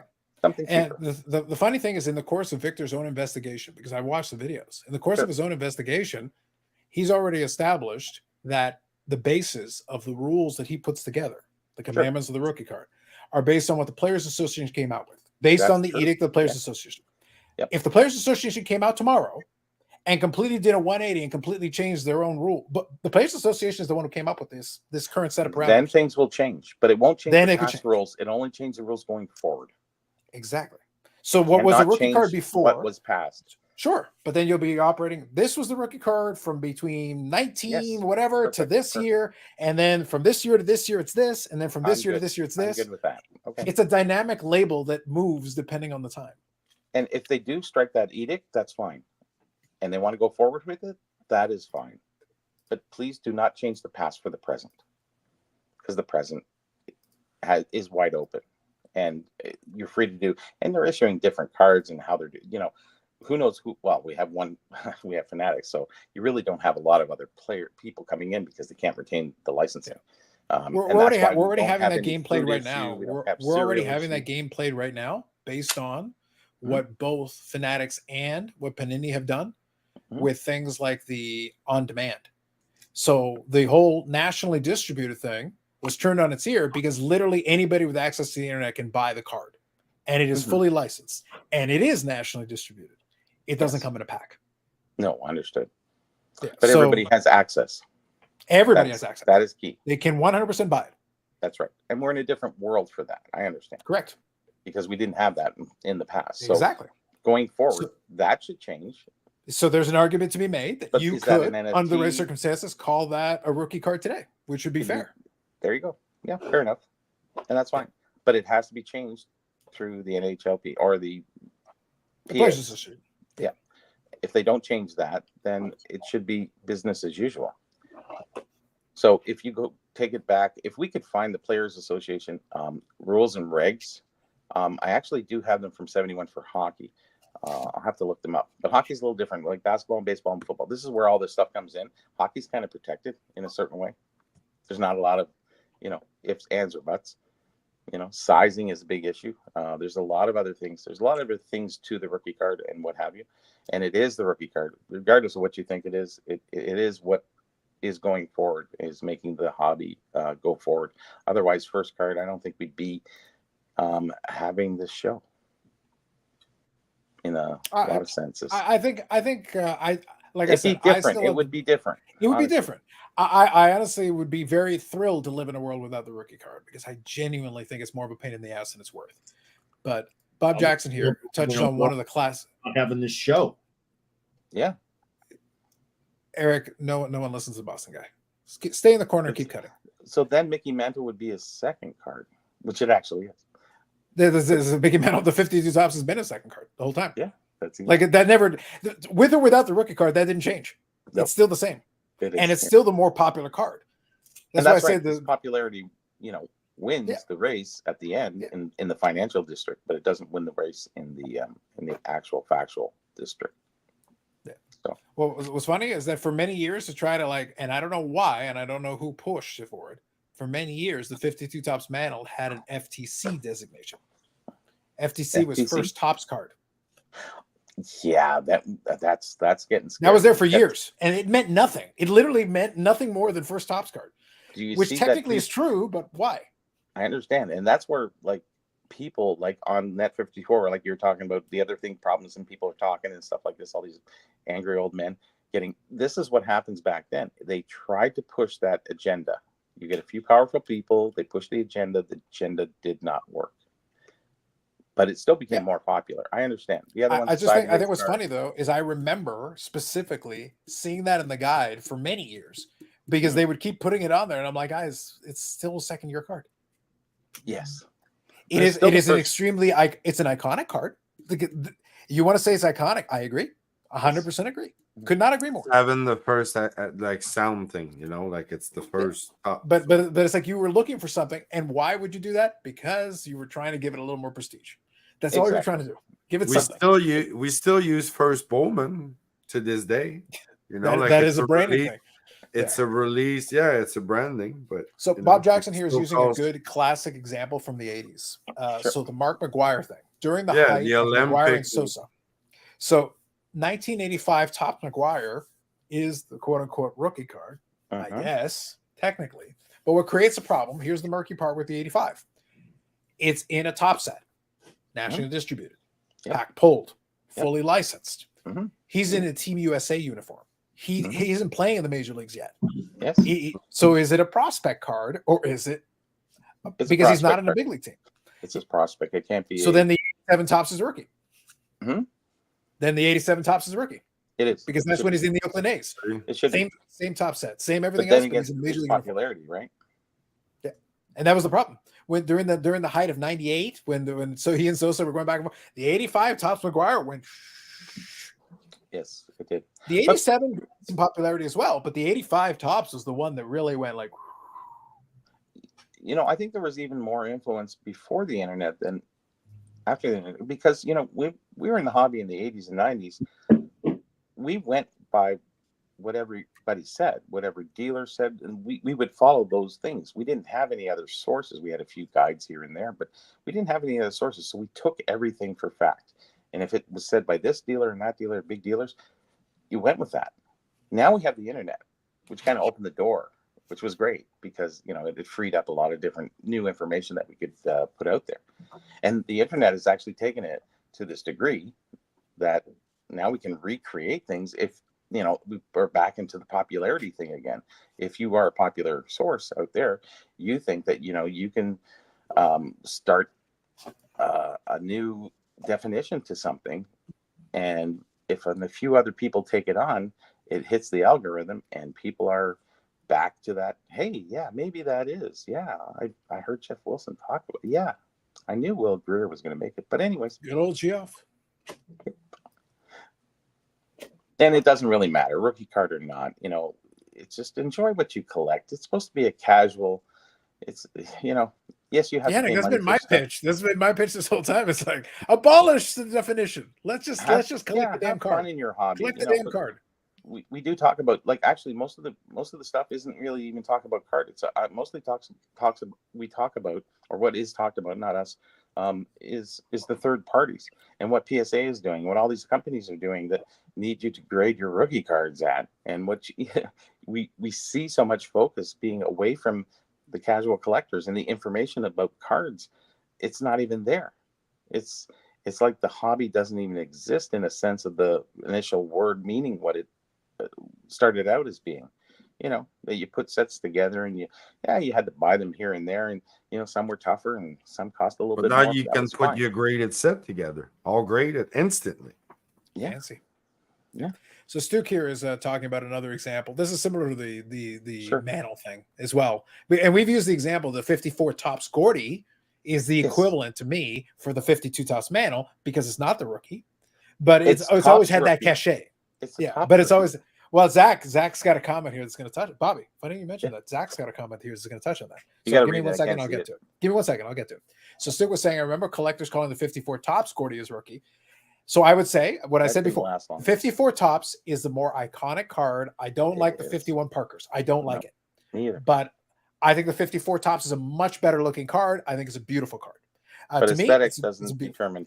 It's not about aesthetics. Yeah. But I will never argue it's a rookie ever. No. Even the same guy who rejects the rookie card concept will never argue for that.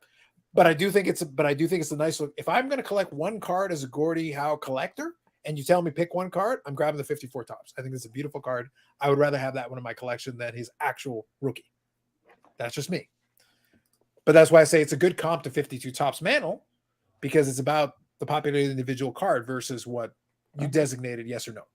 So Zach was saying, my opinion on the Mantle, the 52 Topps is his Topps rookie. That was the old FTC. So Zach, your timing was good. That was the FTC designation. That's what we had. Yep.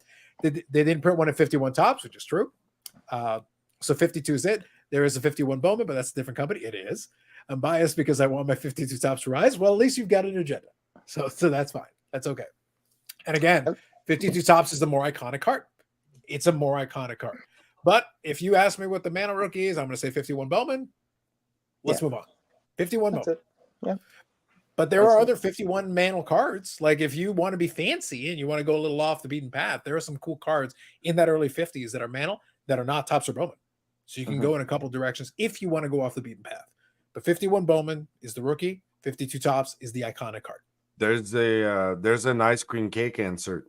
Oh no, don't. See, here's one thing. I'm going to look at you three guys here, and I see you as hobbyists. You should have said two guys and Eric. That would have been nice, but go on. Benefit of the doubt. Anyways, you guys are hobbyists. You care about Modano, and you know, you have to pay some money for cards, but you don't go crazy. And you know, you have a nice collection. You've curated it quite well.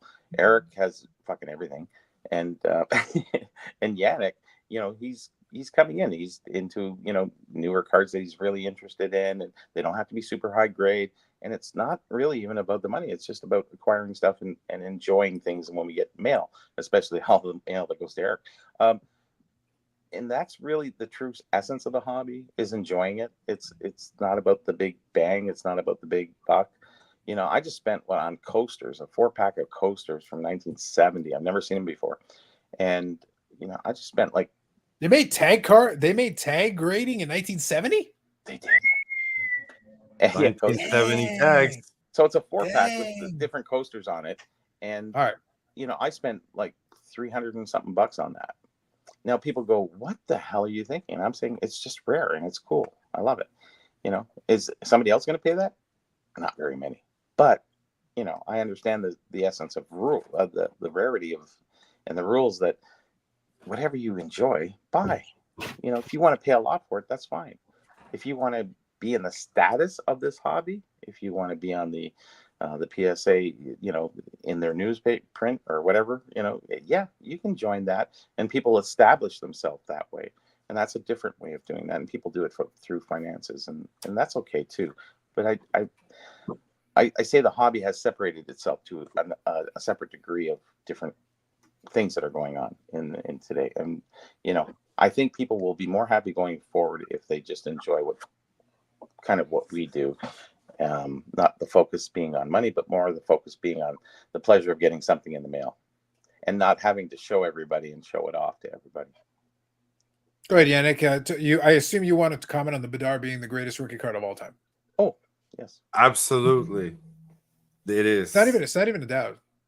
It's yes. Like I'm without a word right now. But I was gonna say that we can all agree that the enjoyment of all of this, as on top of being with all together, is the level of suffering that Eric has within the hobby that we put on him.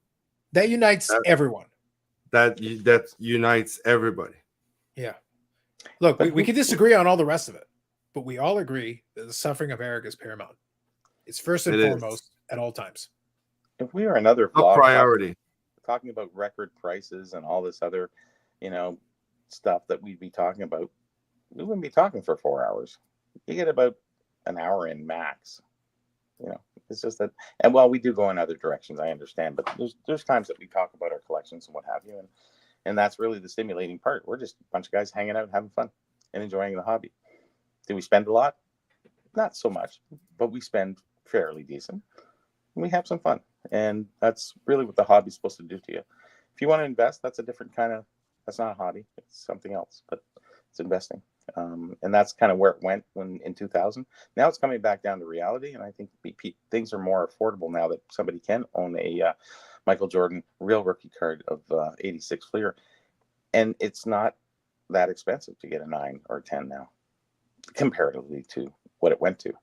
And I feel sorry for all those people who spent all that money, $80,000, and now it's down to what, 10,000 or something. It's like that hurts, and that hurts people's 401k in the U.S. And you know, it's pretty bad. And I'm glad to see it's come down, because now it's back to sort of reality, and we need reality. We can't have that. It was fun. It was fun watching while it was going on. We had lots of great shows. 7 hours. I like when other people spend money. It's good. Yes, it's fun. Now my hobby is pelting Eric with frozen mayonnaise packets. So that counts. Like, I do that for the passion.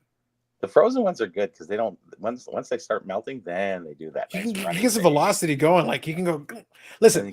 I haven't felt that kind of a satisfying thud on the conclusion of a good throw than I did weeks ago when I described to you pelting the children with bundles of cash. That filled me. You have to say it the way you said it last time. At that moment, Carlos's heart grew 3 sizes. It just went like that. It's like the fucking brick. It's like, take it, fuckers. It's like just straight to the face. Straight to the face. Well, same thing. Eric, frozen packets of mayonnaise. Fucker. Yes, just exactly. I thought Eric was holding the pause there for a second. I was like, man, he's pretty good. Oh, he's holding the pose. He's committed to it. I am. He's deep in his collecting hobby world. I was taken aback by the by only one thing. Yeah, the Bedard Young Guns is the greatest of all time. I had a mini stroke. There's no doubt. Listen, the Bedard Young Gun is the greatest. Look, the problem is, I'll be blunt. I only take exception to one part of this comment. Look, Lapper's a great guy. Lapper's a great guy. Oh, that's debatable. But go ahead. It's time for a little hashtag scholarship here. It's time for a little hashtag scholarship. Yeah, my brain. This is a lovely comment. Yeah. This is a lovely comment and all. But I think we can all agree. Let me correct this. Let me fix this sentence for you. I'm going to fix it. I think we can all agree that the Bedard Young Gun is the greatest hockey card of all time, the greatest sports card of all time, the greatest iconic item of sports memorabilia in all of existence ever, ever, ever, ever, ever. I think it is.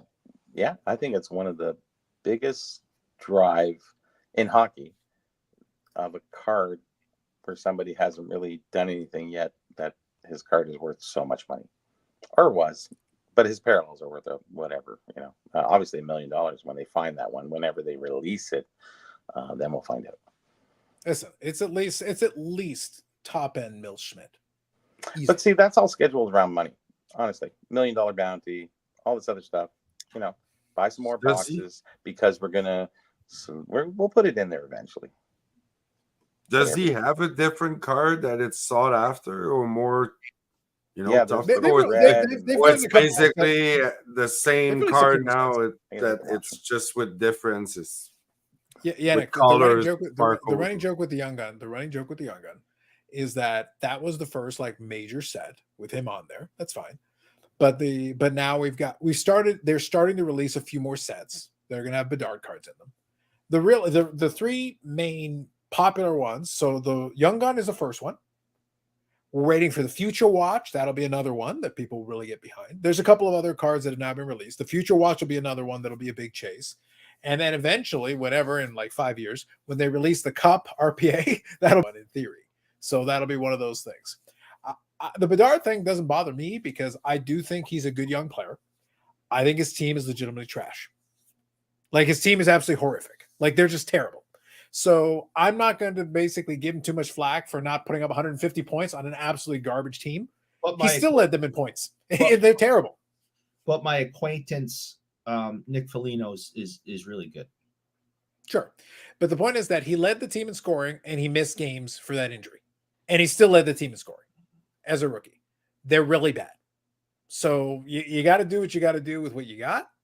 If he gets better teammates in the next couple of years, which we expect he will, and he doesn't show market improvement, then so be it. But I've watched some games of Chicago, and I think he's shown some skills. The kid's got some skills. He's also 18. So I'm willing to cut him a little bit of slack for playing well enough, given what he's actually got to work with.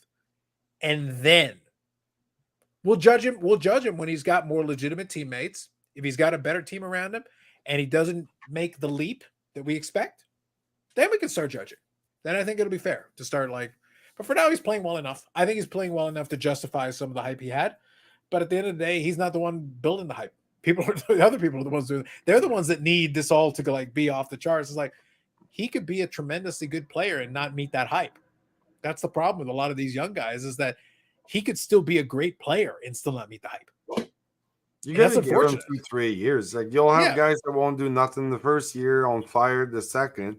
Some guys will go the other way. Like the first year you can't believe it, and then sophomore year and they can't put their stuff together again. So I want to revisit this conversation when he's in his early 20s, when he's around 21, 22, and then we can kind of judge where he's at, see what we're seeing, and then we can start figuring out all right, what do you got here? Because right now, like I said, this team's in full-fledged rebuild. Like they're in full rebuild. So we'll see. Maybe it could be the Alec Manoah effect. Ooh, invoking the Manoah. We can only hope. Dang. You know any Manoah collectors that we could talk to? Only one. Rock Lake Tech says, I don't consider the 82 tops traded Ripken his rookie card, but it's the most desirable from that year. That's fair enough. Robert here says 93 Jeter cards are all considered rookies. My personal definition is first year in Major League uniform. Fair. So you'd be an 87 tops guy for McGuire, probably. Hobbyist Unite, name says. The Bedard card is sort of like a Lindros scorecard. Lindros scorecard is a good comp. That's fair. Greatest hockey card is the Beehive Group 1 Fido Perper. Dang. Now you got to Google it. If only we had an app. Thanks, dude. Make one of those. Zach says, as I was catching up earlier, I noticed for a mana piece, Carlos was stirring the pot quite a bit on Hobbypalooza earlier. Outrageous, scandalous, slanderous words. I, as always, have maintained my mana piece-dom as I always do. Listen, not only am I a mana piece, I have the shining halo of heavenly light that is shining upon me as we speak. Ish. The point is, look. Right here, Yannick, come on. I know. I see it. I see the light. I see the light. Zach would dare question my mana piece-dom under these circumstances. How dare you, sir? Go to the light. How dare you, sir? Oh, Eric, the There a problem is I've light been at the end of the the tunnel. problem is I've been to the light. I went there and they said, Carlos, keep doing what you're doing. I got you, bros. Turns out they got a sense of humor there, Eric. You might not appreciate it, but they do. CC, putting aside card values, which rookie card chase was more crazy? Bedard now or Lindros back in the day? Ooh, spicy. Now it's got to be Bedard only because we have the social media aspect today. But Lindros Mania was crazy. It was like back in the day, it was crazy. But today we got more options. You can even push it even harder, and you got the social media to re-emphasize and like basically put a multiplier on it. That's the only reason why. It's the same reason people be like, oh, there's more problems than they were before in this category, or there's more problems than were in that category. It's like, are there? Or is it that everybody on Instagram or Twitter or whatever can tell you about it? So you're going to hear about it 500 times, where back in the day, you might hear word of mouth, one or two people, and you, oh, well, it must have been less common back then. No, it's just they were all the way over there and there was no internet and they couldn't tell you about it every 5 seconds. So I think that's the key difference between the two eras. But it's an interesting question. I do like it. And speaking of other Paul C, evening all, and Eric. Yeah, we already spoke of you and badmouthed you earlier. All right, There you go. I spoke of you and I badmouthed you earlier. I was going to say it correctly. Paul C says, if he has a Joe Thornton career, he should be happy, right, Eric? Greatest Boston Bruin of all time. Yes. Fuck yes. With Phil Kessel. I thought Hal Gill was the greatest Bruin of all time. Make up your mind. I think Hal Gill can be the greatest enforcer side of it. Plus, he is Hal fucking Gill. Yeah, But exactly. Joe Thornton is like the goat of goats in Boston Bruins stuff. Joe Thornton is a piece of garbage, and I'm glad he left. And yet, the greatest Boston Bruin of all time at the same time. It's weird. Bizarre.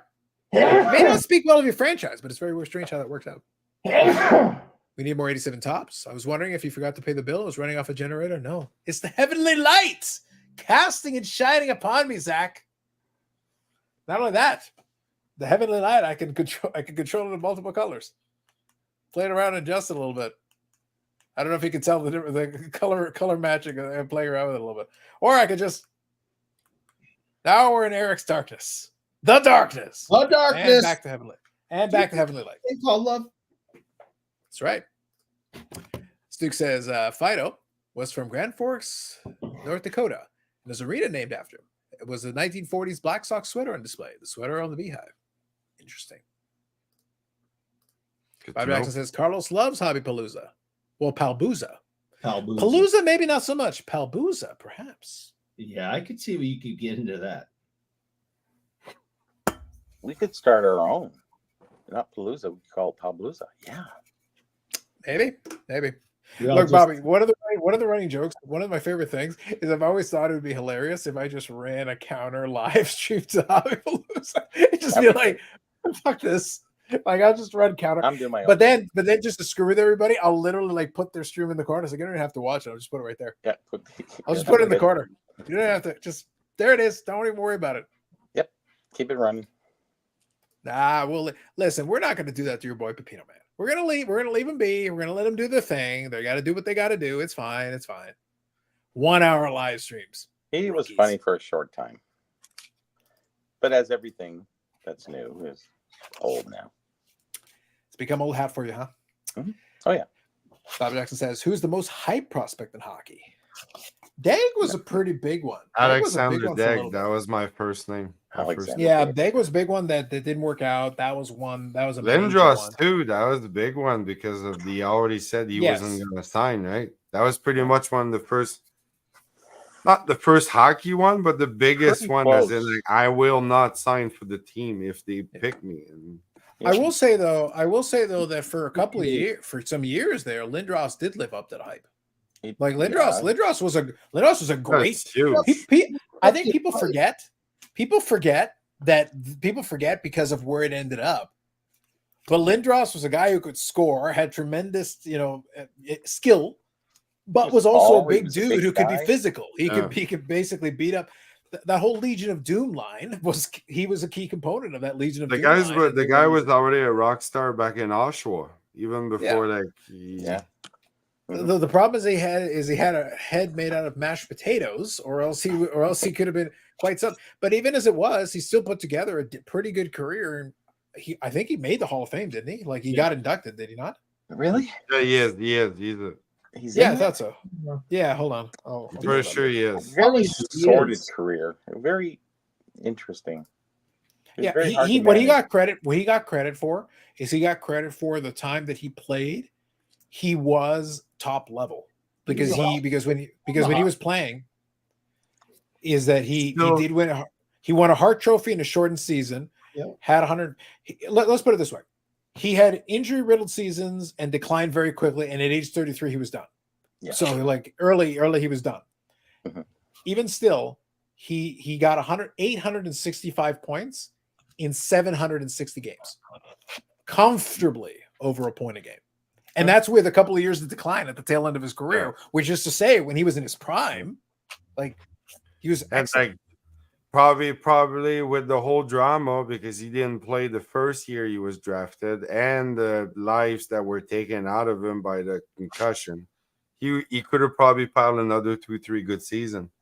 And he was difficult to work with too. There's a dick. Yeah. That's why. And that's basically what hurt him. Or to put it another way, basically, if I take like kind of his prime years, basically from his rookie year through 99, 2000, he had 290 goals. Hey man, Like that's remember- very good. Very good. I remember when he used to come out first round, first pick every hockey pool every season when you used to draft back in those days, you know. Mhm. Eric And also, by the way, he also had almost 1,000 penalty minutes in those years. too. Yeah. So, like, the point is, he was a guy who had great skill, could score goals, could rack up points, and could also be physical. Like, so he would push around the other players and the other team, and he'd rack up his own penalty minutes, punishing other people. So, like, you had the combination. So, for a while, he did live up to that. Still probably to this day the biggest trade package deal of all time in hockey. Yeah. You know, like And- if you and pile the like other side- and everything the other side was put a Hall all of the Famer. pieces All together. it was like, on the other side was a Hall of Famer as well. By the way, a Hall of Famer who Mhm. also had shortened career due to injuries. Yeah. Forsberg Copy. also had his own injury problems. Mhm. So it's like both sides of that trade were kind of immense talents on both sides of that deal. But obviously Forsberg huge. was able Like, to I win mean, the Stanley Forsberg- Cups, and yeah. he had his own run. But Forsberg only played 708 games. Forsberg actually played less games than Lindros, Huh. which is kind of crazy if you think about it. But nobody gives it a second thought because Forsberg has 2 cups. He won an Art Ross. He won a Hart Trophy. So when Forsberg was at his apex, Forsberg was top tier as But well. didn't Forsberg go back to Europe for a bit and then come back and play? Yeah, So he playing did the bring playoffs. at the end of his career, he did, but by that point, he was basically washed up. Yeah. Already before he left. So I'll give you, Eric, just for the rundown. Basically, Forsberg is kind of a similar. By the way, if you look at the careers, it's interesting. Forsberg is kind of a similar situation with Lindros. Yeah. So he's got about a 6 or 7 year span that is like tremendous, like ridiculously good. Yeah. So for him, it's 95 to 03. That's his time. He wasn't the big goal scorer, but he was the big point guy. So he racked up massive point totals and won an Art Ross trophy. And he was an all-star constantly, and they won Stanley Cups and did all that. His last, at age 29, he led the league in assists with 77 assists, had 106 points, won the Art Ross trophy, had 106. By the way, that was a lower goal scoring and point getting era. So 106 points was good enough to lead the league. After that season, from age 30 on, he never got more than 75 points once, 55 points twice, 40 points once, 15 points, and 14 points. How was his team at that time? 'Cause that's always a determining factor. Remember, Guys, I'm sorry. I gotta go. Go ahead. I'm passing out. So No worries. Take Have it yourself a good easy. night. Take it easy. see him in. All right. So anyway, so the 03-04 Colorado Avalanche, who were the first year of his decline there, had 100 points. Had a 100-point season. Huh. So still a very good team. So they hadn't fallen off yet. Just taking a look the next couple of years after that. The team has a lot to do with that too, right? Yeah, and then he went to Philadelphia. He had a team that was a team that was a 101-point team. That was a good team. And he played like They didn't go too far, but it was a good team. Didn't he play for the Predators or something? Right after that. So that was the next. That was in the. I think that was in this. I want to say Let me double check and see if it's the same season. 06, 07. So both of those were in 06, 07. So Philadelphia first, and then Nashville for 17 games. That was a 110-point team. So that also a very good team. So both those teams were 100 points plus. Very good. Then he goes back to Colorado for a year in 07, 08. Colorado that year was a 95-point team and got to the semifinals. Lost to the Red Wings. Still a playoff team. Not amazing, but still playoff team. Solid. And then he left, and then he came back in 2010-11 for 2 games. It was a -4. Who did he play for? So that, 2 games? that was Colorado. Okay, yeah. Yeah. Came back for a couple of games. But like injuries by that point had piled up. Like he was damaged goods at that point. He had his he was physically done. That's So what happened. I can't blame him. Or there's a whole bunch of others like him. Yeah. So Is there anything Robert on the here? stat sheet about making Eric late for dinner? No. It says here, imposter who posed as him made Eric late for dinner. Does that count? Oh, Oh, no. That doesn't. with someone else. I know. It's weird though that Hockey Reference has that. It's very strange. Mhm. That's very specific. That's pretty good. That's pretty in depth for Hockey Reference. That's pretty good. Yeah. Robert saying lots in terms of hyped. Crosby, absolutely. Crosby was a big hype because you had the double rookie class. With Crosby, you had him and Ovechkin. Right. That was a massive rookie class with that one. Yeah. Mario was very big, but that was in the 80s. It was a different era. But yes, I agree. Mario was highly touted, no doubt. Lindros, McDavid, absolutely. McDavid, absolutely. I have a question about a card, and that maybe you in the chat can help me out. This is like the only Eric Lindros card I have. 92 Bowman, yeah. Okay. And I was told this is worth more because it has a blue back. Does anyone know anything about these blue back versions? A blue back. So 92 Bowman? No idea. Blue back. I wish I knew. It sounds like something that would. It sounds like something that would have been a thing at the time, but I don't think that would have much of a premium. Let me see. I'm just wondering. It's the only one I own because I don't like them, but I never collected them. Wow, they listed blue back rare. Really? Okay. Is that even a thing? That sounds like a printing error. Variations. Nope. Not that. You know, I'm gonna go on. I'm gonna do a show with Ryan McClanahan again, and we're gonna talk about the old books, and he has a whole bunch, and we're gonna go over the rookie card talk. I think that's the next good project to do. Yeah, I think that'd be an interesting conversation. He's really in depth on the American side on the history of. I think a proper study of some of the old documentation like that, I think definitely is something.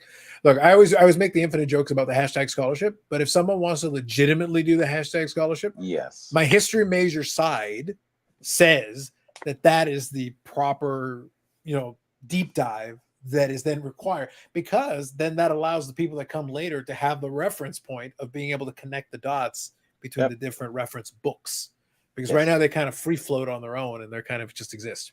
That's it. Yeah. And we had the same thing. I mentioned on the podcast, I mentioned the Orlando Collector's Dream. He's doing his series where he's going through the Alan Hager book. Now, Alan Hager was an infamous character in the hobby, but the thing is, he had his book, and it doesn't matter if the prices in the book are well out of date. It doesn't matter the point is, it's a piece of scholarship at the time. They put together the SADs, he did write-ups and whatever. And then you can compare that to what other people around the same era were writing about the same sets in the same era and the same time period. And they all had kind of their own visions of it. It seems that time and era, it seems like it's it's not important to people about our history. It's sort of like, it doesn't really matter. It's from Beckett on, and, from 90 on or 80, whatever. All that other stuff is there, and I think it hasn't really been focused on. I did go back and I did talk about, how Woody Gelman and his dad, Joe Rosen, started that company and started distributing and vending and stuff like that. And that was a revelation to a lot of people. They didn't realize that's how the Topps cards ended up in the United States. They weren't in by the pack. They were actually sold through Gelman's business and his stepfather's business. That's how they got in the United States, not through pack distribution. So that wasn't known, and it's actually it's all in print. It's all out there. It's just never been delved into, and I think we need to delve back a little bit further and anchor that information going forward, because it seems like it's almost irrelevant, and it shouldn't really be. It should be, that's part of the hobby. You think that history is a good, viewpoint of our past, looking forward, and I don't think we covered enough. We only covered the points that we kind of were born in and around and grew up through. Is this a good rookie card? No. Well, good. No, burn it. Is it tops? No. Oh, no. No. Is that rough cut O-Pee-Chee? It's an O-Pee-Chee. Yeah, it looks off center. I don't think so. I think it looks really nice. I think you should make sure to get the copy that's printed on both sides. Yeah, the centering's actually not bad. Well, it's in. I did my due diligence last November, and I picked up one. That's not his real rookie, though. No. No. Was it the Hostess cakes? I think so. Okay. There you go. Stu says Sidney Crosby was hyped. Yes, he was. We follow him in Minnesota Faribault Academy. 162 points in 57 games. Yeah. No, when Crosby came out, like I said, that 05, 06 class was big time hyped. No doubt. That's why I said literally the cup was born out of that double rookie class. But they specifically use that as an excuse to do the cup. And that's the reason it exists today. Mm-hmm. Now it had blue. If it had blue lines, true. School was Shattuck St. Mary's. Big Stu. Appreciate that. But yeah, I think I would agree with your premise there, Bobby. I think what's interesting about it is that, look, I can make the 1,018 jokes about hashtag scholarship, and I will. Lord knows I will. Yes. But most so people, true, even the ones who love the hobby or enjoy talking about the hobby, there are so many. That's why I like talking about the Net 54 and everything. That forum per capita probably has about as much knowledge on pre-war and a lot of that specific vintage cards, because there are people there who actually will do research, real research, yes, and really compile it and everything. But it is so niche. It is thrown into a corner in a forum that you got to go digging, go looking. Yes. And it basically tells you where the hobby has decided to value that stuff, because they would rather just have somebody tell them. Like, given the choice, they would be like, can you just, I want to collect T206. What's the rarest back? Well, it's the Ty Cobb back for Ty Cobb. That's the rarest back. That's the toughest one. What's the next toughest one? What's the, so on and so forth. A lot of that doesn't come to the forefront of the hobby, unfortunately. That's what you're basically saying here. And what I'm saying too is that, at least in hockey, I brought a lot of things forward, which really helps, what we've went through in our past and the way things happened and the way things are today, in comparison. And it is a different world for sure. I understand that, and that's fine. Everything progresses, and whether it be good, bad, or indifferent, it's still, it's still hobby going forward. It's just a different focus and a different kind of world. And I'm just leery about going forward. If everything's an investment to you, then I don't see much of a future in it, because you're just looking to, flip it later. And I said this to somebody just today, actually, and I've said it many other times before, is that, if you buy a card 10, 15 years ago, everybody wants to get their money, or they want to get an upswing on the card, but you've owned it for 10 or 15 years. There's value in that, the possession thereof. And I think that's really an important factor that we all miss, is that, possession is 9/10 of the hobby, and that is really key, that you understand that you've had the possession. If you've owned a 1964 Corvette or something, and you had it for 10, 15 years, and you sold it and you lost money on it, but you had 10 years with it or 15 years with it, that there's something to that people don't allocate a value to. And I think that's what we're kind of missing, is it's not about what you get out of it, it's what you got out of it, not what you get at the end of the game, right? So there is the name escapes me right now, but there is an economic term for that. Was because it? Yeah, there is. It's like I said, like the name escapes me. It's better. I'll see if I can find it. But there is the idea that you buy an item, and it doesn't have to be a collectible, but it can be an item, whatever. Sure. but you got your, so this is not the word, but there is a word for it, but you got your utility out of it. Yeah. Anything, you buy it, you use it, the value, that whatever the cost was, that's the initial cost. But then if you possess it for 10 years, use it for 10 years, get 10 years of value, entertainment, or whatever it is out of it, Pride. that the value is still there, and it was spread out over a period of time. So in reality, the cost actually almost diminishes over time because you got all that time into it. So there's still value there. So it's the initial cost is one thing, but then you wait long enough and it's not so bad, because it's like, no, in reality, you still got this much time with it, or enjoying it, or using it, or whatever the case may be. There's some value to that. And that's a separate calculation from just the initial cost. It is. Yeah. And it depends, a lot of people, let's say they have the 64 Corvette. The guy drives it in the snow in the wintertime. It gets rusty. Well, it's Corvette. It's fiberglass, so it's not going to rust, but, undercarriage, whatever. And then there's the guy who's going to wash it, only drive in the summertime. He's going to get more of the money out of it, but he's going to get that pride of it always being clean, always being nicely well kept, where the other guy just gets that other value out of it. Different values, same thing. At the end of the day, he's going to sell his for a little bit more because he's kept care of it.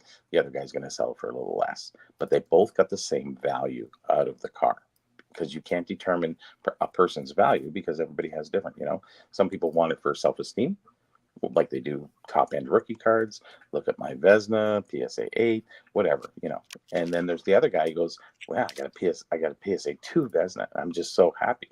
There's no comparison between the two. Just because one is worth more than the other, that appreciation is different amongst us collectors. And I think that going forward and looking back, as I was saying before, that we appreciate things at a different level, and that's fine and fair. But there is a difference between investing and the hobbyist, and I think that's where the big separation really comes in. And the star card is actually the main instigator in all this, and I think going forward, whatever anybody wants to determine, it's up to them. That's basketball. I just want to stay to hockey and keep it there, because that's where we've done the research and we know a little bit more about and we don't really come across that much in hockey, but it seems like they keep reinventing things in the baseball field and basketball or whatever it is, and then you get the star card, and then you get the mantle, and then you get the what was the other one that the Babe Ruth, the what was it, schedule that it is, and if we keep going forward and allowing the third parties to push their way and just for money, then we lose that sense of control in our hobby. And I don't want to lose that going forward. I kind of like the way it is. Things move in the right way. People write articles, people do some research, and we solve things that way, opposed to just being a popular voice and trying to get the dominant I guess the people who are most influenced will carry the biggest opinion, right? So I'll tell Eric to stop trying to use his please influencer powers for evil. It would be really nice if he would just stop it. I'm really getting tired of it. It's upsetting. It really is. It's very upsetting. That's all he does. Play with cards all day. I don't know how It's deeply wrong. Look. All I'll say is this: or I can get some Eisenman rookies. I need some Eisenman rookies. Are they signed though? No, but this one is. Ooh, that wasn't. No, it's got to be his rookie card. It's not rookie. No, but I didn't say it was.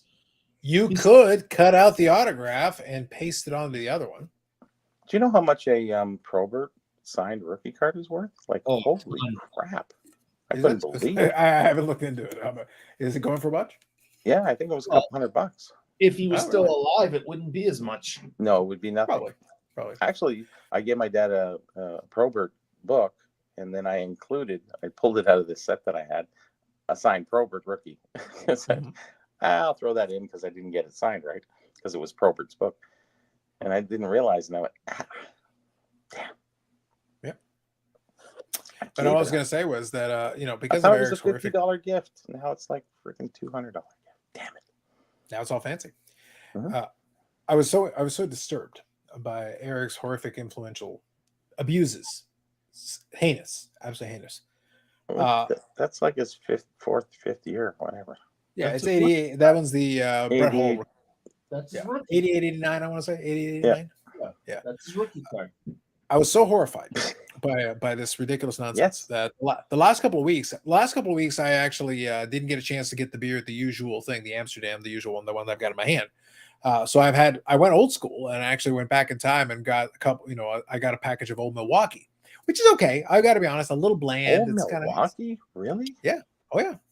In university, we grabbed I 6 remember packs of Old drinking it way Milwaukee. back, and I Yeah, thought it was it's kind Old of Milwaukee. It's Old Milwaukee, Bobby. Come on, it's Old Milwaukee.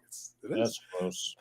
Yeah. But Old Milwaukee is about as basic as it gets, Eric. It's borderline does. water. It's It very is. it's very unoffensive. Get out of here, Mr. Gross. I remember we bought it because it was cheap.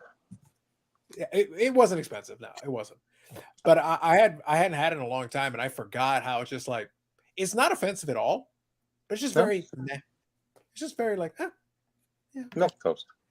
Yeah. So I was like, all right, let me go get my proper one. I'm gonna go get my IPA with let's get the proper one. So I went to the Beeratorium and got the proper one.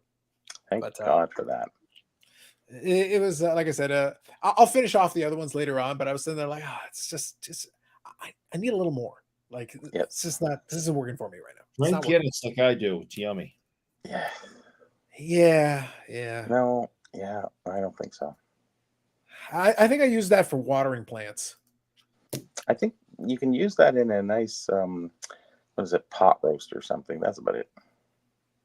It tastes good. Oh, I agree. yeah. The pot roast does. Yeah.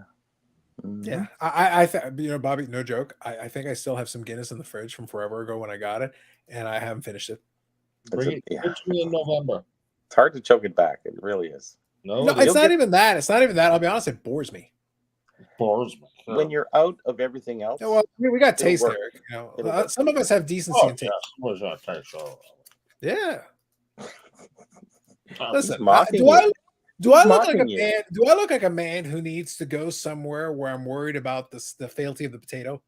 Do I need to bend the knee to the potato? Do I look like that kind of a man? I am not. No. So then you can have a Guinness. You bend the knee to the potato and have your fucking Guinness. That's it. Until we're I'm worshiping the Irish. potatoes. I have to drink Guinness. It's part of my culture. Yeah, well, I don't have that problem. Yeah. Huh. Jeff says, nice eyes mid auto, Eric. There you go. Didn't realize Probert died so young. Yeah, he died pretty young. Yes, he did. Yeah.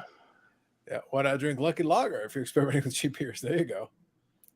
Oh, there you go. There you go. Lapper's backing you. Guinness is the greatest beer of all time. No joke. Carlos said, bores you to state of bliss. No, bored. Straight boredom. No, it's awesome. Yawn. State of It's piss, awesome. maybe, but not bliss. Yawn. Yes. Of all people to make fun of some lack of taste, Eric. I know. Yep. Listen, Eric is a man who likes Boston Bruins. Yes. He likes yawn. And Stevie Eisenman rookie card. He likes Reggie Lemon. Yeah, no. Lovely. I can't tell you. We used to buy a box of 84 Opeachy every show.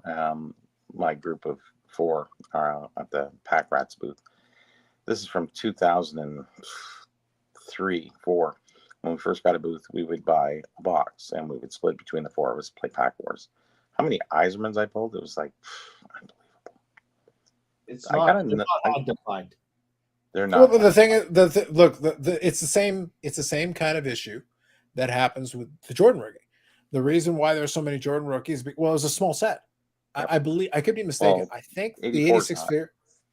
No, I get you, but the 86 Fleer, I want to say is 132 cards, Is that and then it? you add up how many. It's very small. It's a very Yeah. small set, and then you add up how many cards per pack. I think it's 15 cards per pack. Add up how many packs in a box, and you're like, it's not unreasonable to pull 2 Jordans in a box. So they're common as dirt. Like they're super available.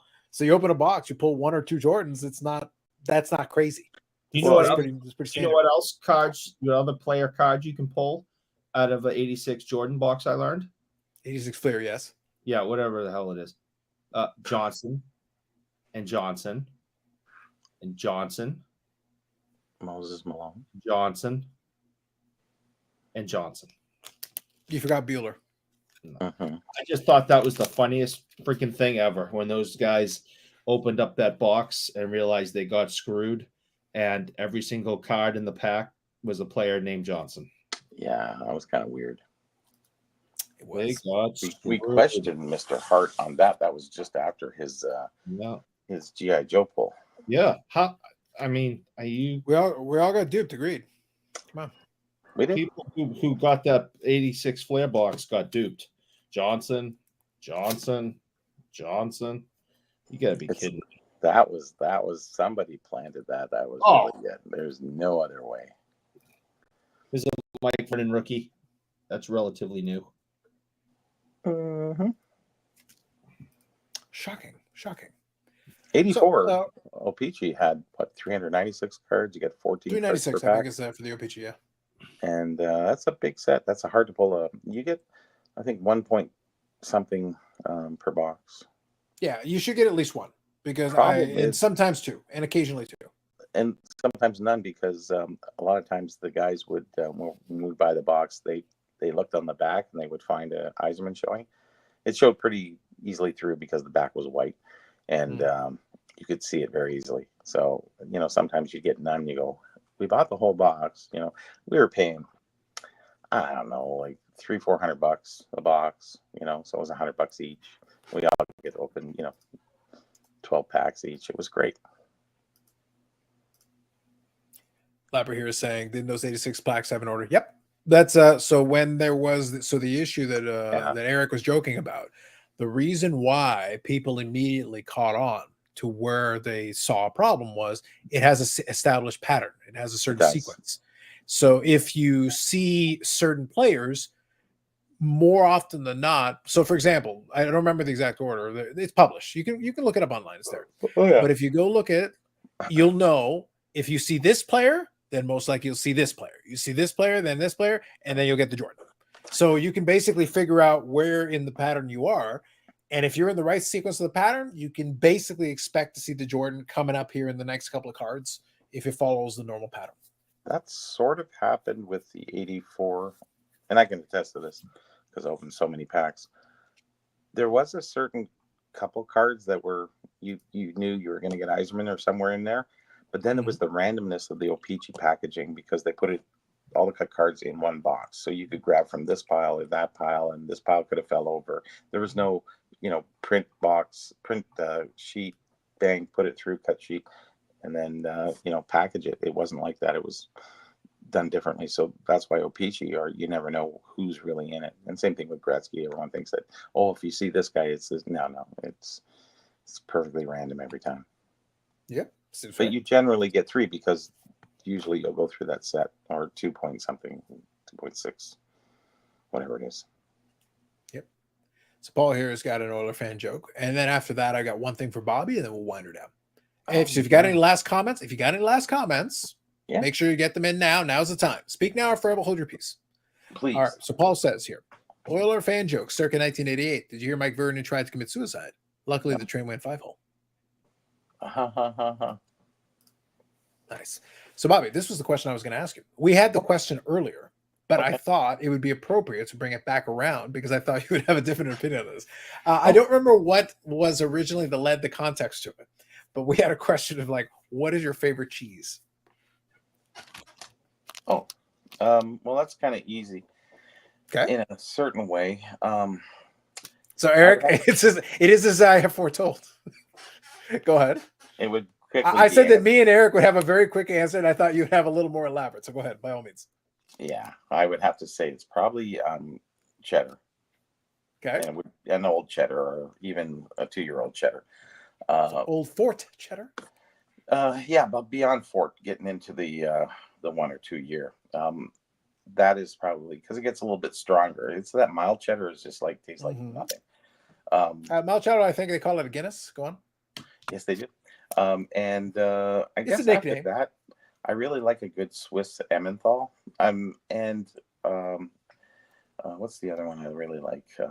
On certain sandwiches, you like certain cheeses. You want to go with more of a white cheese with a sandwich that's chicken or turkey, and then you want to go cheddar with beef. There's certain things you can do, because I'm a big cheese sandwich kind of guy. Cheeseburger, like beef and cheddar is like whatever. All right. So that's it. Seems fair. Yep. You want to take a guess what mine was? Nope. America. That's not a fucking cheese. America. Well, Bobby, look, you have to take a little pity on the boy. He still thinks he's American. It's adorable. He's in a Canadian protectorate state. Like Massachusetts is the most Canadian place on earth. America. You don't want cheese that comes out of a package you have to open individually. America. You go, where does Cheese Whiz fit in? It has personality. Does that go for anything? Cheese Whiz is that salty mess that just, I don't know about that. There you go. Yeah. Yeah, Eric will keep practicing that. Like on Memorial Day weekend, Eric will keep practicing, try to sound American. America. Yeah, Parmesan a is burger nice. with cheddar cheese and mayo is where it's at. Yes, it is. Just for you, Eric. Come on. Oh, gross. It's exciting. All right. There you go. Thank you, name. Perfect. So that's the last word. So we got the 4.5 hours. Like, see what happens when we actually had hobby topics? We didn't even go to one hit wonders maybe next week. Look, given the reaction of people, we might have to go back to one hit wonders next week. I guess we can't talk hobby talk. I never want to hear shit about any of it ever again. We did the hobby topics. We did it. I even put a half an hour of my talking in there. There you go. Probably. Like, we tried. Yeah. We even found out what Bobby's favorite cheese is. Like, what do you people want? I don't even know what to do for you at this point.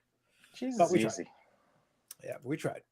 So anyway, a pleasure chatting with you all as always. Thank you all for everybody who commented.